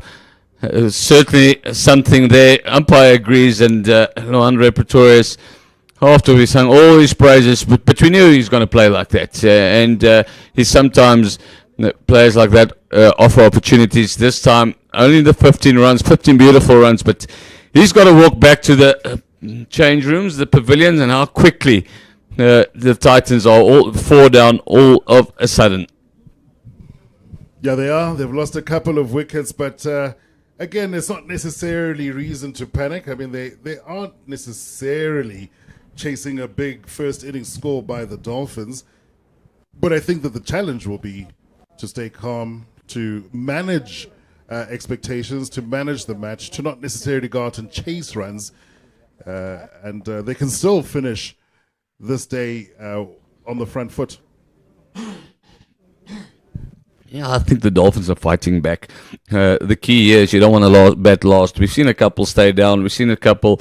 I still think it's a good wicket, but I think it's going to deteriorate as the game goes on, like we used to here at SuperSport Park. So they've sort of the Dolphins has fought back. The Titans were in a position of strength with 1 down, with a couple of overs to go. Now all of a sudden 4 down. So maybe what we predicted. We felt it might be a low-scoring game, and just after lunch we thought Titans really batting nicely. Only the 1 wicket down, 60 odd.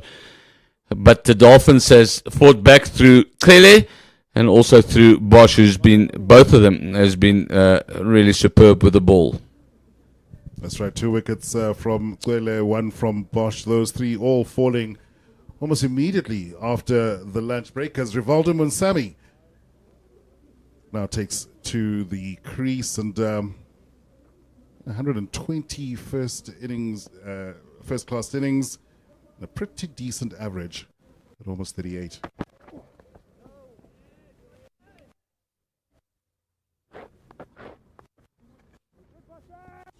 $154, highest score, 1100s, first class, batting at number 6, who's a solid career average, and statistics 2350. So this is a vital partnership now. With from here on in, we've got there's still a lot of quality. Khalim, Homer, Janssen, Dala, I should say. But I feel this partnership with Brunt is a crucial one. Brunt becomes a crucial player. He can steer with this partnership, and he can steer the tail, let's say the lower mid order, to a decent total. So he will be the key, the left-hander, the tall left-hander.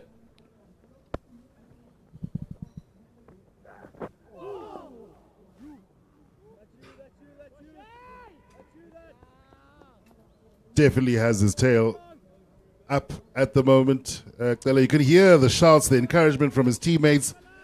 They can sort of sense that he's on to something, and we'll definitely want him to produce a little bit more. Yeah, rightly so. It's a time and a period that they need to identify and attack. That's exactly what they're doing. They've got 3 wickets in the space of 4 overs, maybe, which is brought them right back into this match.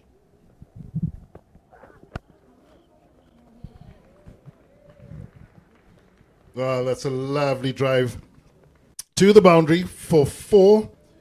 So, the run certainly being picked up by Neil Brunt. He is the man who is in, and he'll have a lot of responsibility on his shoulders in terms of managing how these 2 at the crease go.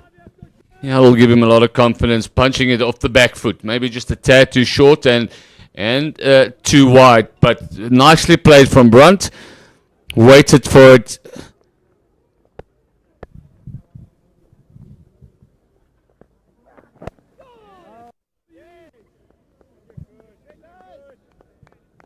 Keep that a little bit tighter.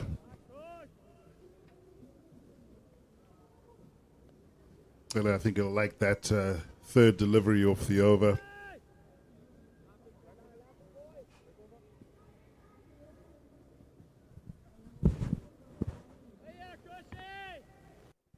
Nog staan, please, Bonk.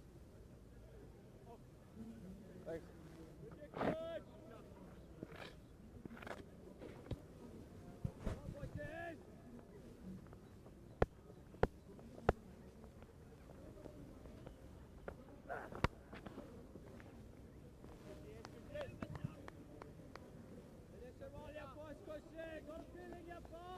But with that last batting partnership, Jan, you mentioned the two left-handers. How often would it be worthwhile for the bowlers to have a switch around, so bowling over the wicket, just to try and unsettle that partnership and make sure that those guys don't get too settled? It becomes a massive strategic weapon in your armory. It changes your angle. It changes the eyesight of the batsman. What a fantastic straight drive this one from Brunt. Beautifully driven for 4.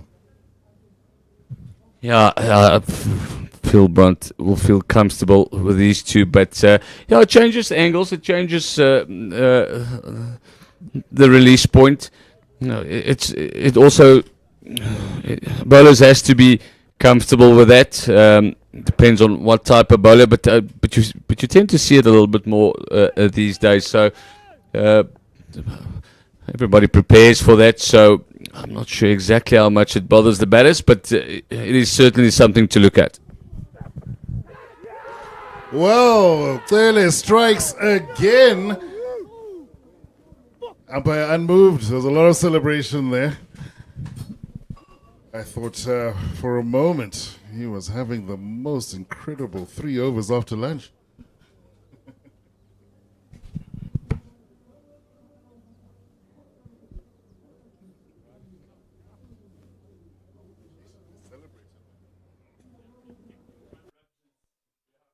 Back leg, very quickly.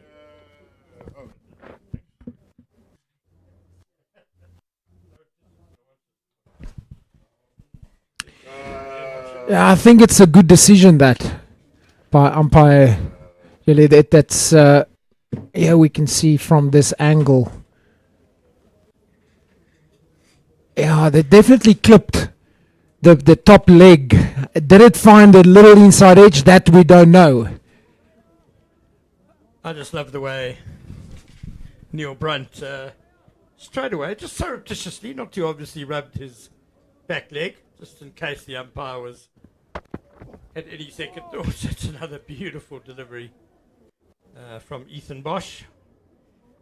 What bowling we have seen after lunch, Pierre de Bruin.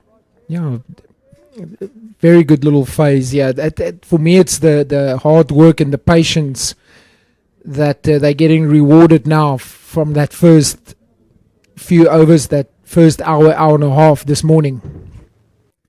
Sometimes when you're patient and the run rate is quite low and you don't get wickets, you wonder where those wickets come from. Sometimes they come later. And this is what's happened for the Dolphins.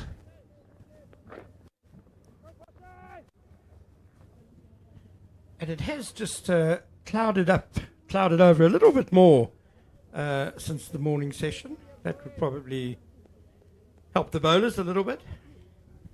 Yeah, it should.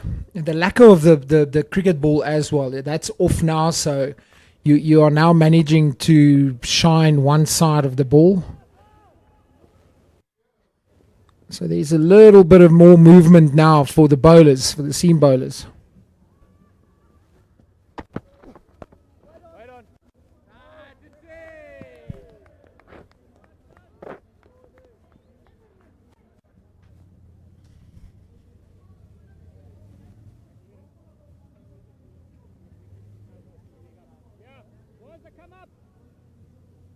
Rivaldo Moonsemi, fresh from a tour of the subcontinent with the SAA team. So he's played a lot of cricket in recent times, should be in reasonably good touch. But a vital partnership here between these two. Brunt has just been watching from the other end as 3 wickets have fallen in no time at all. That's another Jaffa from Ethan Bosch. Beautifully bowled. Get that a little bit fuller and he'll be in business. Yeah, Ethan Bosch. He's a good cricketer. He just knows his work. It was you and I. We spoke about the good bowlers just finding an area and then they set up camp in that area, and that's what he's done here. That was a Jaffa. Wide of the crease there, forcing the batter to play at that with that angle.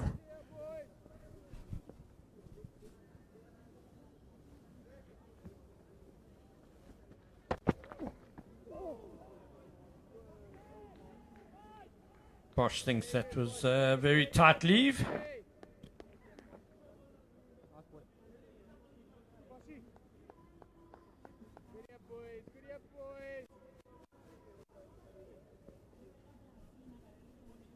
It's a crucial partnership, as you mentioned, for the Titans.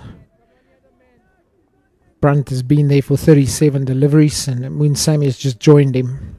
He needs to get used to the surface. But at 93 for 4,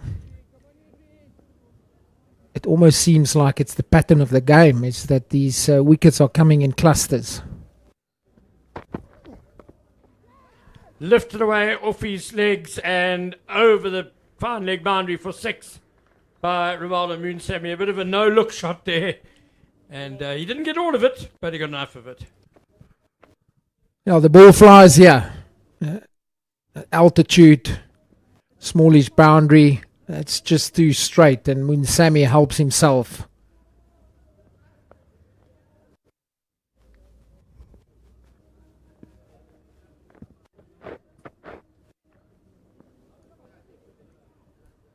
That will make him feel better. Get off the mark with a maximum.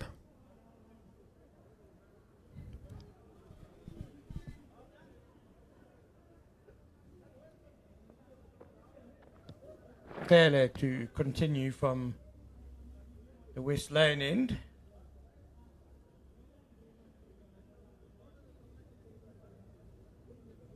Neil Brunt will have strike. He's a good man for this sort of situation.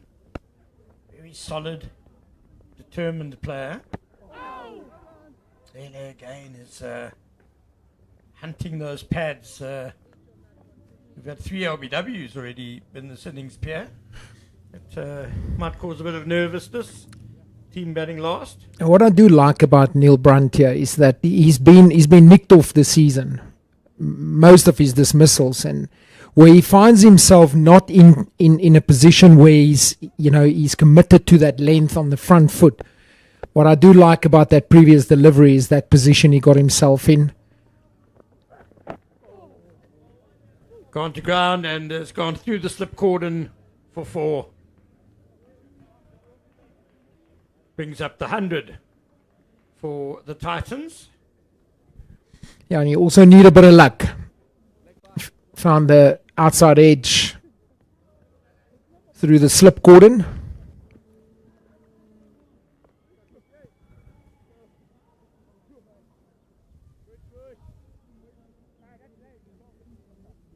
Welcome boundary for the Titans. It brings up the 100.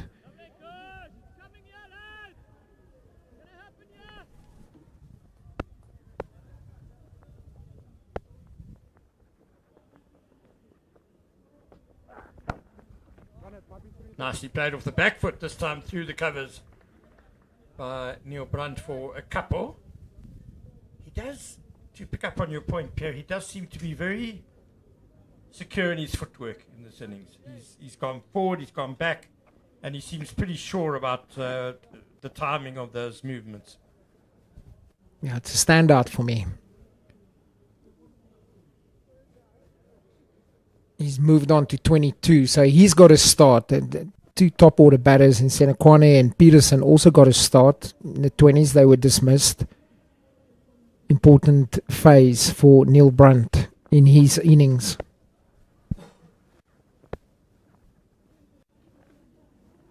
And the highest score in the Dolphins innings was by Ethan Bosch, 35 not out.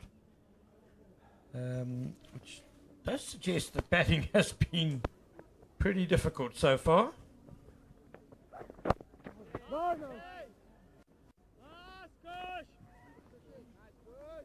But then once a partnership gets going, and we saw that with Senekwani and Peterson, it started to look a lot more comfortable batting. But I guess that's the nature of this pitch. Coming in, it's tricky at first, and you've got to get yourself in and get a partnership going. This partnership now 20 between Neil Brunt and Munsami.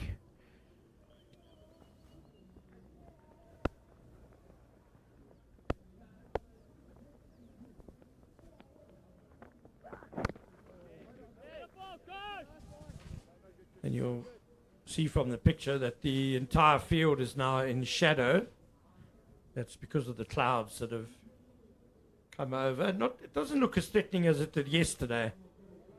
So we'll be optimistic and hope that we've still got quite a lot of play today. But I think the heavy atmosphere is helping the bowlers as well. Yeah, it normally builds up there in the background towards Johannesburg. It looks okay at the moment. You can see it's building up. It normally happens here in the Highveld, late afternoon showers. But at the moment, that still looks fine. Those clouds, they do roll in quite quickly.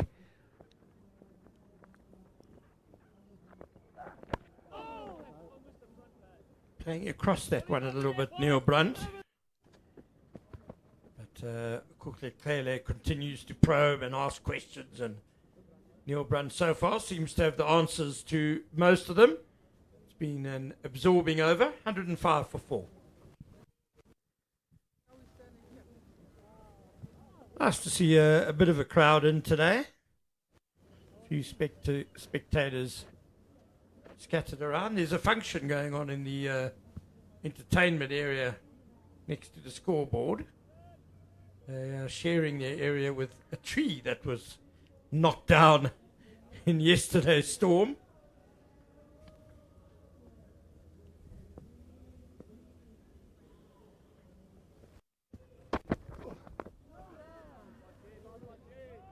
Very well played by Munsami. Gets in right behind of that delivery of Bosch. That's the festive season, Ken. You can see it. Probably an end of year function. And towards the left of that shot, you didn't see it in picture. There's a great big tree that's lying over the tables and the entertainment area.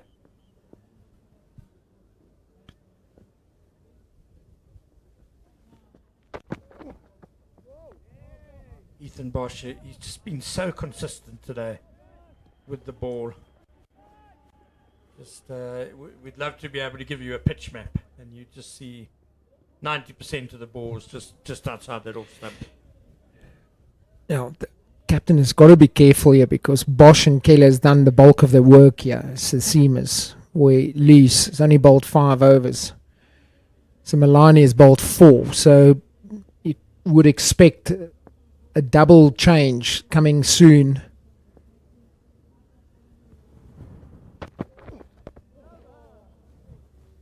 Bosch not scared to get it up there. Yeah, both Bosch and Clele are into their third spells already. Obviously the second and third spells separated by the lunch break. But for me it's going to be a key factor, and something Brunt and Munsami would have in mind is that if they can just see off Bosch and Chele, a lot depends on the follow-up work of Lus and Similani, because we saw in the morning how just things started to get away a little bit from the Dolphins when they came on. Not much footwork, but he's got good hands, Munsami, and a quick single.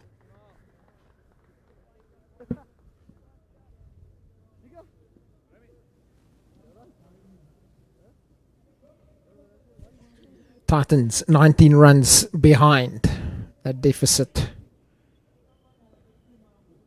They want to erase that, and then they'll feel a lot more confident. Especially, this partnership has got to get them through now.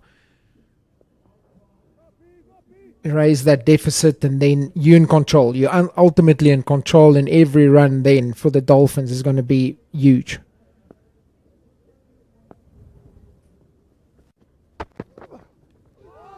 Beautifully bowled again by Bosch. Goes to ground. I don't know if Brunt played inside the line of that or not, but it was an excellent delivery. The other thing the Titans have to factor in is they're going to bat last on this pitch, and with the heat and the dryness, there are already some cracks. I think that they'll need quite a good first innings lead, I imagine, to feel as if they're in control of this game. What do you think? If they get bowled out for less than 200, I think the Dolphins will be very happy and feel they're back in it. Yeah, and I think the Titans would be very disappointed if that happens.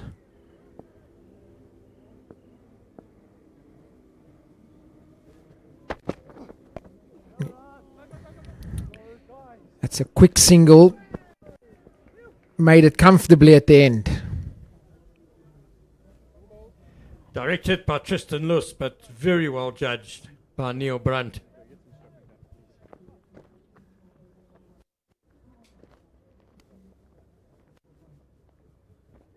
$107 for 4. Brunt goes to 24.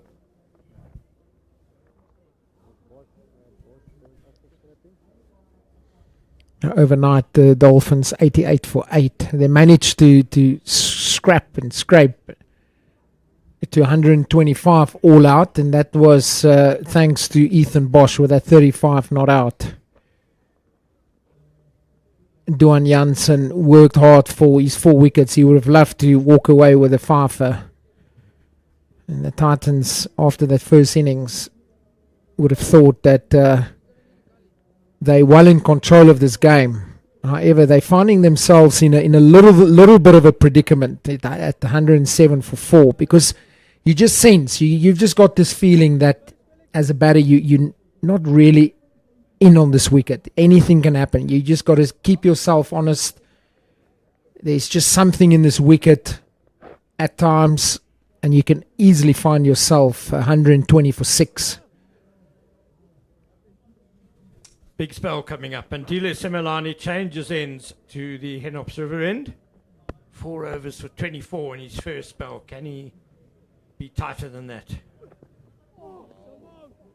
Not a bad start. He's left that on length. Probably a little bit surprised how much that ball nipped back off the wicket. I think it went over the stumps at the end.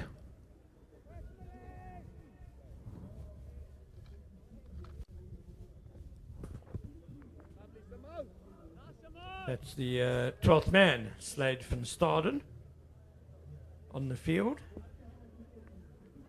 Imagine Kukle Kele might have gone off the field after his spell of bowling.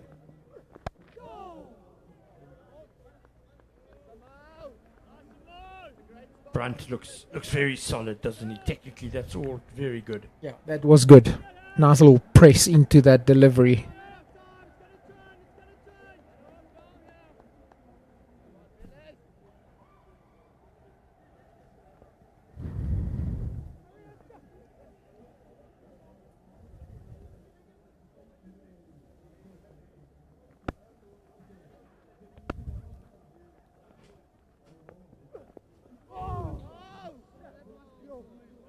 So Milani's bringing it back nicely, but Brunt continues to leave. There's always a slight exaggeration from the bowlers in terms of how close it was to the stumps when you leave as a batter. Let's see. Well, he's done that twice now with that angle leaving it. He's trusting the wicket. He's still trusting the wicket. It's the moment when the wicket is showing variable bounce. That's when you've got to be very careful. Looked a pretty safe leave to me, I must say.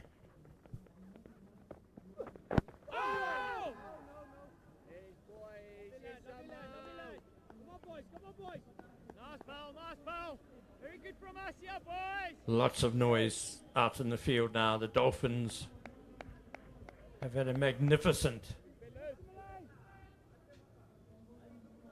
50 minutes since the lunch break.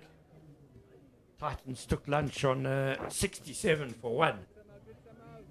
were cruising. Dolphins 3 wickets for 40 runs since the break.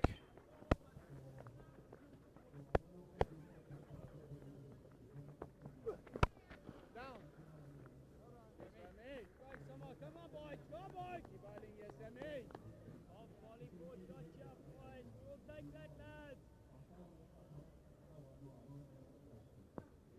Tristan Luss is doing some vigorous warming up in the gully. So probably a double change. Will replace Ethan Bosch from the West Lane end. As you said, Pierre, Captain Marcus Ackerman also has to look after his 2 new ball bowlers, his strike bowlers. Make sure they can come back fresh later in the day. Another good leave to end the over. 107 for 4. Yeah, decent over by Similane. He's been persistent with that line. Coming quite wide of the crease. But well negotiated by Neil Brunt.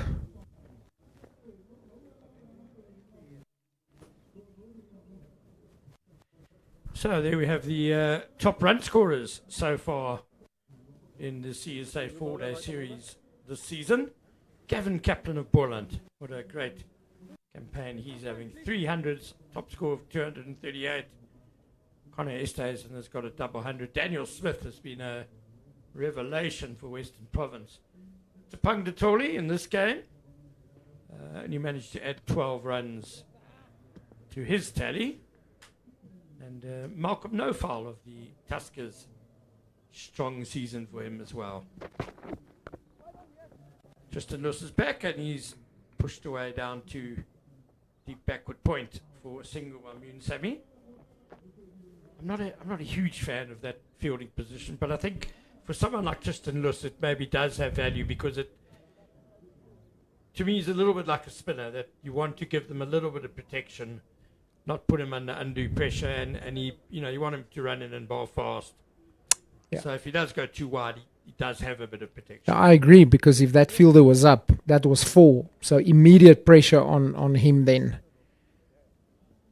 It is. It does look like his stock delivery. You looked at his first spell, the shortish, back of the length type of delivery.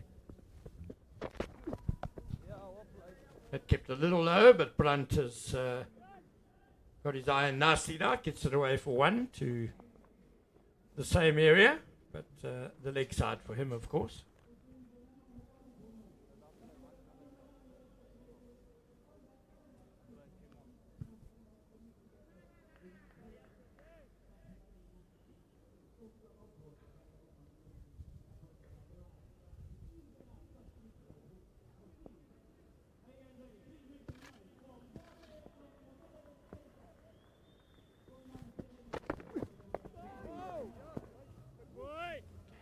Zipping in at the stumps, and Moonsammy's got to be sharp to keep that one out.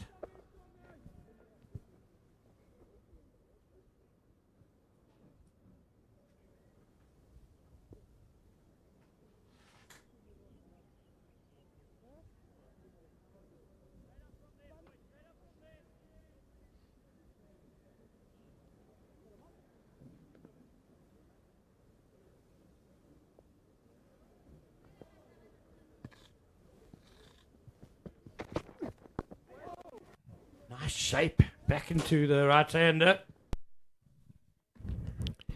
Yeah, and a nice length. Attacking line.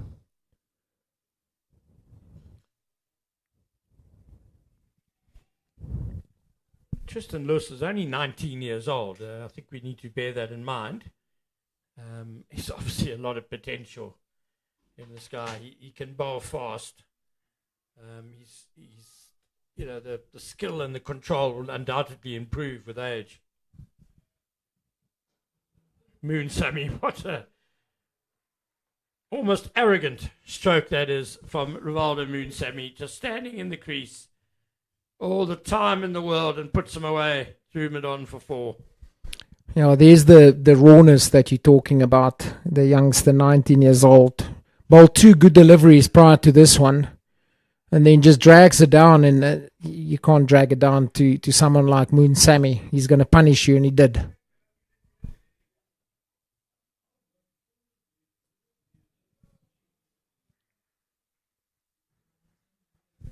And then follows it up with an angry ball, gets punished again. It's a sloppy over by Tristan Lees. First 2 deliveries short, and last 2 deliveries short. Gone for 10 in that over. Experience of Kai Zondo now just having a chat to him, and I think that's important. That's an angry ball, purely because the previous delivery probably didn't put enough energy into that delivery or felt frustrated. Then he follows it up with that. That's a free hit to Moon Sammy with no third man. We saw at the end of the Dolphins innings just what a good eye and what great reflexes Rivaldo Moon Sammy has with the slip catch he took to end the innings. And so the pace of Lus won't scare him. It won't be a problem for him. If you put it in the wrong area, as Lus did twice at the end of the over, he will punish you. And it's a pity because it was a good over up till then. Simalani bowled a maiden over his previous one. We'll look to do the same here.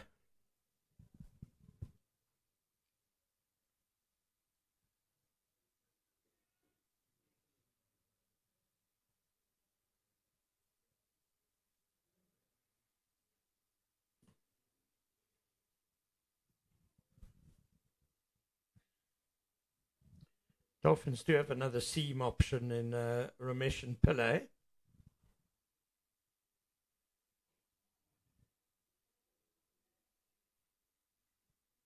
Sharp fielding by Tapang Datole. Pillay is also more of a sort of holding stock bowler though.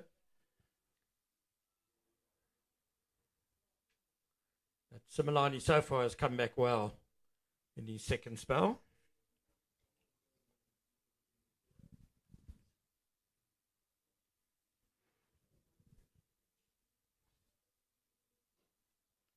Lovely by Neil Brun. Not the first time he's done it in this innings. Just strokes it through extra cover for 4.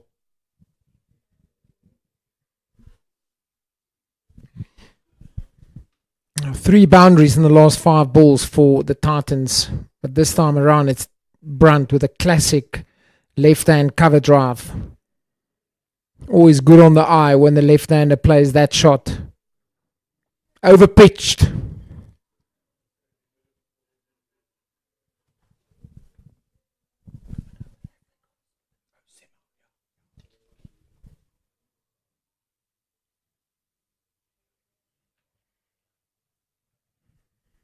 And this is the problem for the Dolphins so far today, that such high quality bowling from Bosch and Kele, but then there's just been a bit of a drop off with the change bowlers that's releasing the pressure.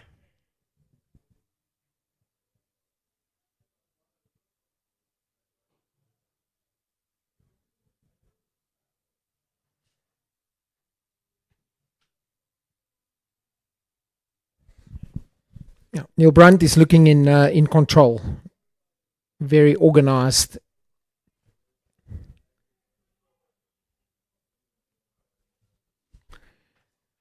Moved on to 29 of 56 balls. This partnership, more importantly, 36. Titans got to be ruthless now in this partnership. Deficit, only 4 runs now.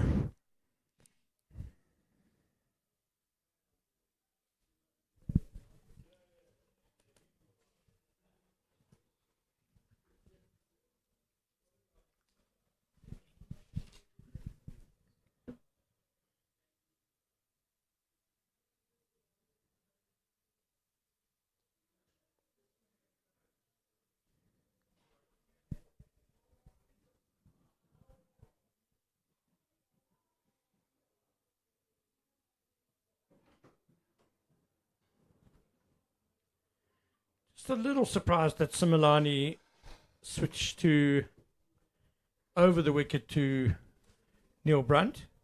He was going quite well, I thought, around the wicket. But then one poor ball later, driven to the covers for 4, he switches. Don't know. Anyway, that's a thought for another day. Because Pierre de Bruin and I are out of here. And Ola Nshinga and Johan van der Vat will take over.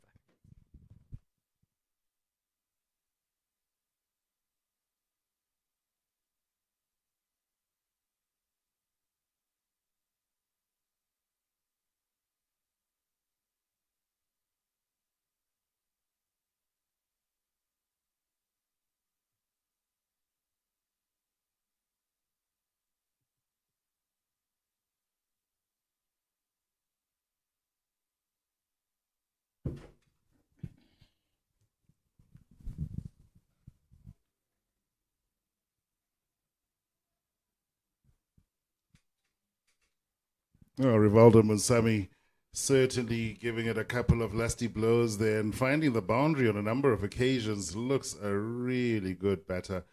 Thanks again to Pierre and to Ken Borland.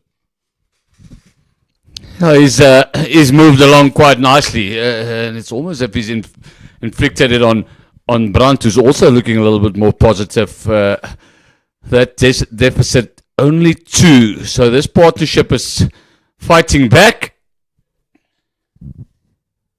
But he's a classic cricketer. We spoke to Pierre Hubert outside as well, and he's known him from since he was 16.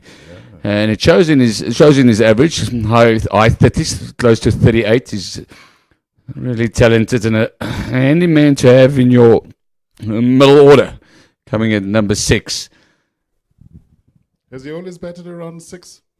Yeah, he's always been. I think they have tried him up top, but just the way he bats 5-6, I think suits him perfectly. He brings the balance to the batting lineup there.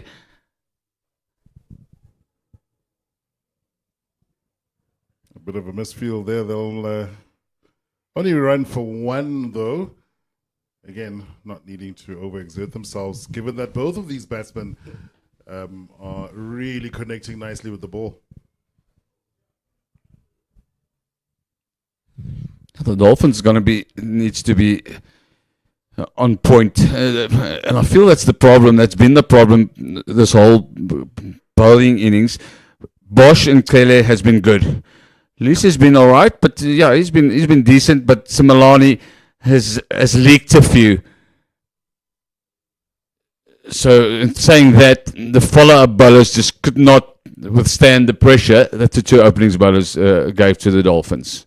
Just looks a little bit easier now since Bosch and Tele has finished their spells. Just looking at the 4 runs scored in this over as well, and that nicely turned away towards third man. Little shot there played by Brunt, showing that they're quite happy with the 2s, with the singles, and that keeps the scoreboard ticking over. If they can maintain this for the next few hours, I think the Titans will be happy.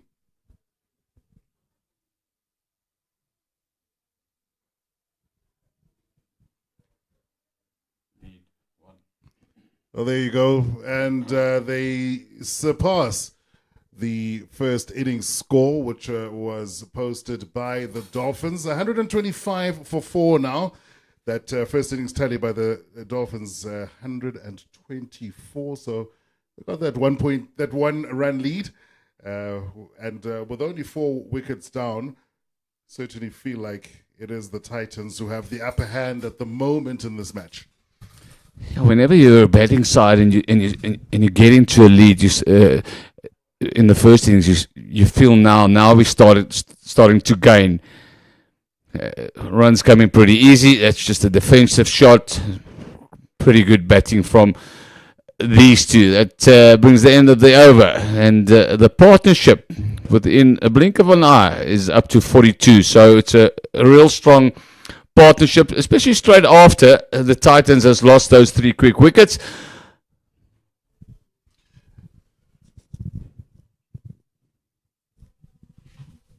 Well, it's on to the drinks break there. Just confirmation then of the runs that have come so far in this Momentum Multiply Titans innings.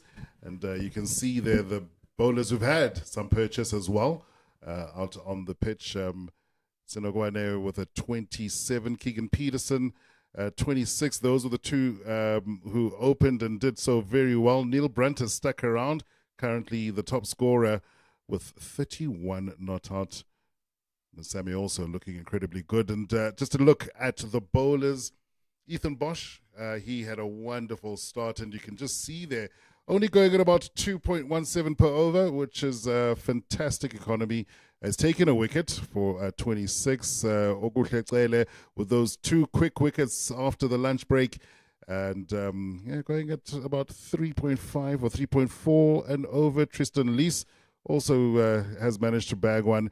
Simelane, as Johan mentioned earlier, the only one of the bowlers who was a little bit heavy early on and still to take a wicket.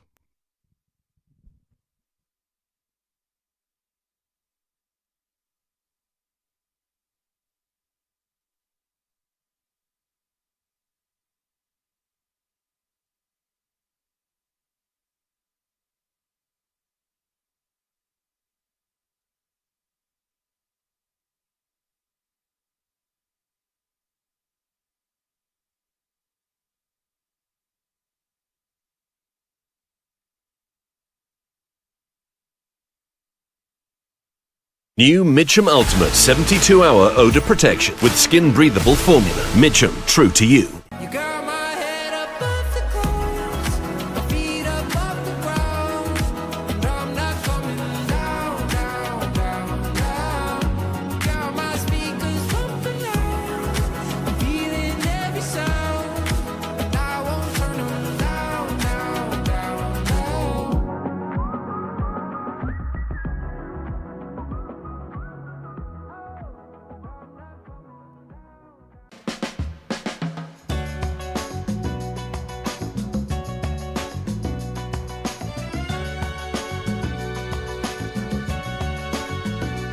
In this night of starry sky, my baby told me with a sigh, words that came across as a doubt. I reassured that every day my love New Mitchum Ultimate 72-hour odor protection with skin breathable formula. Mitchum, true to you. Now he's thinking about me every night. Oh, is it that sweet I kiss so? Say you can't sleep, baby, I know that's that me espresso. Move it up, down, left, right, oh, switch it up like Nintendo. Say you can't sleep, baby, I know that's that me espresso.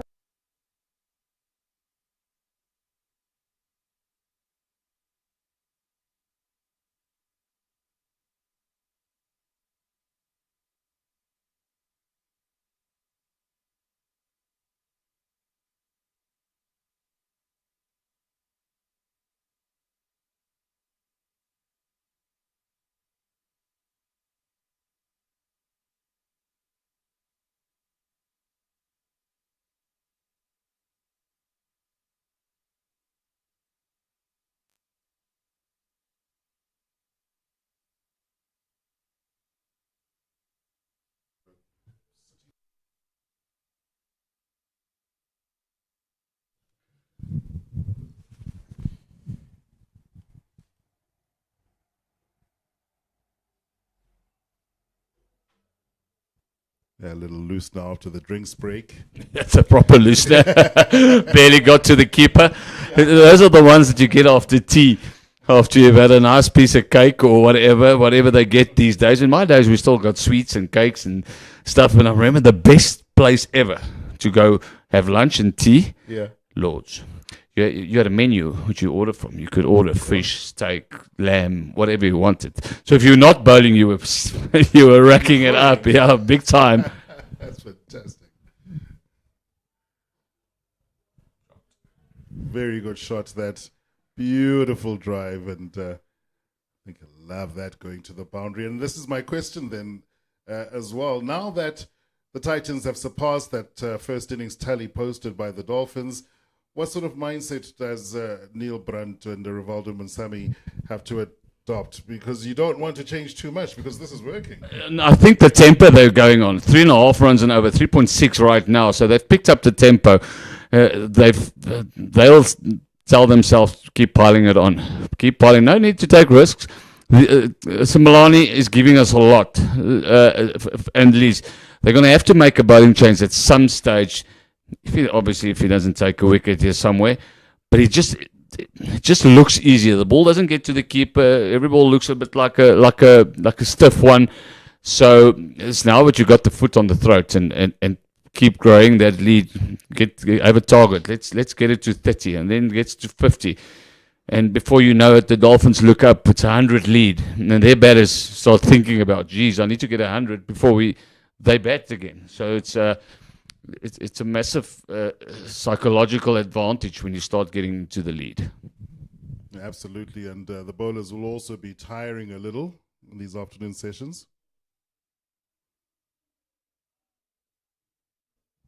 which certainly reduces the threat of anything surprising the two batsmen. And looking at the scores, say 35 and 20 respectively for Brandt and Mansami, I think they'll feel quite comfortable. Yeah, and it's also the best time to bat, and I'm talking overs wise. This ball is 36 overs old. The shine has probably gone off it. We haven't seen a lot of movement lately. You just need to keep grinding, keep batting.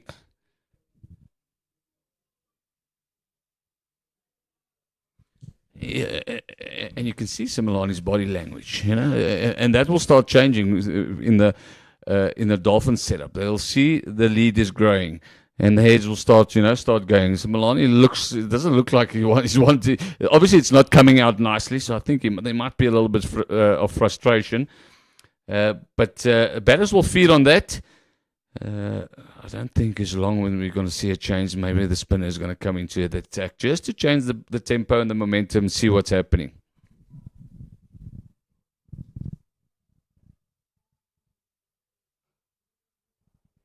Yeah, he went after that one and will be duly rewarded with another 4, another boundary, and Neil Brandt going at a pretty cracking rate for a 4-day game. Quite right, Johan. I think one of the things that you note as well is the head drops for a bowler like Similani, even after a well-timed leave. Yeah, it's classic left-handers batsman through the covers, through extra cover, I should say. Couple in the over. Yeah, and feels like that Brandt and Sammy is feeling more comfortable by the minute. This partnership,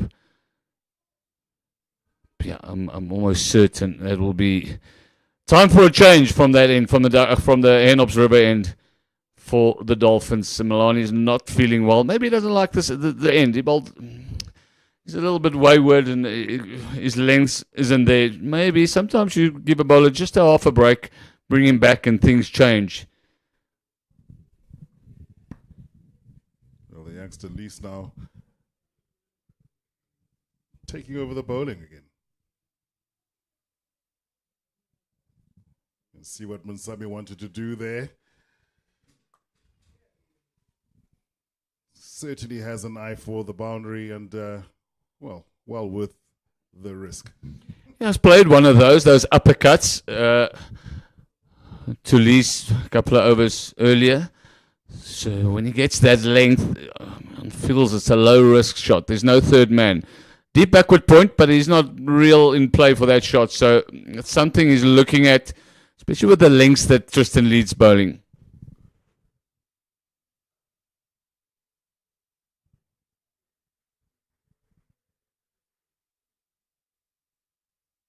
I feel like even if he doesn't connect with that, but still manages to get a little single to trickle through in the following run, that's exactly what they need to keep doing, right? Yeah, they've been going well. I wonder if they've got an eye. Myself and Kola has had a chat about we've got one of those lightning indicators.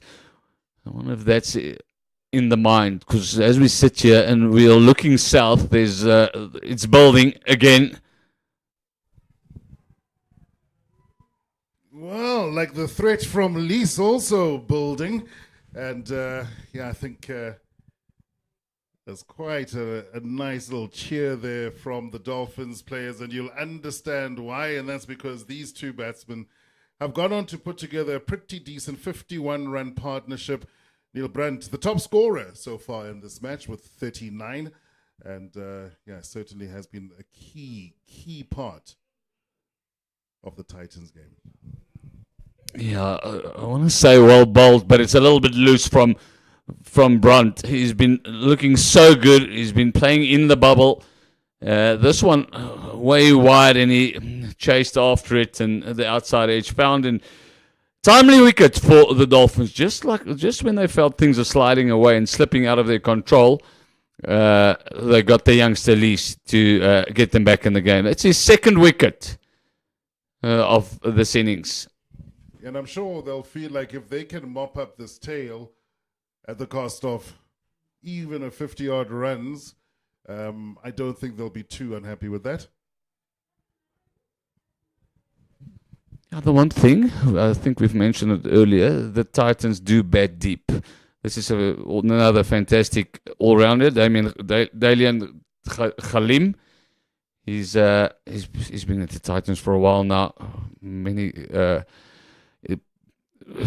good innings, average of 30, coming in at number 7 as an all-rounder is pretty good. He's got 2 first-class hundreds, 12 50s. So certainly no mug with the bat. Very talented all-rounder. Also one of the guys that likes to play their shots, which all-rounders should do. No need for hanging around. We haven't got the skill to keep them out. So score when you're there. Score. You guys are just all the same, isn't it? You want to smash sixes and take wickets.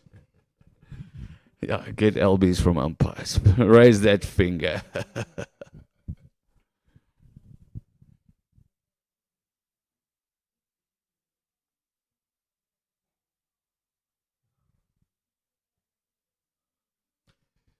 Well, you mentioned the lightning creeping ever closer to SuperSport Park here in Centurion, and what you might well see on your screens is that the cloud cover looks a little bit more permanent. It was sort of flitting in and out, but there is quite a substantial amount more that is now overhead.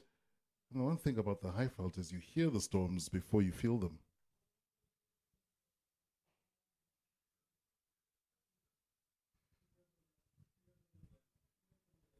You don't even need to be feeling the raindrops before you start worrying about what's coming beyond the horizon. Yeah, and there's CSA and I reckon everywhere in the world, but more so there's the cloud cover. So it's starting to get dark. If there's lightning within 20 Ks, they've got all these radars. Then safety reasons. Obviously, players will leave the field. There was a massive storm here yesterday. The trees got knocked over by lightning and blown over by wind. So by then, you want the players as safe.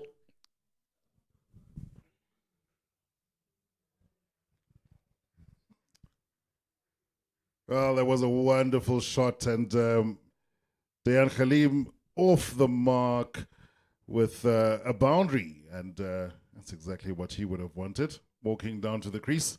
If I can get just 1 or 2 runs in my first over, I think I'll be happy. The 4 means yes, definitely. Yeah, serious shot. Is only his 3rd delivery, a back foot punch. There's a fielder out there, but such was the line and the quality of the shot that he had no chance. And as we said earlier, Dayan Khalim is also a guy that likes to feel bat on ball. He likes to score. So any amount of time with himself and with Munsami, which is almost going at a runner ball, basically, this lead will grow. The lead is now 15 at this stage. Similani, he's going to continue.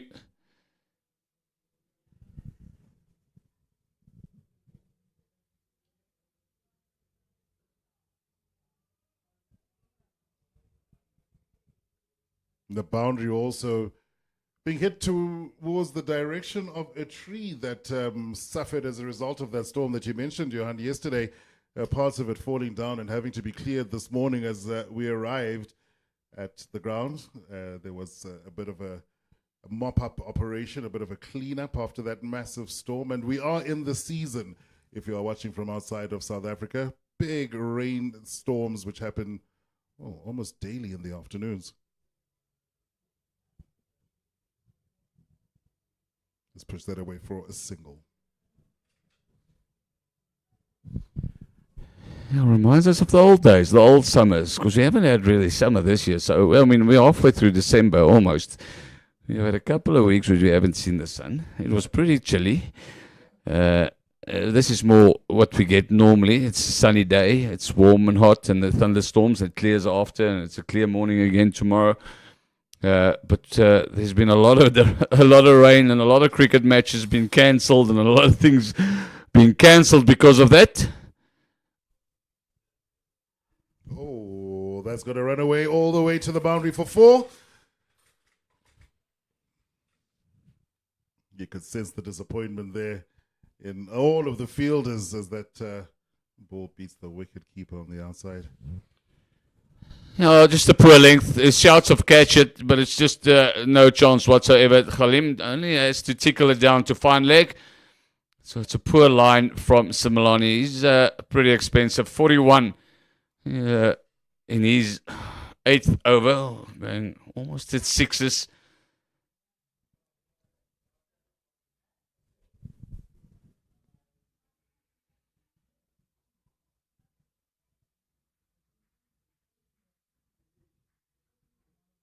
Oh, this is going to annoy Simelane, who's not having the best day at the moment, but a bit of a misfield, and they run through for 2. I just think that's, there you go, looking at the body language. You mentioned it, his head's dropping a little bit there, and those little errors in the field won't be great for the bowler. I think he's going to have 1 or 2 words with his teammates. The only good thing is, which you should think about this, he's still got opportunity to do the new batter. So there might be an opportunity. He's only faced 5 deliveries. Khalim is already on 10. Run rate creeping ever so close to 4 runs per over.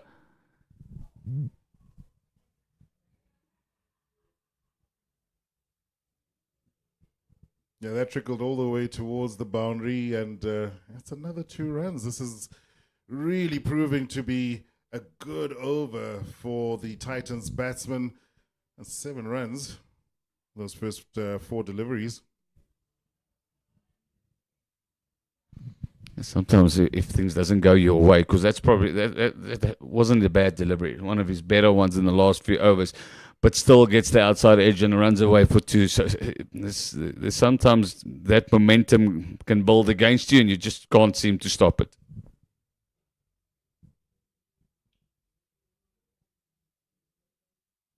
Yeah, after every delivery, he sort of does a little hunch, turns around, and yeah, maybe a good call on your end to suggest maybe a bit of spin, give him a bit of a break, let him rest that arm. He's certainly not a happy chappy on the far end. He's walking off, mumbling to himself. Yeah, you get those days when the ball just does not want to come out of your hand nicely. If you've played enough cricket as a bowler, you know the feeling. What are the chances of turning it around within the context of an innings? I mean, he's going to go out to the boundary, hopefully not have to do too much chasing, bit of recovery time. Does it actually help? Yeah, sometimes after a break, say he's been given a break now by the captain. Think about a couple of things. Think about the pace of your run-up. And sometimes you swap ends. Things might feel a little bit comfortable, leave it or not. Every ground in the country that we've played, I've had a favourite end to bowl from. That can change your momentum and your the way you feel about and the way the ball comes out. So all the chances for him to change it around.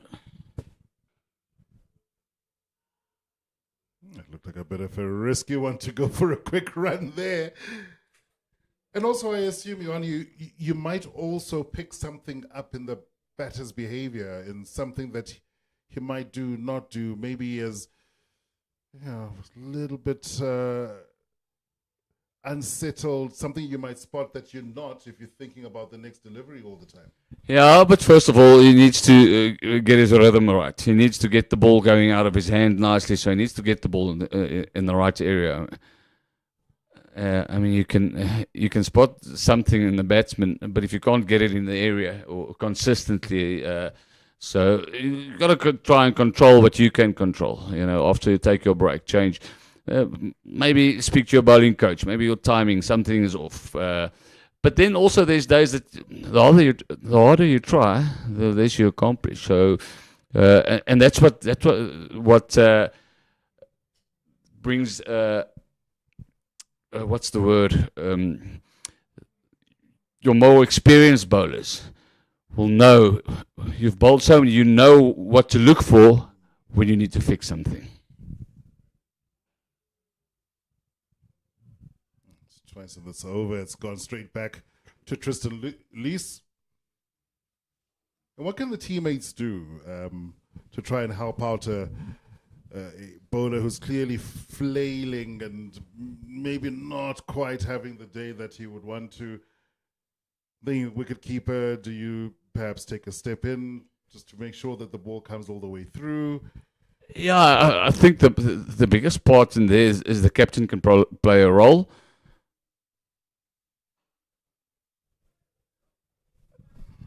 Oh, well, it looked a little bit loose from Lees.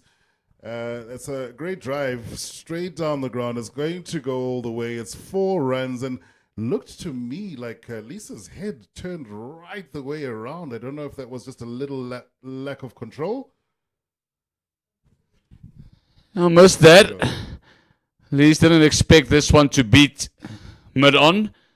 Does, and so is the nature of SuperSport Park. If you beat this inner ring, that will go for 4. Well, he certainly gave that a bit of a go. It didn't go all the way, but I think looking at Dan Khalim, you spoke about it. He's not going to die wondering. That's already 17 runs and just 9 deliveries. I was going to tell his batters what's going on. It's a flat wicket. But yeah, coming back to your point, the captain plays a big role. In my view, it's one too many overs. Looks like Similani's going to bowl one more. The captain can go, just hang on a second. I'm going to change you over. You might feel more comfortable. The captain might have a big impact and influence of that. But on the other hand, if he gets a wicket here, there's nothing that can lift your tail up like getting a wicket.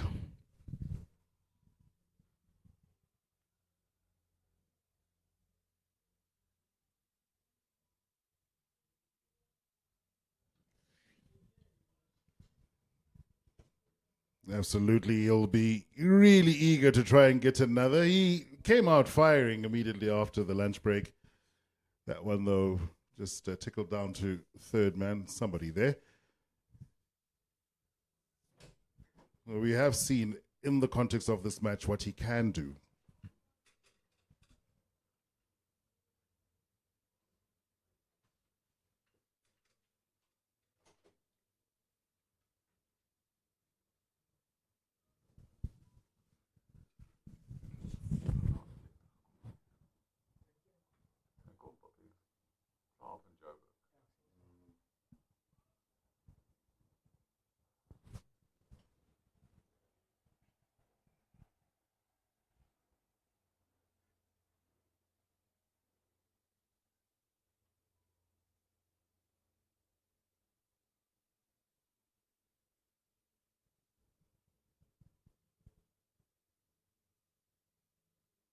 There's also the danger, I assume, that a bowler in Similani's position right now might overexert himself as well in that search for a little bit of magic, a little bit of spice from the deliveries, which is not quite getting in the moment. Yeah, this is pretty interesting. His umpires, I assume, asking Moonsamy to stand back. He feels he's too close to the danger area. Those two white dots that you see there, those are normally there for the bowlers. Not a lot of respect for the pace for Silmalani, standing halfway down the wicket. With an almost, what do you mean? I could never understand that. Players that stand outside their crease, even to slower bowlers. Give yourself more time. Stand normally. I couldn't understand it. Maybe because I was a bowler, but why would you make a guy that bowls 125, make him bowl 132 by you standing out another couple of a meter outside your crease? I don't know. Pierre's just standing at the back here laughing. I don't know what he... And I wonder, I mean, also it gives you the opportunity as the batter to see the ball a little bit better. Just a little bit of extra... The one thing, obviously, because there's a couple that kept low and that brings out LBW and things like that, but that was never in my mind. I needed as much time as I could have to face the ball, but that's probably the reason. Get outside there because puts a lot of doubt into the umpire's mind, because the umpires will... discuss this, and the square leg will tell the standing umpire he's quite far outside, half a meter outside his crease. So that puts a lot of doubt in your mind. There's a better chance of the ball hitting you outside the line. So that's probably the reason.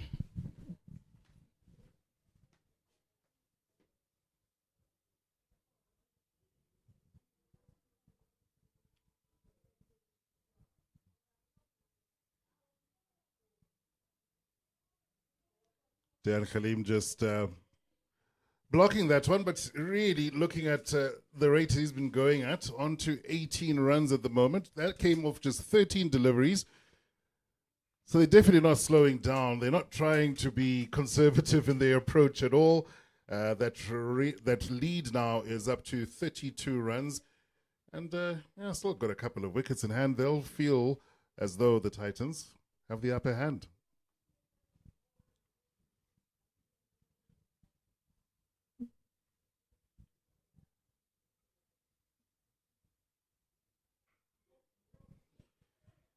Well, he lifted that, gave it a very lusty blow. Here's another one going to the boundary. I was about to say Andile Simelane only conceding 2 in that over. It wasn't to be. That 6 runs certainly does look as though he is a tiring force at the moment.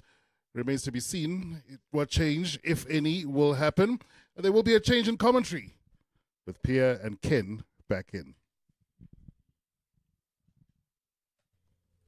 Thank you, Kola. Yeah, that's a good shot. That's intent and ruthless, to say the least. It's now a tricky situation for the Dolphins. It's still having that attacking approach because they need wickets, but also not leaking runs. Oh, that's a loose shot. That's very loose. Loose against loose. But, it's a problem for the Dolphins because, Loose has taken a couple of wickets. Good attacking force. You almost wonder maybe if they could just find a bowler at the other end just to stop the game, stop the Titans from scoring, and then you can attack from the other end.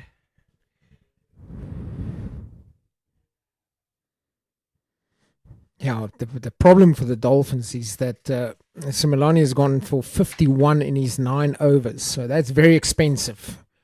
In the context of this game so far, that's very expensive. And that lead has grown to 36. So the captain of Dolphins, he's sitting with a few challenges and a few unanswered questions.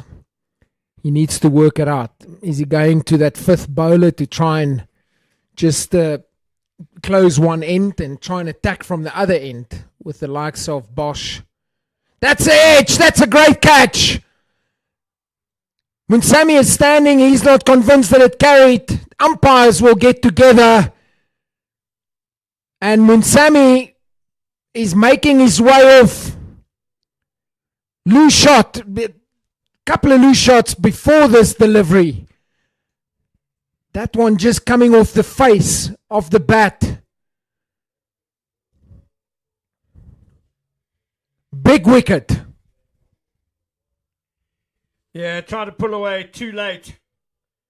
But why he had his bat hanging out there in the first place was the problem. Very good catch by Marcus Ackerman, low to the ground. And a crucial take. I was just going to say that it felt like a very important time in the game.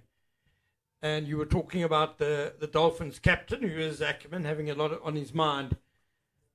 And, well, Tristan Lewis has delivered an absolutely vital breakthrough to certainly ease Ackerman's mind a little bit. The lead is 36 now and 6 wickets down.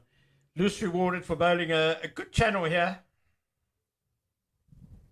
That's a good catch because the captain is trying to work out a lot of things, working out plans, and all of a sudden that's come to him. It's low, very good technique. That roll in taking that catch was crucial.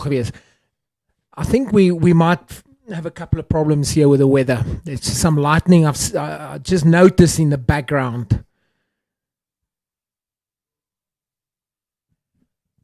Well, I was also going to say that the weather before that wicket could help out Marcus Ackerman and the Dolphins, because any sort of break and play gives the new ball bowlers time to rest and time to recuperate. And it does look like we are going to go off. So it's a timely break for the Dolphins because no doubt, well, depending on how long the delay is, Marcus Ackerman could well then turn to Ethan Bosch and Kukle to try and wrap up this inning. So probably lightning is what the umpires are taking the players off for. Don't think it's bad light. No, it's got to be lightning. That lightning is within 20 kilometers, so the players, for their safety, got to leave the field. But that makes it even worse for the Titans, losing that wicket of Moon Sammy, and then a minute later you go off the field for lightning.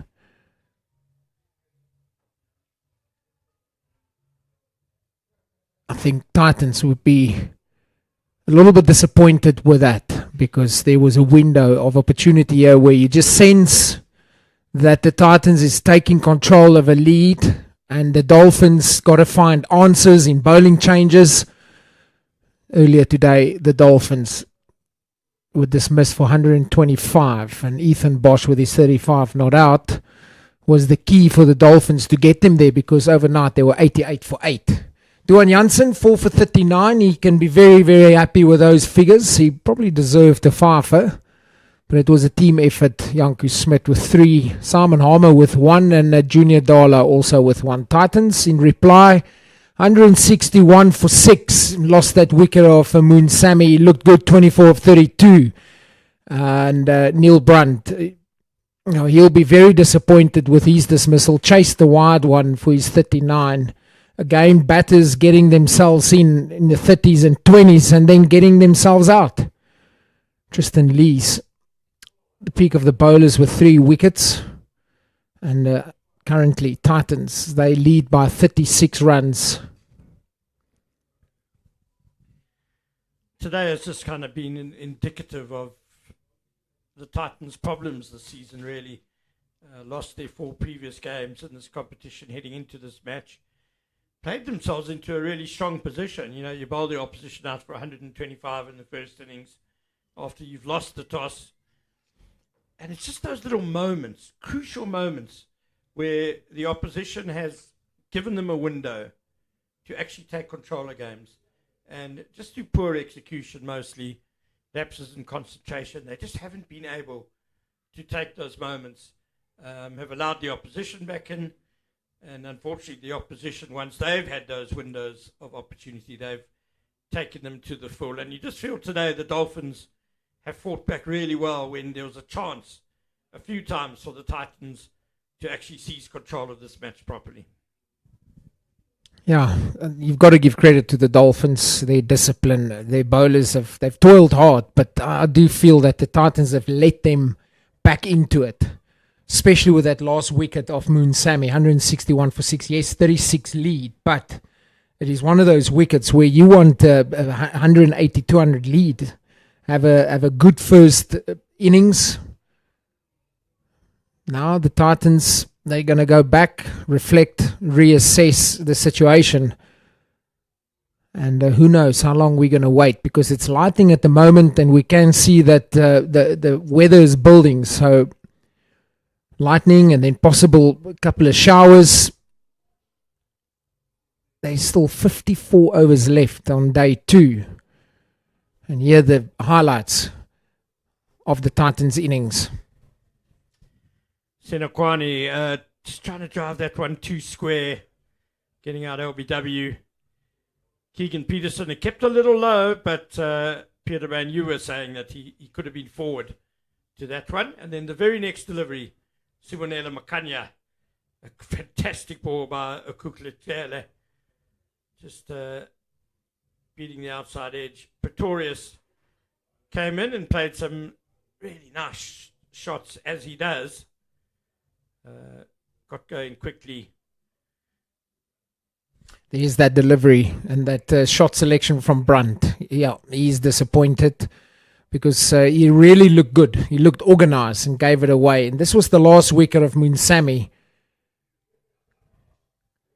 Just off the face, Ackerman. You can see he's deep in thought there and then had to react quickly. Got the dive right. Excellent catch. Covers are coming on. And summary again, 125 all out the Dolphins. Titans 161 for 6. And sitting with a lead of 36 runs.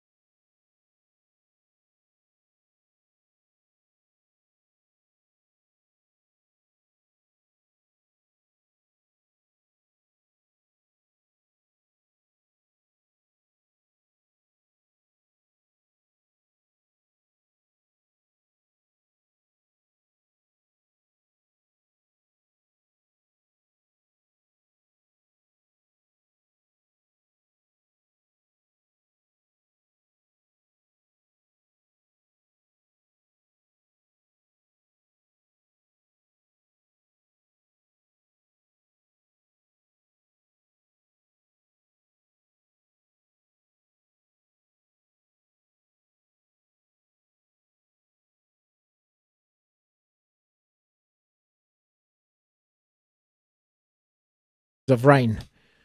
Umpires have decided that everything, or the field of play is fit to continue. Titans 161 for 6 in their 42nd over. Just before the break, in fact, the ball before the break, they lost the important wicket of Moonsamy. So it's rebuilding time for the Titans. Khalim has looked dangerous in the little cameo that he's started, 22 runs. Looked very positive, anything loose he dispatched. And joining him now at the crease is the highly experienced Simon Harmer. They've had enough time in the change room to reassess the situation that they find themselves in. A few batters got themselves in, unfortunately got themselves out. There's still a little bit of work being done just around the square where some of the water dropped off the covers, putting sawdust down just to make it 100% safe for the players. The lead now for the Titans, 36 runs. And one can feel that you can't help feeling that this next hour or so could be very interesting. It could actually move this game even more forward, to be honest. There's the cover's been on this pitch now for over an hour or so. So it will definitely be juiced up a little bit. Something in there for the seamers. They've done well, the Dolphins. They've worked in batches, and that first batch was with no reward. First thing this morning, they've been very patient, and then after lunch, they've been rewarded with a couple of quick wickets. They would like to continue that. They're going to continue with Lees. He's got 3 wickets. He got a couple of very important breakthroughs. One of them was Neil Brandt, because Neil Brandt looked dangerous, he looked set, he looked organised. Umpire says, let's play. Down the leg side. A little loosener. Well, Tristan Lewis is midway through his, or he was midway through his 10th over before that delivery. A couple of deliveries to bowl in.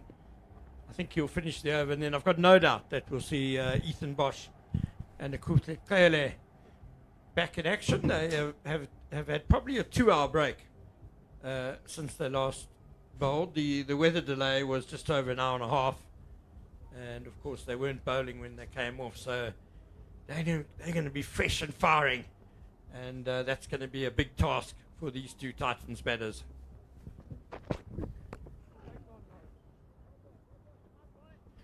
Simon Harmer has a couple of first-class hundreds, averages over 23. He's got 33 half centuries, so he's capable with the bat, and he's able, if he could just stick around and form a partnership with Khalim. Khalim, we've seen, can score quickly, 22 or 14 balls. Things going well for the Titans. They could build this lead quite quickly. Oh, that's down the leg side. It's put down. They look very disappointed, especially the wicket keeper. Was their bat? Looks like it. Well, I've got the bins on, and I definitely heard a rather woody noise as Harmer tried to glance that away on the leg side. I think that's a chance. That Hanu Fillion, well, you could see the disappointment there in his face. I think that's a chance, and Harmer gets a reprieve on naught. How important will that be as this game progresses? That would have been a big blow for the Titans, getting burgled down the leg side. And Hanu Fillion very disappointed putting that one down. Wasn't that difficult. Just had to dive through to his left.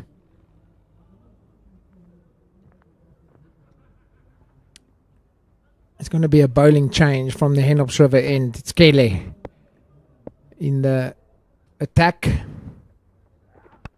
Short, punished, freebie. Excellent shot by Dayan Khalim. First ball he's faced after a break of an hour and a half. And as soon as there was a bit of length for him to play with there, Clearly dropping a fraction short. Goodness, he was onto it so quickly, and a quality short-arm pull there.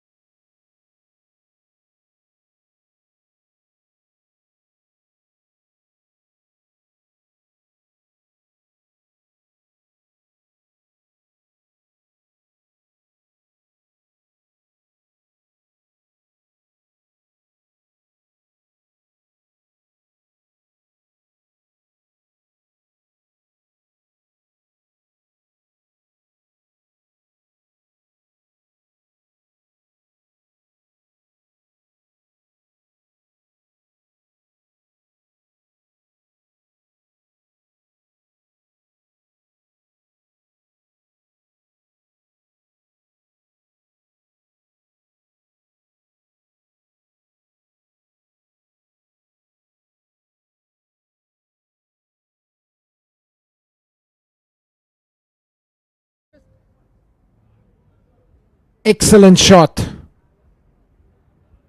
169 for 6.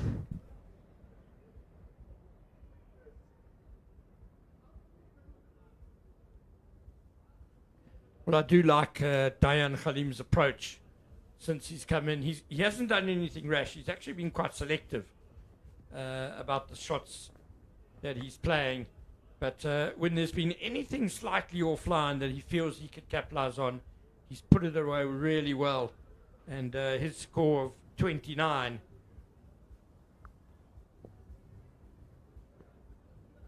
includes 6 fours. Short again, and Harmer's just helping this one along. Got the line wrong.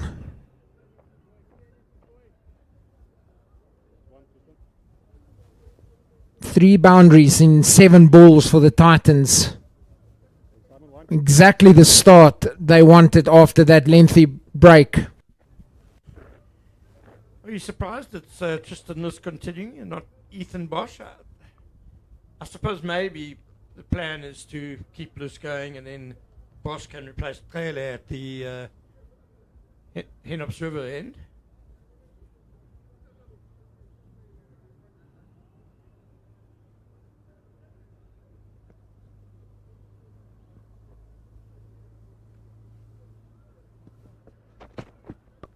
Short again, high up in there. Fielder's not going to make a mistake. He's making a mistake. Can you believe that? I can't believe it.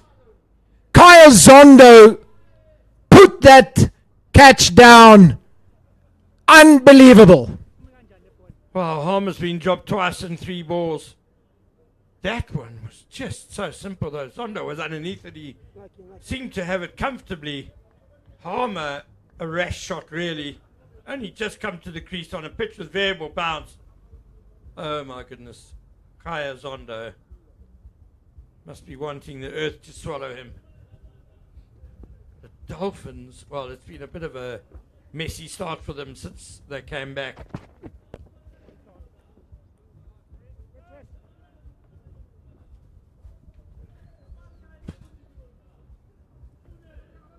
Yeah, he would catch that at the warm-up or practice 10 out of 10 times. He can actually close his one eye and catch it with one hand. He would not believe how he dropped this catch. And how costly is this going to be for the Dolphins?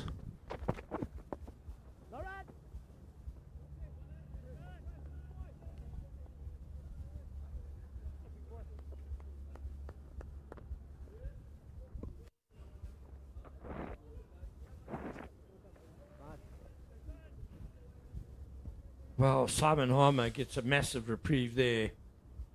And hopefully he's learnt his lesson and will put the pull shot away for a little while until he's got the measure of the variable pace of this pitch. Can you believe it? It's all happening. Simon Harmer has faced 8 deliveries. Should have been out twice. The third time he's out. And you've got to give credit to the captain with the field placing, having a leg slip and just gliding it off the face straight to that fielder. Kaya Zondo would be the happiest man in the world right now. No question about that, Pierre, but is this a lack of game awareness by Harmer, really? I mean, he couldn't have picked him out better at a short fine leg slip type position. You know, if you know the man's there, surely you just don't play that.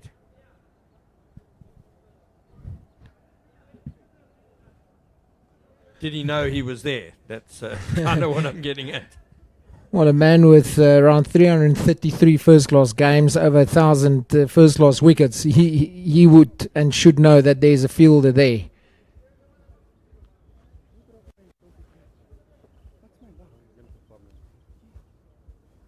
Now that brings to the crease Duan Jansen. Very capable with a bat, Duan Jansen. The first 10 or so minutes after the break, it's all happening. Boundaries, a couple of loose deliveries, drop catch. Simon Harmer, a few chances. And that's what I said. It could be one of those late afternoon scenarios where it can be very interesting. A lot of things can happen, and we've seen that in the first 10 or so minutes. Will the Dolphins bat again today? That's the question.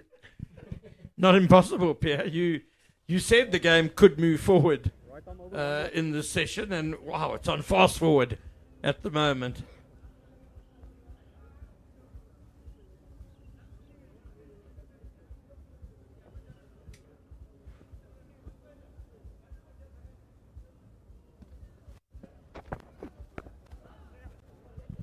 Straight away off the mark. Good single into the gap. And Tristan Lees finished that over. And most importantly in that over, the wicket of Simon Harmer. He's got 4 wickets now. Well, we did speak about him being a wicket taker, strike bowler, and he's certainly done that job really well for the Dolphins. He's got rid of Senokwane, Brunt, Moon Sammy, and now Simon Harmer as well. And this is just the Simon Harmer wicket.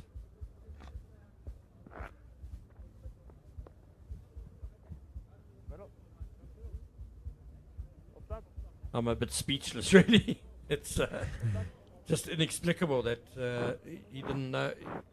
Well, inexplicable if he didn't know the fielder was there. and inexplicable that he still played that shot. Well, it's either very unlucky. I'm trying to work that out because it's it's for a bowler to execute that. You know, it's very tough. Yes, the fielder was there and it was meant to be there. There's an outside edge, another wicket. Duan Jansen just leaning into that ball. Didn't really have any intent in his defense, indicating that that ball just left him. But if we look at this replay, you'll see that there wasn't really a lot of commitment in this defensive shot. Well, very little footwork. He's got long legs and he barely moved them. And yeah, it did straighten a bit. But, you know, if you play that with a bit more intent, as you say, Pierre, a better stride forward, you could well cover that movement a bit better. I know Ken has got all the stats in the world here, but if we can just work out the last 3 wickets since Munsami, how many runs and how many wickets lost for how many runs. And we'll get that stat now, but I just get the feeling that that's where the Titans has got to be better in these situations. Losing 3 wickets so quickly, Munsami, Simon Harmer, and now Duan Jansen, so cheaply for me in this format and this season where this game is so important, is they've got to really take more responsibility as players. There's a time where you've got to just change gears and buy a bit of time, drain the opposition, drain the bowlers, and they haven't managed to do that. Yeah, it's 3 wickets for 13 runs. You know, Khalim's going great guns at the one end. He just needs someone to dig in with him, just someone to show a bit of defiance and a bit of steel, I guess, to, you know, to say, all right, I'm going to stay here for the rest of the afternoon if I can. Yeah, Khalim can get the runs at the other end. He's going well. And, you know, that it just annoys me, if you're a Titans supporter, that the Dolphins give Harmer 2 chances in quick succession. And that's the sort of time when you want your team to say, right, you've given us a reprieve, we're going to make you pay. We're going to make sure we punish you. But instead, we've just seen a couple of wickets fall in very quick succession. Ken, you're 100% right, and that's where the good teams, that's where they capitalize on those mistakes. You don't waste opportunities like that. However, Titans now in trouble, 174 for 8. Yes, they've got a 49-run lead, which helps.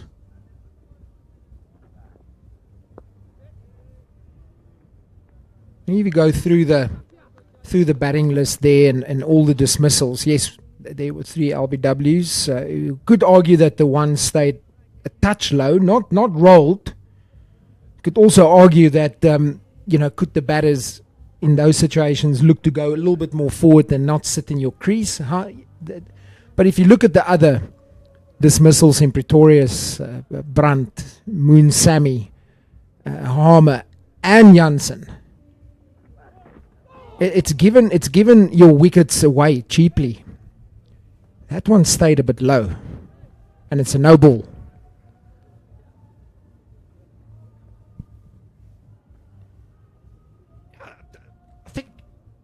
You know, the Titans were in the field yesterday and this morning, and they would have seen there's a bit of variable bounce. So I think as a batter, you've got to be saying, I've got to be trying to get forward on this pitch. You know, you can't be stuck in your crease and prodding and not showing intent with your defensive technique. And especially against these type of bowlers. You know, they don't have a deep square out, so they're not really going to use that bouncer. They relentless type of bowlers, more on the fuller side, more patient. They're not very tall, so they don't get that natural bounce like a Duan Jansen. So from a tactical point of view, that's something you can work out as a batter. Is to say, but hang on, you know, majority of my deliveries, I can go forward. Yeah, just as bowlers come into an innings deciding what's my most likely way of getting wickets on this surface. Well, what am I planning to do? A batter's got to come and approach his innings in a similar way and go, what's my threats in this innings? What are the dangers here? What do I need to be careful of? And bat accordingly. And a very good example will be that when you do your pre-match prep as a batter, first thing is you look at the conditions, the pitch, the history of the pitch. Then you look at the opposition. You say, okay, today I'm going to face Duan Jansen. On a pitch like this, I need to have the following options. I can leave on length more often than not. Okay, so there's one option. Can I get comfortable on that front foot? Possibly not. There's going to be a short leg. I've got to be very careful. And as I talk about that, there is now a deep square going out. I do like this because they're bowling at a tail ender now in Junior Dollar. Let him sniff one. That's outside edge. Yes, it's given. Very good thinking, very good captaincy, very good bowling. Sending the deep square out. Junior Dollar thinking that's the short one. Feet in the toilet. And they get the outside edge. Yeah, the Dolphins have been really impressive with the ball today. And it's also a hell of a delivery that curved away beautifully from Junior Dollar. He was trying to cover it, but as you said, with the deep square leg going out, the feet went more sideways than down the pitch. And, the Dolphins are on the verge of bowling the Titans out here. And the lead is just 50 runs. The way things are going now, Ken, the Dolphins could be 4 down at stumps. Well, we could be in the bar this time tomorrow. 4 wickets now for how many runs, Ken?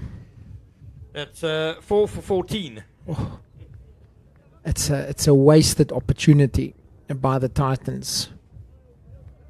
Really. We spoke about it before the rain interruption, that this has been the story of their season, that they play themselves into strong positions where, they just need a little bit more of a push, and they seize total control of the game. But unfortunately, they've let those opportunities slip.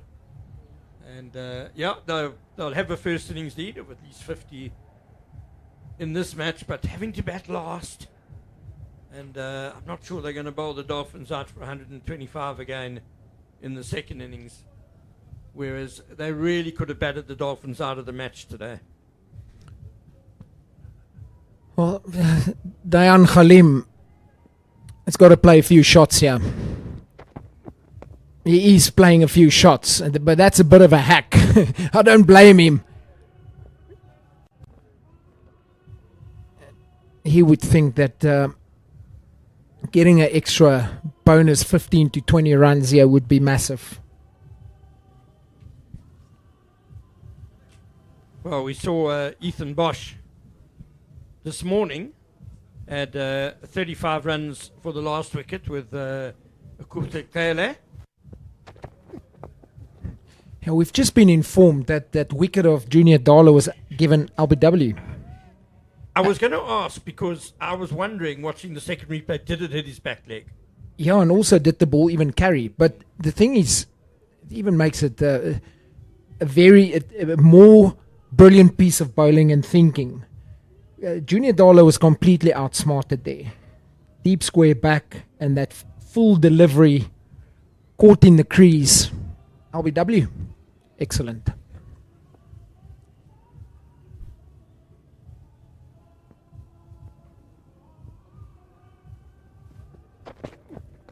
There's 5 fielders on the boundary. Dayan Khalim has got the right plan here. But from a technical point of view, he's now just, can I use the word, hacking? Swinging like a rusty gate. Yeah. Just trust your stable base. What you've done earlier, you've done it brilliantly. There's a lot of gaps. Yes, there are 5 fielders on the boundary. But there's a massive gap here through extra cover. You just hold your shape, play a good cricket shot on this quick outfield, you'll be rewarded. He's glided that. There's a third. He's done well. 2 balls now at Janko Smith for Tristan Nuss. Just on Dayan Khalim, it actually frustrates me a bit, and you've seen it particularly in T20 cricket, where he's been sent up as a bit of a pinch hitter for the Titans in the past. And it's kind of played like he played in this over. And he's a much better batsman than that. I think, as you say, if he can just concentrate on keeping his shape, giving himself a solid base, identify areas to score. In this innings already, we've seen him score nicely through the covers. Yeah, just stick to, don't just swing wildly. You're much better than that. Yeah. Nearly the outside edge. I agree.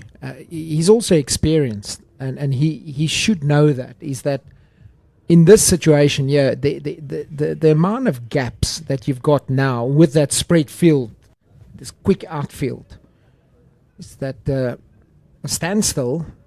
Play good cricket shots. You might, if it's not 4, you might get 2. That's also fine.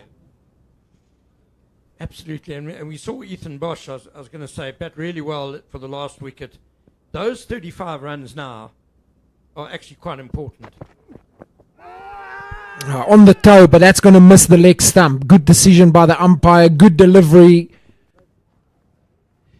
Because if you add 35 now to this Titans lead, that makes it 86, which in a low-scoring game is actually quite a bit. That's big. I already think that what we've seen now in this first half an hour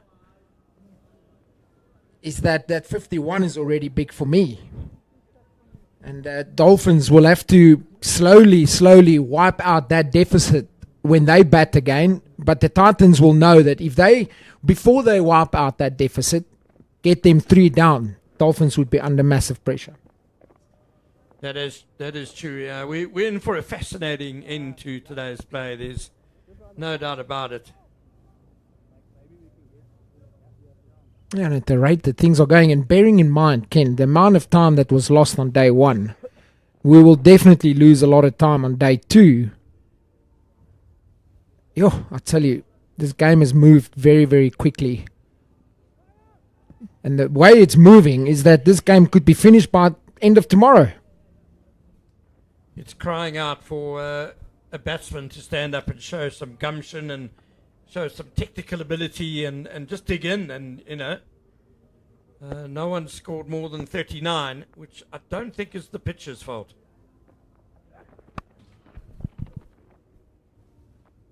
Just that delivery there, through extra cover, that's a much easier option.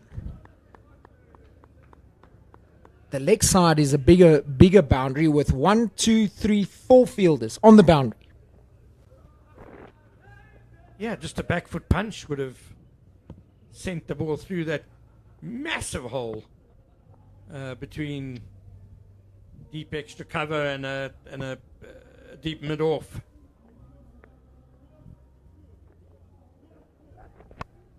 High up in the air. Who wants it? No one. 3 fielders had a look at it. 1 went for it. And Khalim is not learning his lesson. Well, at least the ball went in the right area of the field, but just no control here on the shot. His weight is back. He's just swinging. Still aiming leg side there, Ken.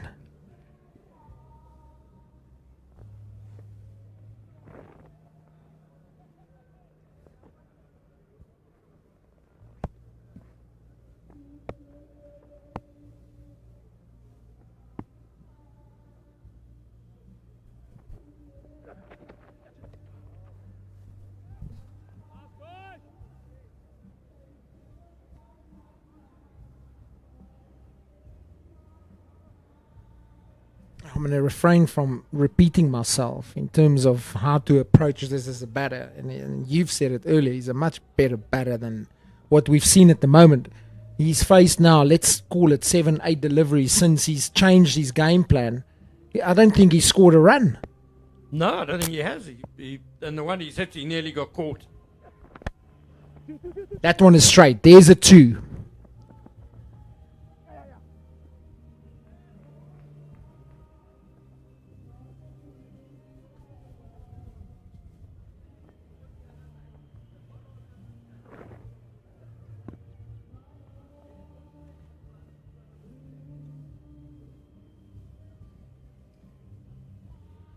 Two balls left in the over, so Khalim will want to try and get a 1 somewhere. I wouldn't mind see the Dolphins bring a few fielders in, actually, just to make it hard for him to get the 1.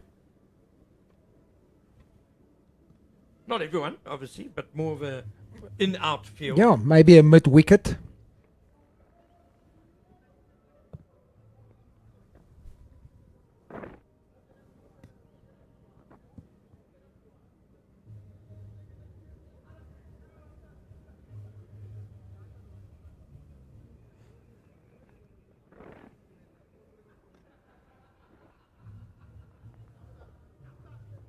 One catcher behind the wicket.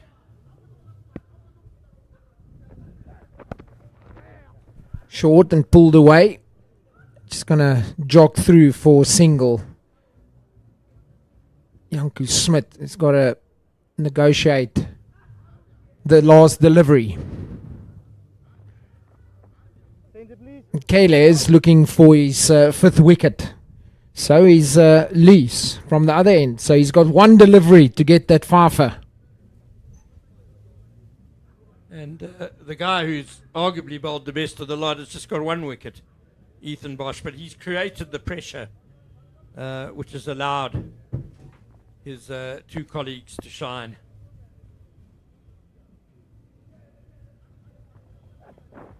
One left. End of the over, 179 for 9.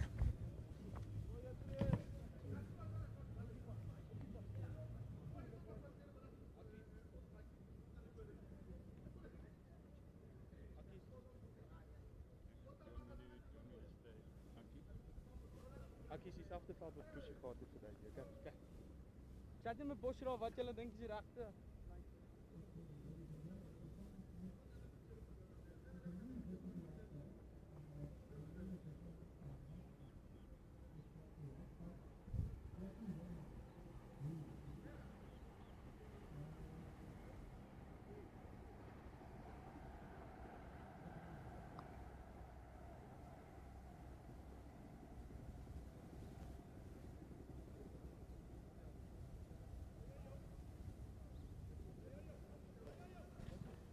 Well, a changeover in commentary. Myself, Bolledging back with Johan van der Walt, and what drama we've seen in the last little bit.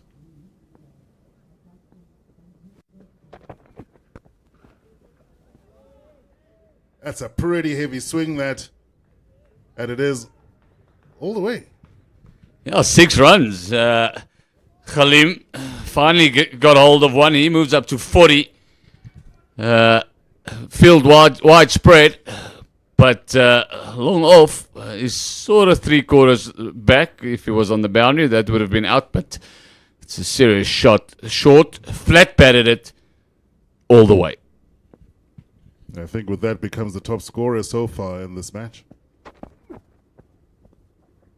Let's chased after that a little. Probably will think better of it.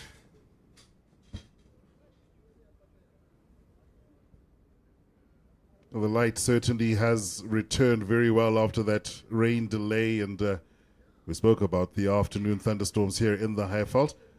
But great to see that it cleared up a little bit after the rain fell. Covers came off.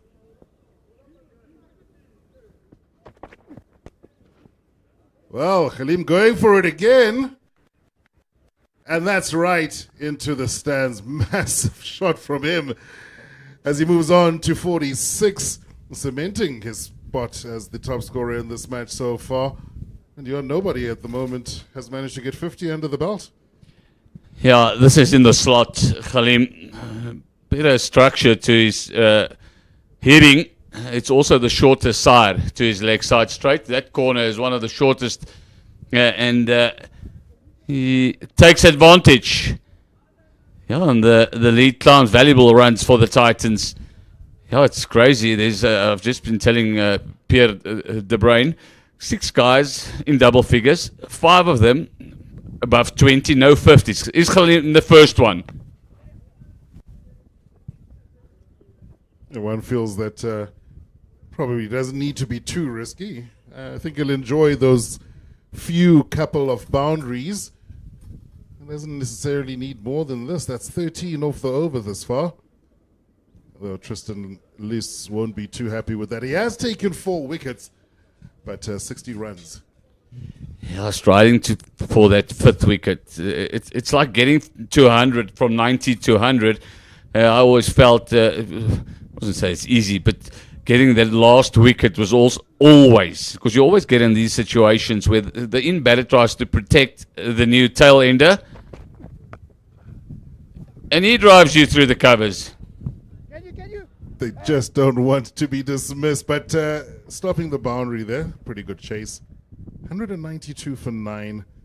You mentioned that lead. It's a pretty decent score. I mean, we were sort of trying to speculate what it is the Titans would produce on this pitch, and we're talking around the 200, 250 mark, maybe 200 as a lead. So probably slightly disappointed that they let those wickets go for as cheaply as they did. Good leave by Janko Smith. Yeah, I would feel they had themselves in a strong situation. And again, I come back to it. 6 guys made double figures, 5 of those 20 and above, which means there's a way to bat on the wicket, which means you had 6 guys, 5 guys that got themselves in and got themselves out. They were in a really strong position. Yeah, they're still 70 ahead, but they could have batted the whole day, maybe 5 or 6 down, have a lead of 150, and then you in the driver's seat. And even now, a couple of risky shots towards the back end of the day's play. We are only at the end of day 2, and they built a nice little cushy lead there. One would feel that the Titans also could hold on to this. That one is being chased, but it'll fall into no man's land. It really went quite high into the sky. And just as I said, the need for risk is not all that much. I think if you saw out the day, the coaches wouldn't be terribly sad with that. Yeah, it's not the plan. It's the in-batter that is gonna take the risk, gonna see if they can move the scoreboard along. They will feel that standing and blocking it out. I think we've still got at least an hour, so standing and blocking it out is not the way. I don't think Janko Smith is capable of that. So Dayan Khalim trying to get as many as he can, stretch that lead as far as you can. But for the first time, they've got almost a full over to the tail ender, Janko Smith. They took a single of that first delivery, which I don't think was in the plan. I think Dayan Khalim thought he could come back for 2. He couldn't. So they've got 5 deliveries to get this 10th wicket. You'll see on the wide shot that field certainly has come in.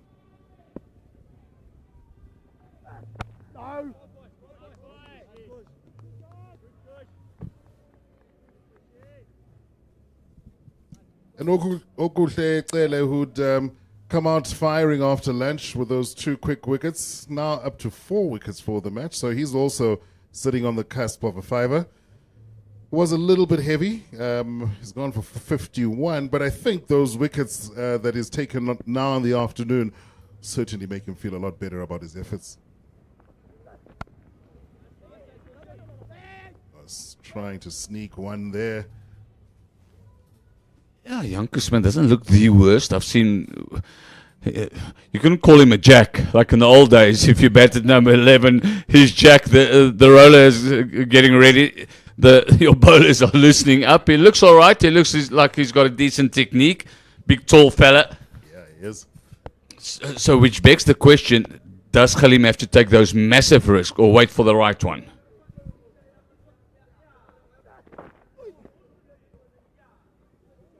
Dribbling down the leg side. And also, an added question to that, now that we've seen 4 deliveries in this over, there's almost no point in going for the single.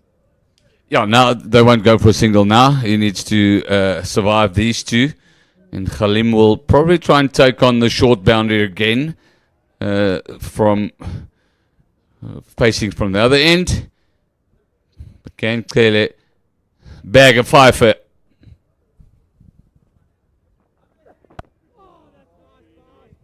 Very nice delivery, that. But as you mentioned, pretty good defenses shown by Yanku. Very calm. That was into the block hole, and he certainly knew what to do with it. Yeah, as bowlers now it works. He knows if he gets out, he needs to go warm up and come bowl to get on your feet again. So the longer he can drag this out and Khalim scores from the other end, the better for the setup and the timing of the game. So he'll try and hang on as much as he could. 3 slips a gully, short cover, attacking field now.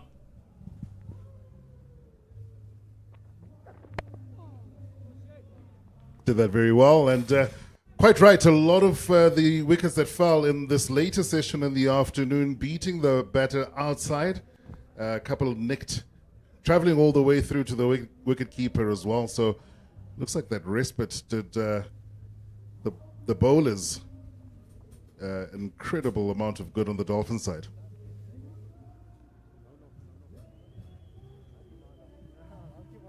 $195 for 9 now. Dayan Khalim was on 48 to take up the strike, and well, the questions will be answered. How does he approach this over?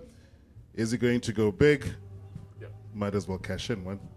He's going big. There's one guy inside, the virtual ring. There's no rings in 4-day cricket. Maybe 2. There's mid off now, pedaling back.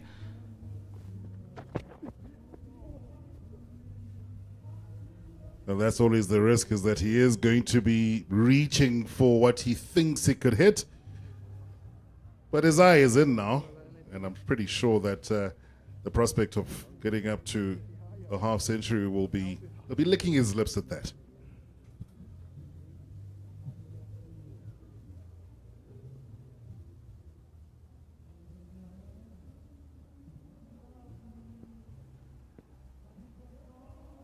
Well, you can hear there's some music happening here because we are into the month of December.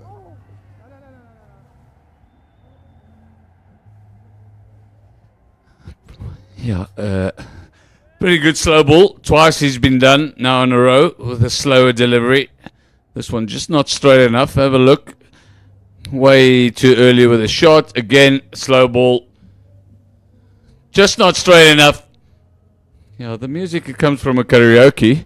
Just on the embankments, which is, in Collar's words, it's it's a torture. They're not very good. I think they refer to it as Centurion music torture.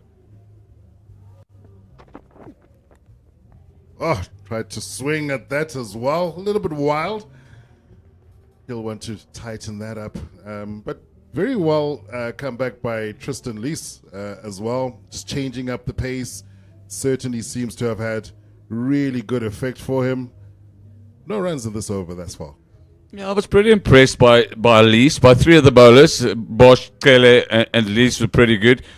Similani went for more than 5.5. Not his best day out, but there's still a youngster. Good pace shown throughout today. Yeah, Khalim reaching for that one yet again. And yeah, I don't know how he'll feel about this over. That's 1 run, so he's got the tail ender Janko Smith now facing. But again, pretty much like the question I asked in the previous over, just 2 more deliveries to go off this. I suppose is sort of wrapping it up. Police seems to have his number in terms of stopping the flow of runs. Oh, there you go. That's where the karaoke is happening. So all the musical notes, the interlude is coming from. It is the festive season, and South Africa, unlike many places in the world, completely shuts down for a couple of days. Yeah, these India functions, this has been going for a while. They are supporting some of the sponsors, let's say. I wonder why it is they're getting louder as the afternoon wears on.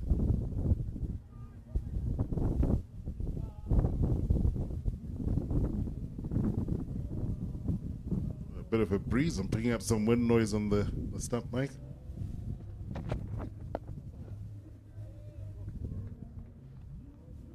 Well, blocks that by Yanku, and do you kind of feel like that's going to be the plan for this last delivery in this over? Yeah, it's well said. It's not a defensive shot. It's a proper block. Like in the old days, it's what you call the block. He's just stopping it. Light meter, Mr. Barry Lamson. I can't believe he's still going. A good friend of mine. He's a fantastic bloke. He still owes me a wicket. Every time I see him, I tell him he owes me a wicket. Oh, did he get it wrong? He got an LBW wrong, but he's ready with the light meter. It has gone a little bit dark. I doubt it. Remember, no lights in play in 4-day cricket. He'll feel like he navigated that in the right way, Smith. Yeah, Barry Lamson is one of those names that a lot of us in middle age will remember through the 90s, sort of, I think around from pretty much South Africa's re-entry into international cricket back in the early 90s, sort of 92, 94. It's wonderful to see that he's still at it. Yeah, I had him stand as an umpire a lot of our games, late 19s, 2000s, maybe 2010-ish, maybe just before that he backed that up. Umpiring, match referee now. He used to be a teacher at Centurions in Johannesburg. That no more. He's continuing with great work, cricket knowledge, and. Well, there you go. You mentioned the light meter coming out. Doesn't look like that last wicket is going to get an opportunity to be attacked anymore by the Hollywoodbets Dolphins. They'll probably feel like they could have removed that last before going in, calling it a day. Yeah, they'll be disappointed. It was an action-packed session. The hour, half an hour or so, maybe a little bit more, 45 minutes to be exact, that we had. There's wickets, there was runs. Dain Khalim, he's unbeaten on 49. That's where we stand currently. The Titans has got let's call it a healthy-ish lead of 71 runs. Doubt if we're going to come back on tonight. We'll have to wait and see. Certainly will. There is some cloud cover over the ground over here in Centurion at the moment. It could well move over, but I suppose the sun is also nearing its setting as well here in Johannesburg. And it is about 4:45 in the afternoon. Look, the sun does set quite a bit later. I was sort of hoping that we'd get play continuing on until 5:30 towards 6 o'clock side, but it doesn't look like it's going to happen. That said, still a little bit of grey in those clouds, and that will obviously have an impact on the light. But pretty good performance in spurts, it feels like, by the Dolphins bowlers. They really felt like they were under the cosh early on. Took them a little while to get going, and at the end of the day, Ogutlekele will be happy with that 4 for 51. Tristan Lees as well, similar type scores, both of them taking 4 wickets each. Wonder if the 5 is going to go either way. Ethan Bosch with only 1 wicket, but pretty good economy rate. Just gone for 26 of his 12 overs. And Andile Similani, as you can well see, not putting in too many overs this afternoon. That's because he's been pretty expensive. And as Jan said, the Titans will probably not come back out, but we'll be happy with that 71-run lead at near the end of day 2. Yeah, the session this afternoon, it was action-packed. It was Lees with the wicket of Simon Harmer. Clearly was pretty impressive today. Jansen nicked off just outside off, and the last wicket of the day so far was the LBW of Junior Dollar. Before I release you, what is it that these guys best do tonight as they head towards the hotel? Is it not think about the match, get it out of your mind as quickly as possible and refocus early in the morning, or are you going to go through what it is that you would have wanted to improve on and what you could possibly do before you call it for the day? Yeah, they'll have a team plan of a team reflection in the change rooms. They'll go back to their hotels. I think batsmen, the batters will, your dismissal will run through your mind mostly, but they'll try and forget it, come back tomorrow, see if they can stretch that lead as far as possible. They'll know they'll have to bowl tomorrow, so they'll come out, have a good warm-up, see what this last wicket can bring them, and make sure they can get whatever the lead is, maybe get them 3 or 4 down before they get to level scores.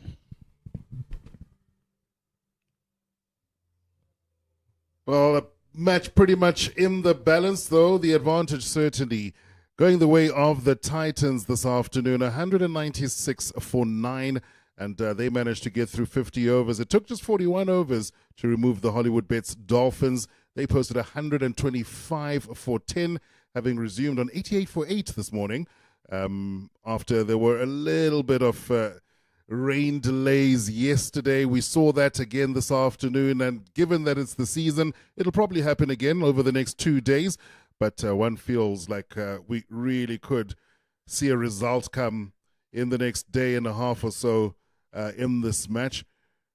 The Titans, I think, rightfully so, will go home tonight the happier of the sides.